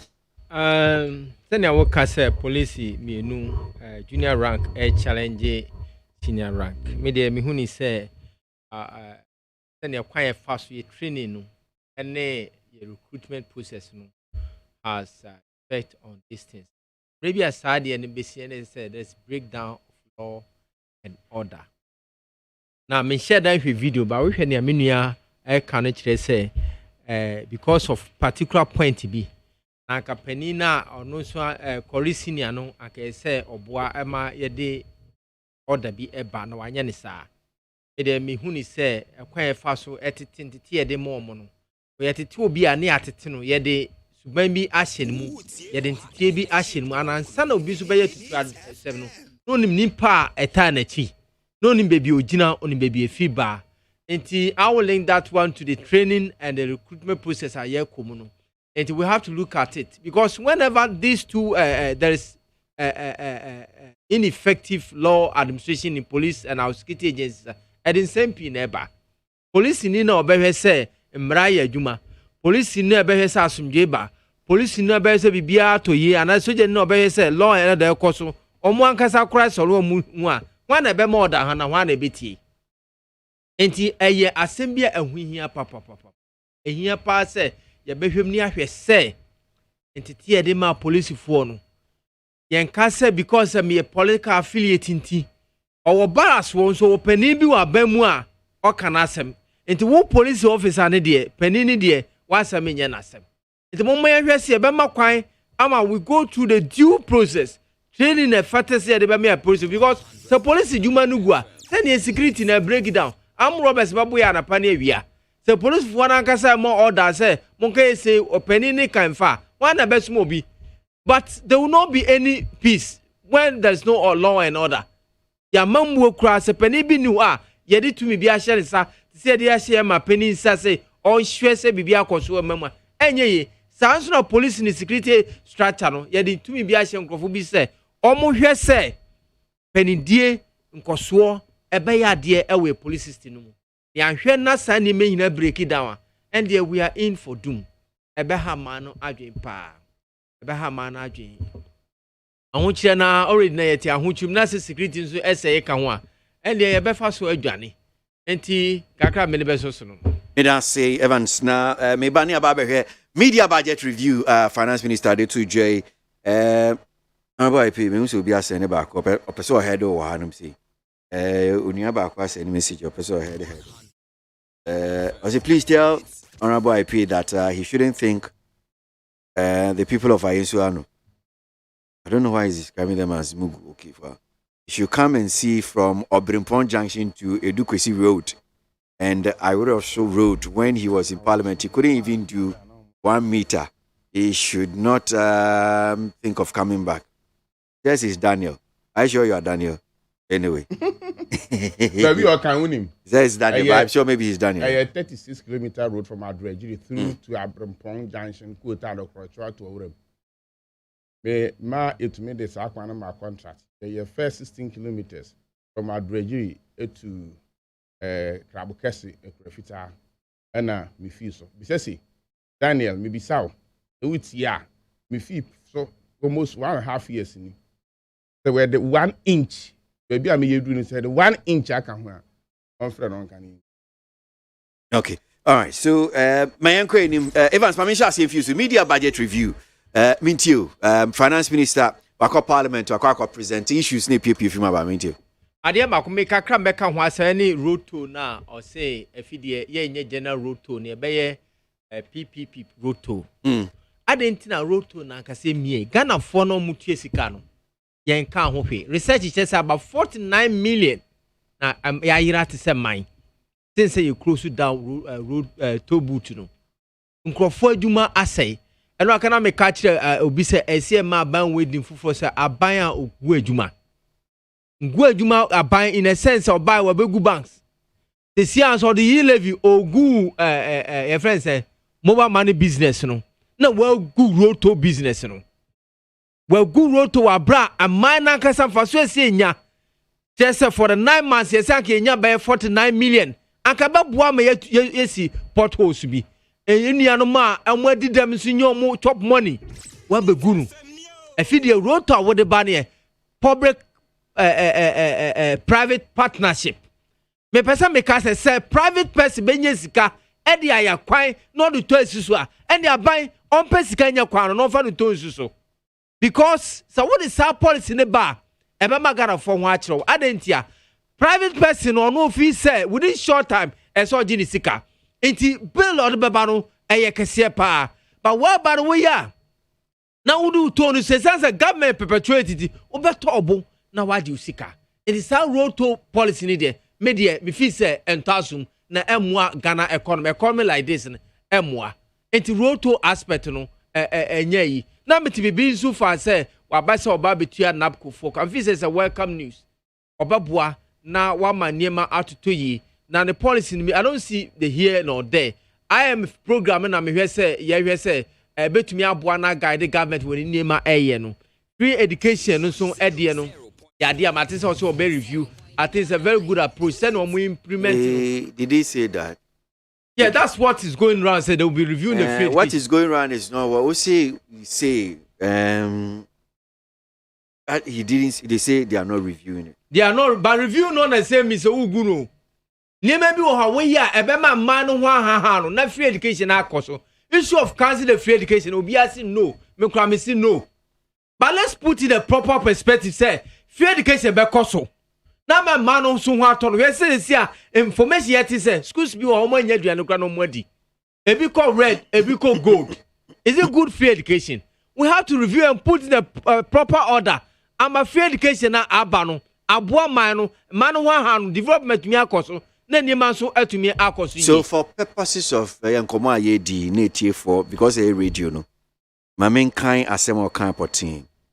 Mr. Speaker, we shall not compromise on President Akufo-Addo's commitment to giving all our children the opportunity to be educated from kindergarten to university without the ability to pay being a hindrance. Free secondary and TVET education are not under review. We will continue to fund them and we will continue to improve them. Fine. Se sa no kan dia. and I'm very sorry for this government. Because we are there's challenges. Could be all cry, say, ni. A bill called red and yellow. A big cry and a paper be a news and meeting, say, school biddings your toa. Dormitory form lab. And if you under this policy and program, I will run it with this challenge now because I win your here. And they're gonna for your bonopo. I think the government has to come out with a review, a program that will help you better the free education. Collapsing the free education, no. And no government, and this government will make it better. But as the existing free education, and what? When you look at the facilities, when you look at the challenges, maybe a school for that, time contact hours, they need to be looked at and make the system more efficient.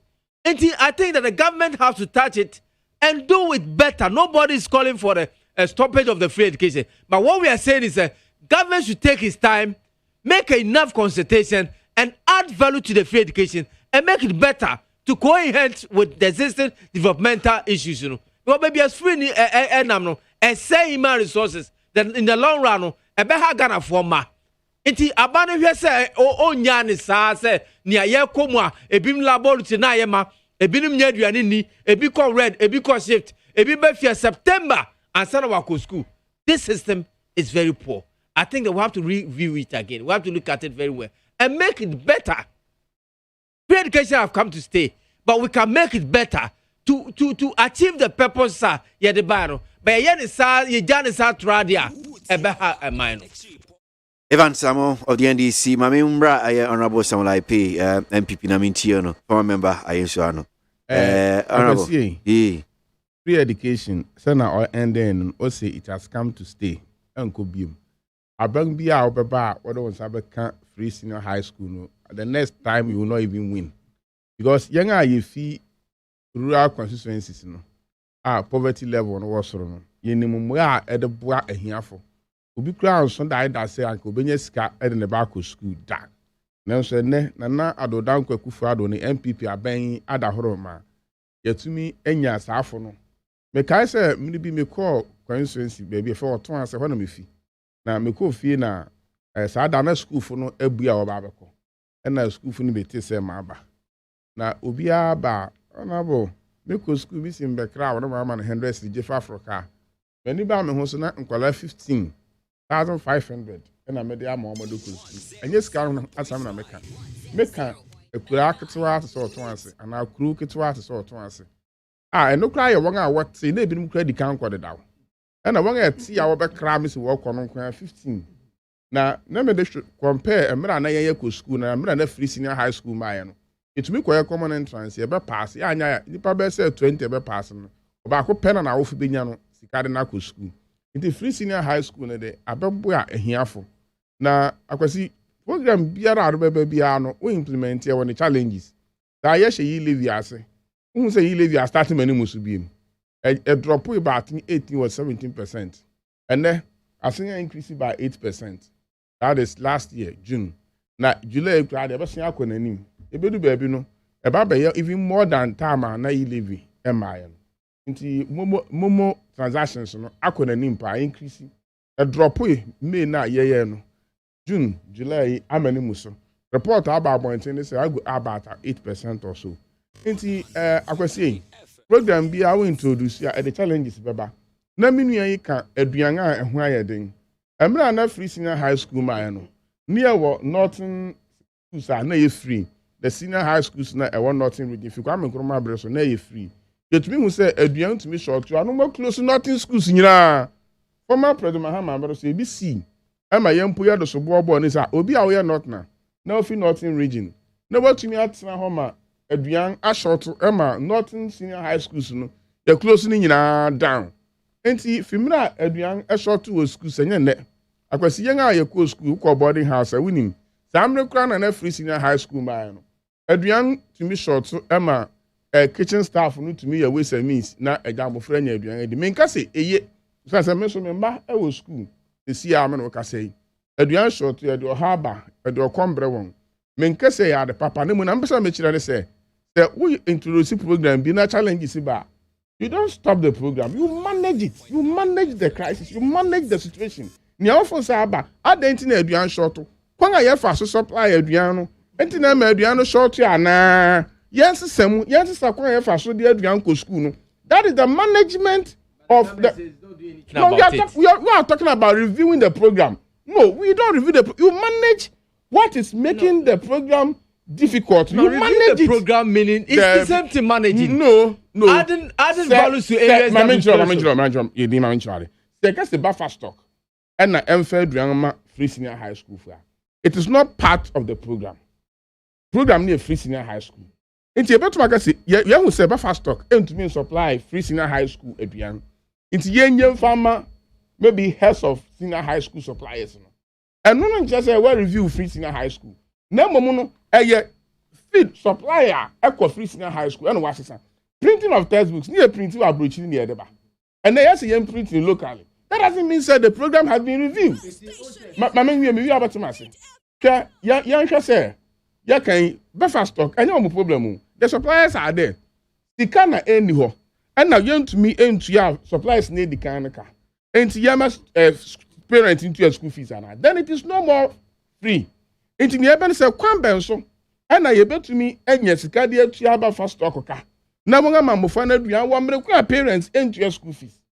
I don't know how can you live in, and it's idea. You levy tax system be a babiano is to take some small money from the rich to satisfy the poor. Into Yasha, sir, as the Cafuna yes, uncle, 1 year, 1 year. Now you here for your manco school free. No, ya Mexica Funu, 11 in your Juma. Next Cafuna tie a transaction, 1 year more. Near for the chunk of that money, and quarter Biama Mofrano, rather than Sabacasi. Was here in Tiana, Evans, I mean, we are honorable, we are comfortable, we okay. No, me can be Kakrawa. Near all year, no, you're okay. Okay. Oh, me just to say.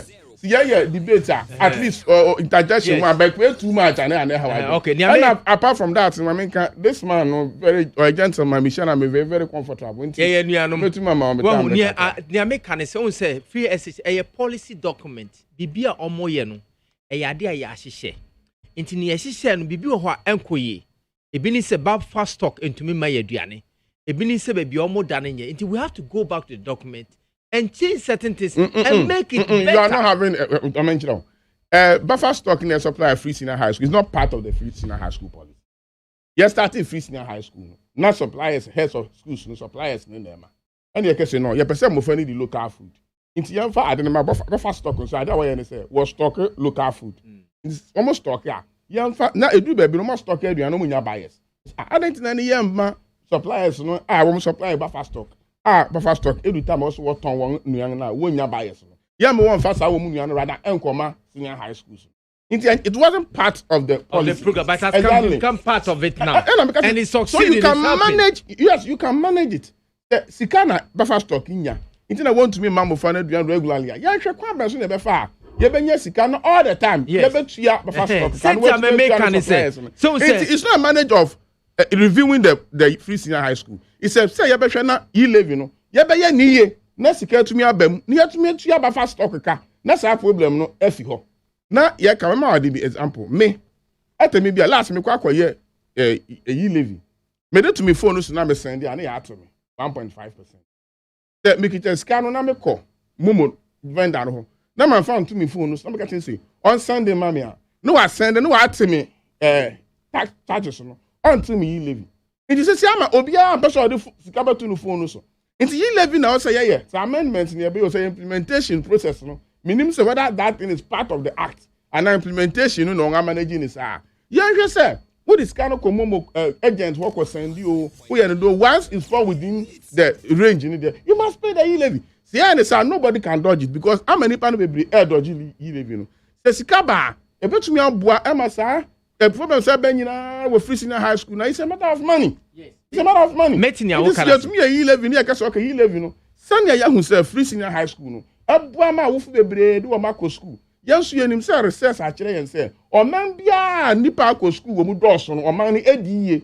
It is a sadia and yen 11 no. Yen read 50% solely for free senior high school. Now to me mwa because you can say and here do you have the data? And I don't just say obi that ben abedu asusu say nipa we no china oyosikani na adwuma say wa chema be yo hiani want to meant yeah until we don't have the data e bia dachi bia ya Ghana card ye ni yenya electronic data just a click of the computer no we betumi ahu ehia for we Ghana ha nyina ye betumi ayen sa then so ye betumi ayen say okay that social discrimination bebem see ya get a grade A schools no dey kwa obesia as ya hwe ni ya escafo nyina do ma ko grade A. Now, 30% are reserved for the poor and those in the private schools, government schools near that. That also will be defeated.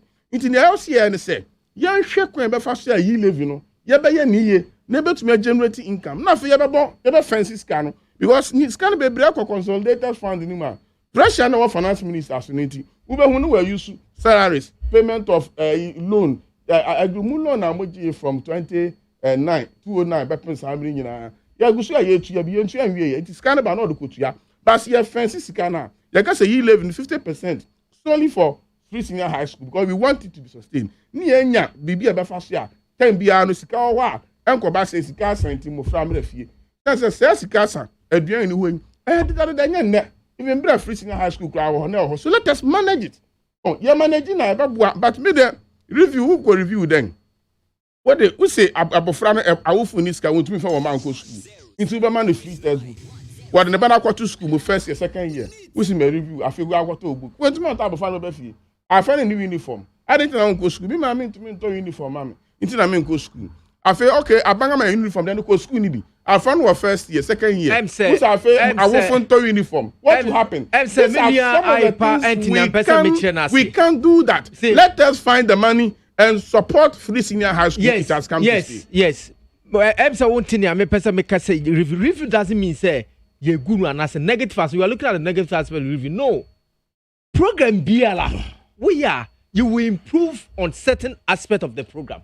When you have a positive sector structure that can add up, you add up to your policy document. The reasons is ni pakro ti wonu on tra hoda.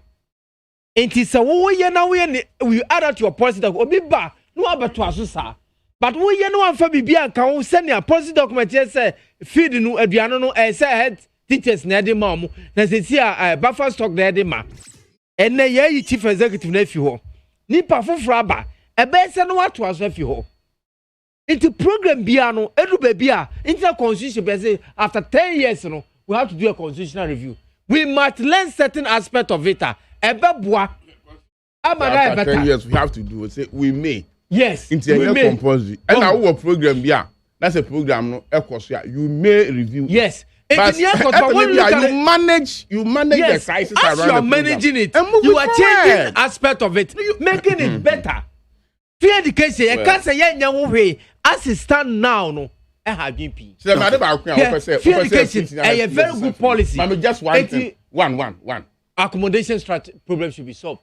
Until you are not reviewing it. You need money to build more structures. Accommodation you are building more than 1,000 structures. Should be stopped. I expanded all the red and yellow should be stopped. Red and they start first year for a second and third year for the baby. You know. Red and yellow should be stopped. Oh, that's how we have found that some of them are having.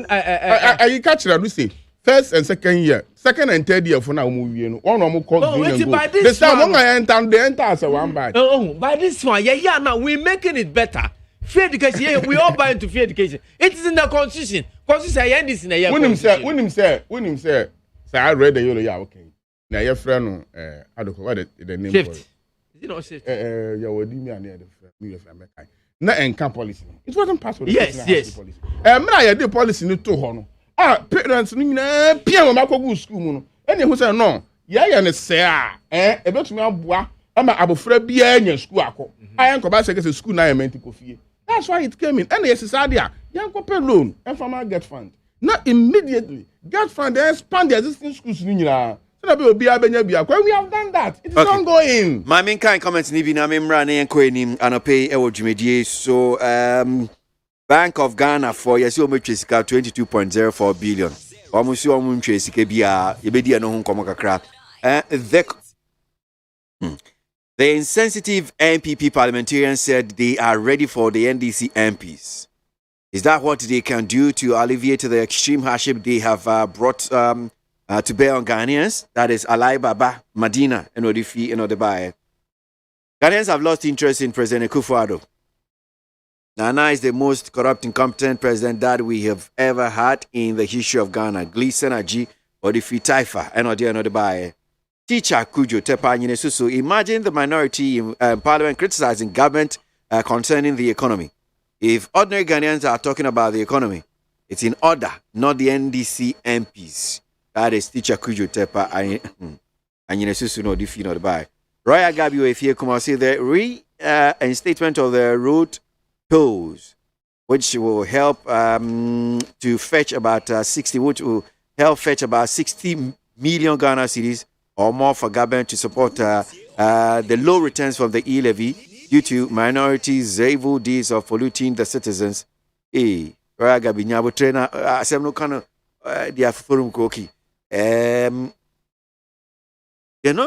government is not reinstating road tolls so that it will support e-levy. That's not what the government said. Yes, they said under a special concession. I'm just what they said in particular for. So that you move to say be a royal Gabia kind of sano. After Accra Tema motorway extension, and expansion, we are agreement in a public-private partnership (PPP). Under that concession, they will toll the route. That's what they are saying. Has nothing to do with e-levy, Pacho. You see, please, the MPP should prepare for the damage control the NDC will introduce in their campaign from this period to the 2024 general elections. The NDC did this damage control in 2008 to make people believe the lies that they peddle against former President Kufuor and some leading members of the NPP. So the NPP should be on the lookout for what is going to happen or is going to come in 2024. Mr. Tay, Golf Estate, Tema, NOD Free, and other buy. Honorable IP. Yeah. So, minority for after the budget review, no, the Ababe Tuju, say Bank of Ghana. Omoji, a statement now, Minister of Finance, but Tuju, and Omo say, the apprentice kebi.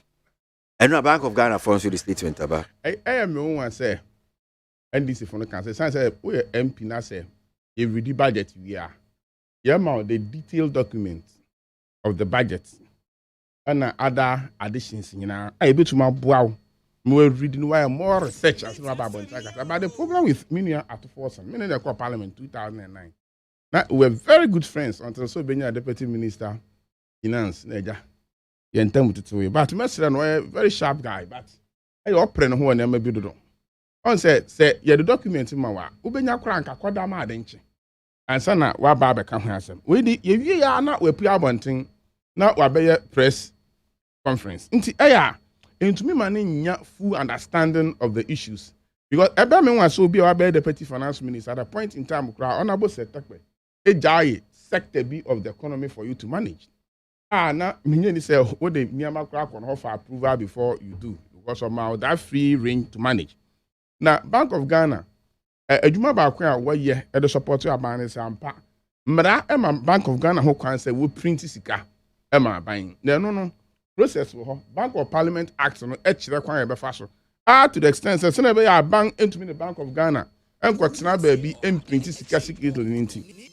Say by Parliament for approval. Emma watch amount to come so printing yenti a also print sika no.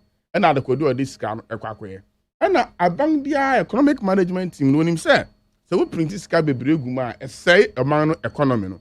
In the serious international crisis and external crisis, no go print sika guma no wa say asem no kra. Nti me say economic management team no better na say. After say we kwa make request finance ministry ba ko make request on print sika man. But now ministry ni say to me no. Government through parliament answer. Na mom ne kwa ba say Bank of Ghana aban Minister of Finance o sie sika of Bank of Ghana. The Minister of Finance enye sika no person this you go Bank of Ghana you ha na NDC fuko nya sika what is can go to Bank of Ghana no what is can come UBA okay akwesi No, $250 million. And what come UBA. You see that time na say this phone about point be kasa ansem ya. Na nga ye nim fa. That's when I okay. Mrane chira say wunya sika na hu ne ade be ya fa kwato Bank of Ghana. What come up Nigerian bank. Now this kind of kwato one omodi ya adwuma nya profit. Na aban bia ba no no anya sika. No the sika na kosie Bank of Ghana. Na say ahochira ba no wakwa akoyi onu ani sika draw down. Sani ye friend no. Ye friend a net drawdown in our own deposit of 6.1 billion. Na mitie, na me ba na mitie unia kwamna. And a drawdown no wa chire mu. I say we do sika akoto bank. Na fe we hia sika no. Na wa kwose sika na me de ba ha me hia de akoya ade nti mu fa ma ade ma me. Na wa chire mu nti 6.1 billion Ghana cedis. Bank of Ghana a Ministry of Finance. Adeko sie wa Bank of Ghana. Na mmere so say ye hia sika nti fa yen sika e mayen. Eno nen ba konso IMF approve sika bi ye fra no SDR. Eno no say sika no IMF on lent. Na wade ma Ghana. The sika no wa Bank of Ghana. Nti na say Ghana aban ehia sika okoje. Eno ya 4.5 billion. 4.5 billion Ghana cedis. And sana Ghana so edu baby na ho kire ba. Sania banks etumi ko Bank of Ghana. Commercial banks etumi ko Bank of Ghana ko pebosia no. Sana sa ban so ho kire na. Obetumi akọ Bank of Ghana ko pebosia. Obetumi akọ Societe Generale akọ pebosia. Obetumi akọ Fidelity Bank akọ pebosia. Obetumi akọ Ghana Commercial Bank akọ pebosia. Inti abanko Bank of Ghana ho akọpẹ bosia 11.4 billion. At scan na wakaboma 22 point something billion. Yeah, me say hifa explanation na hey Bank of Ghana dey about pointing and the Ministry of Finance. Yeah, me say emunia wen na extra say aban eco print sika Bank of Ghana. You have to force mesro. Abrego how bodu baby a no sustaining. Now reputation akosoro. Men ni politics chikli no about money no be kan we afa chiri. We go read no because Deputy Finance Minister enua JK Don Kuma let me chire page me mini copy of the budget, the mid-year review budget no ha. But usha we be page kokura na asa issues no want me ato already na ati as say you printing of cash and also reading no who say loan aban akwaje our Bank of Ghana. Me say me for say Bank of Ghana need to me on his own ultimate printing sika. And our bank soon to me sorry go catch Bank of Ghana say printing scam. It go through a process including approval from Parliament. Into one try and hifa add into Parliament so much we can press conference. The minua at forcing. Our evidence per chire say a bank will print sika. He should tender that evidence in Parliament. So that the Finance Minister will be invited to Parliament. Now that we have a speaker or you're soft on them. On found Parliament. Niyem Finance Minister. Niyem Minister identing web Parliament and Brasso. Aqua printing sika. One must seek approval from Parliament. If you have proved that is what you are supposed to do, and yes, I've got one thing. Aqua two food to the Uganda for any Sabanga printing sika. Abanga printing sika now evidence head to Parliament. You can also go to Supreme Court. Say Finance Minister, why you money? It's say o printing sika was said over the parliamentary approval. One meje and wako printing sika into where the money. Na me end no. Because now I'm meaning about Tobut. Who say me area? It's like I'm 2-3 minutes here. Mamen kono sombra. Nobody say I chire move out. Mamen kono sombra. Men kono sombra. Na ye be closing no watch him to I'll note that one. Say I'll not main copy and far sika printing him say you know how to force beba be kasa afa ho. Sana me will be bia ma ka fa. It say Bank of Ghana be kind of side of the story. Yeah, we see any auto force so beba be yina no. Auto force no ensori ya meka asem biara sebi oyenimdie fo.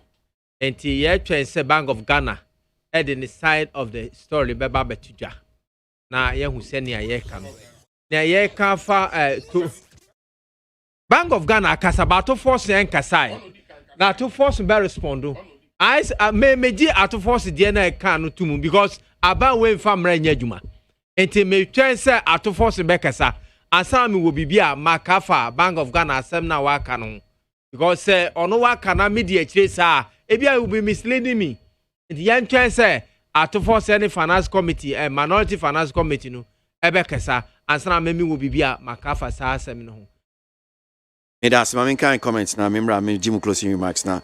Sorry, so I don't pay or Jimmy D. So, Bosheba Misty, Goss Zongo say Ghana's economy will bounce back to its normal state because we have a competent president. That's Bosheba Misty, the way to buy. Robbie Fashion, Dichem, so near Gulda Hotel says Minister for Communications will not extend the 31st July 2022 deadline for the nationwide SIM card registration exercise, and all unregistered SIM cards should be deactivated by 31st July. Are you doing an announcement for the ministry or something like that? Opinion 80 Kaswa. Thank God BOG has come out to clear the baseless allegation from the NDC and their minority. Being an opposition party doesn't mean you should propagate lies about the BOG and the ruling government. That is opinion 80. Edifi Kaswano Diano de Baye. Okroye Bois, Breman, Benin. It is high time the media looked into the eyes of the NDC and tell them that enough of the propaganda. How on earth can this central bank print currency secretly without recourse to Parliament? Okro Yeboah, Diano de Baye. Ayi Michael, Bekuso, Kwesi, the law of necessity overrides the ceremonial law.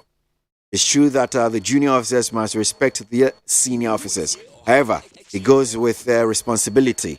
Ayi Michael, Brekuso, Enodifi, Enodiano by Insha Ba Anelka, Ashaiman. Honorable Adongo and Honorable Atoforcing. They don't read. They were shouting on top of the roof 2 days ago, claiming BOG and government of Ghana have printed money.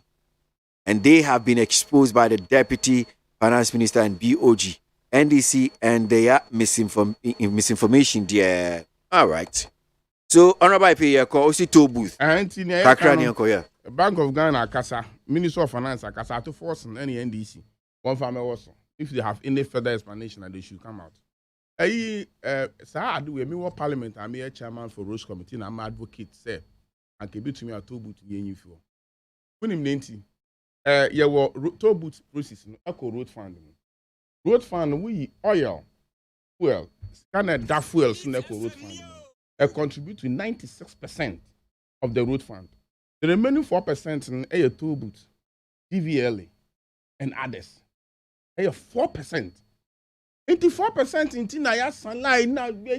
She said, but you the e-levy, but no who said, 4% could be absorbed by the e-levy. Even more, because 10% of e-levy is more than the toll booth, DVLA, everything is 4%. It contributes 4% to the road fund. It is how e-levy now. Now, some communities in the want to know about say oil contribution to the road fund. ASA, DVLA, ASA. Missy, toll booth and DVLA contribute to 4%. 4%. FOUR 4%. And who say? Yeah, the 4% in the Kwashe e-levy nimu. Near to the Kotu road fund nimu. Eba crossing road fund road to. Into ye road to ni for. Na was sanka ye train. Na ye pass e-levy ni vie. Na operational. Near who says 4% no. Ye benya the Akwashe mu have before we collapse the road. The two boats. Into me for say. Ye e-levy ni. The e-levy to me Jan announced. Na me the needed input. That's the 4% in if you are. And when you have to 4%. Now, your minister can say, if a budget can say, you perceive your PPP. PPP, no, I say, me, I pay me a private person. No, me, Missika. No, me, person, me, a lot of quang. If in some, copim, maybe a nkoko. Now, sir, in some to nkoko. Me, na me, Missika. A bank be any. Inti meya to edi atoso na meje bia wo cross kwan na meje 5 cities opem say metse o meka awie na sa aban besan de ama me concession so beji road na no waji yetumi be my 30 years yetumi be my 35 years e be 20 years depending on is this the first time you benya PPP on a road e be ni Ghana akura na ya shase ye the mangoto way ni enti aye ntumi ye ne say e wo ya kwan bi eni wa ye PPP no ye wo condition bi a e say o meet ase na watumi aye one So with the tema motorway, I'm a private person. No case we cross so be 5 cities. Na me I pay me nya 5 cities. Make me the abana court. I catch any say. Aban su me kwan on person be kwatema. Nti aban betumi adifo.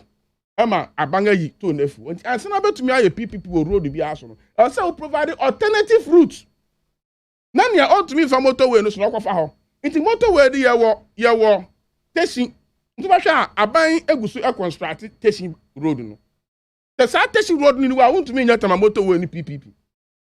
Akra Kumasi, as never to my PPP no. Just you provide another road over fast Akra Kumasi, and ya abonchi o demo a road.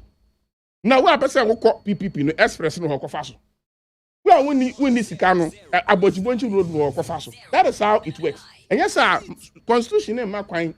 So catch him say me to me fear and come or twancy because what the two are so. The minister can be to me. What the in some to autonomy an express road, there was some alternative route. Met me for autonomy. I mean, confess our express road.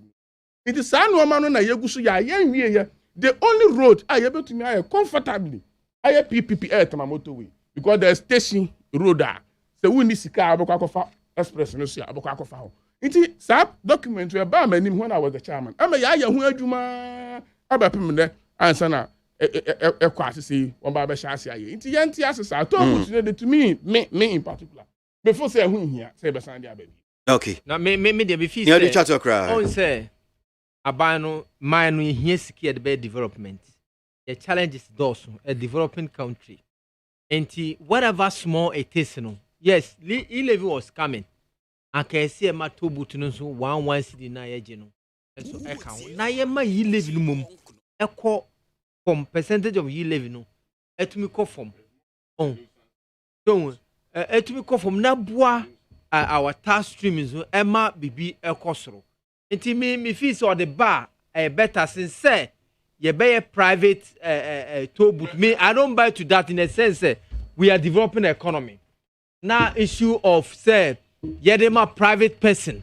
Why you know? Say private person bet me any sky da. I didn't know about some kaje bosia. No fair, no fair. Na bosia wo je umfanya ni efeta. I want to catch you. Ya je bosia about 400 billion. Aka wandu ba ya no. Niema ya de bosia. Ana mini gana ha. Me ko ba bia aka me hu niema ya de aye. Ya je bosia na ya che bosia no. Ya say as at 1976 so say no. Ya je bosia ya che no play. Na tena ha bubu bi so e bebiri wani so. Uko ready a ebebiri wani so. Enti okay. Me ko ade me suggest say anya fuel na boy e de international market. Na ka fuel ni ya moderate a. Anka ya yi to boot no kura fi ho. Na ya fa ade ni nyina anko she fuel. No, fuel ni de e dey hadin. Fuel ni hadin kura say e se koso. Yeah, Mati asemu. Yes, but I think say me dey any say e sa ban koso kura et fuel no so.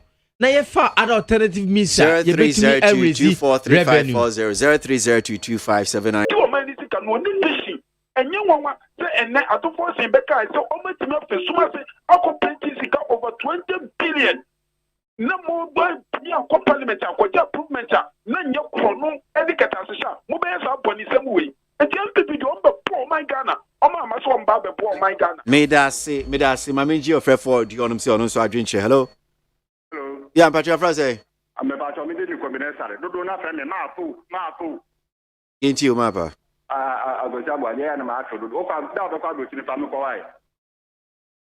Now, no me go how make you want me kiasi. Say, we for Bobo Sia, ya binum say ya.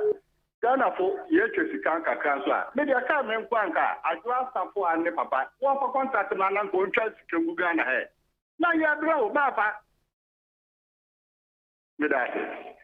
Miss Medasi, my engineer, do you say on so adwenche. Hello, morning. Morning, Brapasi. No one for me to say, bro. But also, Kumasi Brown, be or see a dynamic. Your friend is at Talankash, Miss Fika Price. Into you. Anyway, no, Mammy saying, I mean, Shampama, honorable Alan Kojotraman saying, Chief. Ghana for Kojo, Ghana for Alan, Ghana for Chief, saying, I mean, the next person go, honorable Boniface, so me saying, I mean, Shamano. Ana atwata senya minshama engineer no this yaba wo hwe petashisha abaya ye ka ho asema me de me kan se institution no emra no yemfanya adwuma The running a Juma, who your CEO, who your president, who your former minister, who your MP, who your Yabaya, you better took at that. Let some run near Juma, let them be your tuna, James, to send me that one on Lydia. Obia, one job of be the Abata, Sabio, and the force of Kahubi, Obia, Davas for Kahu, Trust Davas Kahu, Sabu, Obia, Toa, dear with them, Otto Kahu, and Katia, our town, a Yafra, and wouldn't go on Tafra, your demonstration, who may not be. May support for 100% intimate that are binding in paying for Nana Adodam for Kupado. On to the ministers now, more and shining. I can't say I fully a dinomono. Then you own through an Sabio, Yanfa or more of the pa Akumapa or do any tema, animal man and Fankoyaduma. And I must say, finance minister. Patron Sansamno, that's the former president on Dramani Mahama.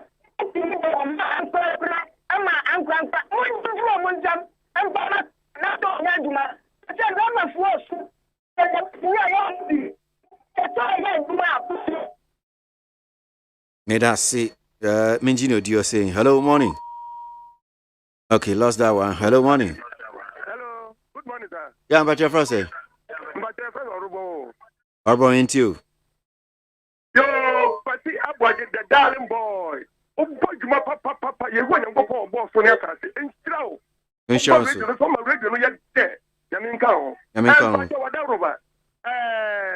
Yera, watch a former energy minister. I don't know if Frank and my people or but a second. I don't know why anybody who is true. And I can't get a phone. Your man from Yanadiano. And also, but I said, butu. I don't know, get boy. Master make anything. Mr. I said, ready on my pony of Kupadu, Daruma. Don't to the dear. I know that one yes, my stomach got a good form. But don't to the blow and the Ghana form power top. Ghana for your power, Mr. Kazua. Now, broken to the side. May qua. Don't no traffic near Katubutu. Now, I want to tell you about it. And I can't answer you in Triatro. Ghana has to be on the Tria. Oh, today. Oh, that's so credible from what Triatro. Now, I abandoned the picture of mine. Ghana had it. They're in Triatro. Now, this will be a crying. Not crying. Been Triatro. And the Amambania Kupadu Daruma. But don't to the bra. I know quite a woman, free education for I have been ready. Amambania Kupadu about my Ghana, Papa, Mamma, or buy it. There's some time. Give me. Now, I'm not the only person. All the president of Ghana. Mark my words. I am the one. I didn't know Ghana for. But the president, if you know how I will May that say, Waka Crano Mobia Kebi. Hello, morning. Meaning of ABOAGYE, darling boy. And then I was asking why I'm bizarre. Voice, are they? On your me, Asundiana, and Kawo, Having counsel. Voice, no, a coca. Yes, Hannah, Doctor, Kofa by one, who blow, Kofa by one, or say, Kwame, that's why. One in the Rama, or therefore want to say, Yami Adarum Hoyapa. One in the local police upon. And for a listen, I'm saying, Mr. Nakosi, who called it Diana. Ah, my brave radio, my neighbors, my bread. My man fast the PSA and my media. Now, Minia Bama, Duka, or Boatuma. Now, Master Ghana for Minia Bama, Metropolis Prempe, Energy Minister. Then can you say, or Kosu Boatuma? And the next farm will say, Makatia, and Penny Farmer Munya for today. Edenia, Monsabaka. Now, there be a Mekama Sam on my year, and Fidjuma no money at Chelsea, woman. They come to say, who can you Bama, Alan, Quadrotra Martin, Trade Minister 1. Menu Casacosi, so free, Bole Bamboy. Now do that you mind. Now, but do a fair so. Now, cause some for small factory, Bako, Menu Casogamina Rams Chrome, Brecum. Tomato factory, a Gusua, a Yaduma, a Kunfiablo Bay, very soon, Yano, or Mampanini, and a Quacopiano. The way Kuklukana, Mubiana, so be carried. But why should know a Yansem, a Coban say, and Omujifi Yansem, and Tigana from a Sramo, Yanyo town home, Nafa Company Didier, and Tom Compagnetti. I mean, what did you say? when you go beton shabu so egu omano so ama yakoni onaba pray me say nyame shade mapokwa kwa to yam na nkudie ebe ya wodia berito me say nyame sa me nyame da se me da me das ma me fa ni chat okra ni fa course no fancy hello me fa ni chat okra darling boy say ayo wafa na kwa abasoso Enia. Yami asumudie nkan. Ebi nkan champion. Papa nyakopon sila. I feel champion too. Ofa. Anopai mame fanche muham emacha maju oba deputy communication officer. Na menchia NDC national organizer Joshua Akamba. Na menchia ni tachi janko also odome kwablenya. Na mpem also mechiano. Lapani anopai nyakopon asumudie nkan obi because oman odwe oman ho odwe oman Ghana ho papa. No fa kwasi ko utu kwa kakraba ye niema tetia pansam o man mu ha Ghana eniema tetia pansam to the sense corruption and abeji Ghana boss wo fa una uni antime ka de asi wo Ghana ha kyerɛw amwo hu de na ekoso wo fa se Ghana ukwa ye no mu de hila bi betu ye kom Ghana for ye ka se ye mpene anu achi se wo mampanyi ma te se sika bi ko mu twa sika bi o se sai ama ho ba asem wo fa ukwa eniema bebre na asi wati na ye ma we ahosam ye papa President Akufo-Addo tama oba na ofa o ka kire se sika wo Ghana ha pa yeti sika so na se komo de o mampanyi ba ye mebusa sa hefa na sika na fa covid sika e ba yesam hefa na o mampanyi de sika ya fa o fa me se utu kwa ba ye me se ne ma sisi wo man mu anya ne market o President Akufo-Addo aye na de se be Ghana fo no fa ye ho se nyoma bibia boa ye de wo fa patro ye timi to Ghana ha o wafa me yeso to kwa bro to tie so Ghana e wo kwa ba bia wo tie se de nema bo tie ye den no wafa ye Ghana fo ye di ya ho anye etwa ba de a money so no kan bibi tira ba ni se Ghana fo ba ye Ghana fo de asem bia to ani se ya ho kire pa mitikata na ho kira ba o mai mu no ba se ye di ya ho anye 2024 Ghana fo mo hwe na mo to abapa na NDC bla na NDC ba ye ba fi antoma pafla ofa wo kwa awade aya na ye me de ne se de wo ka ne se me ko eno na ye me de nyame asum de kan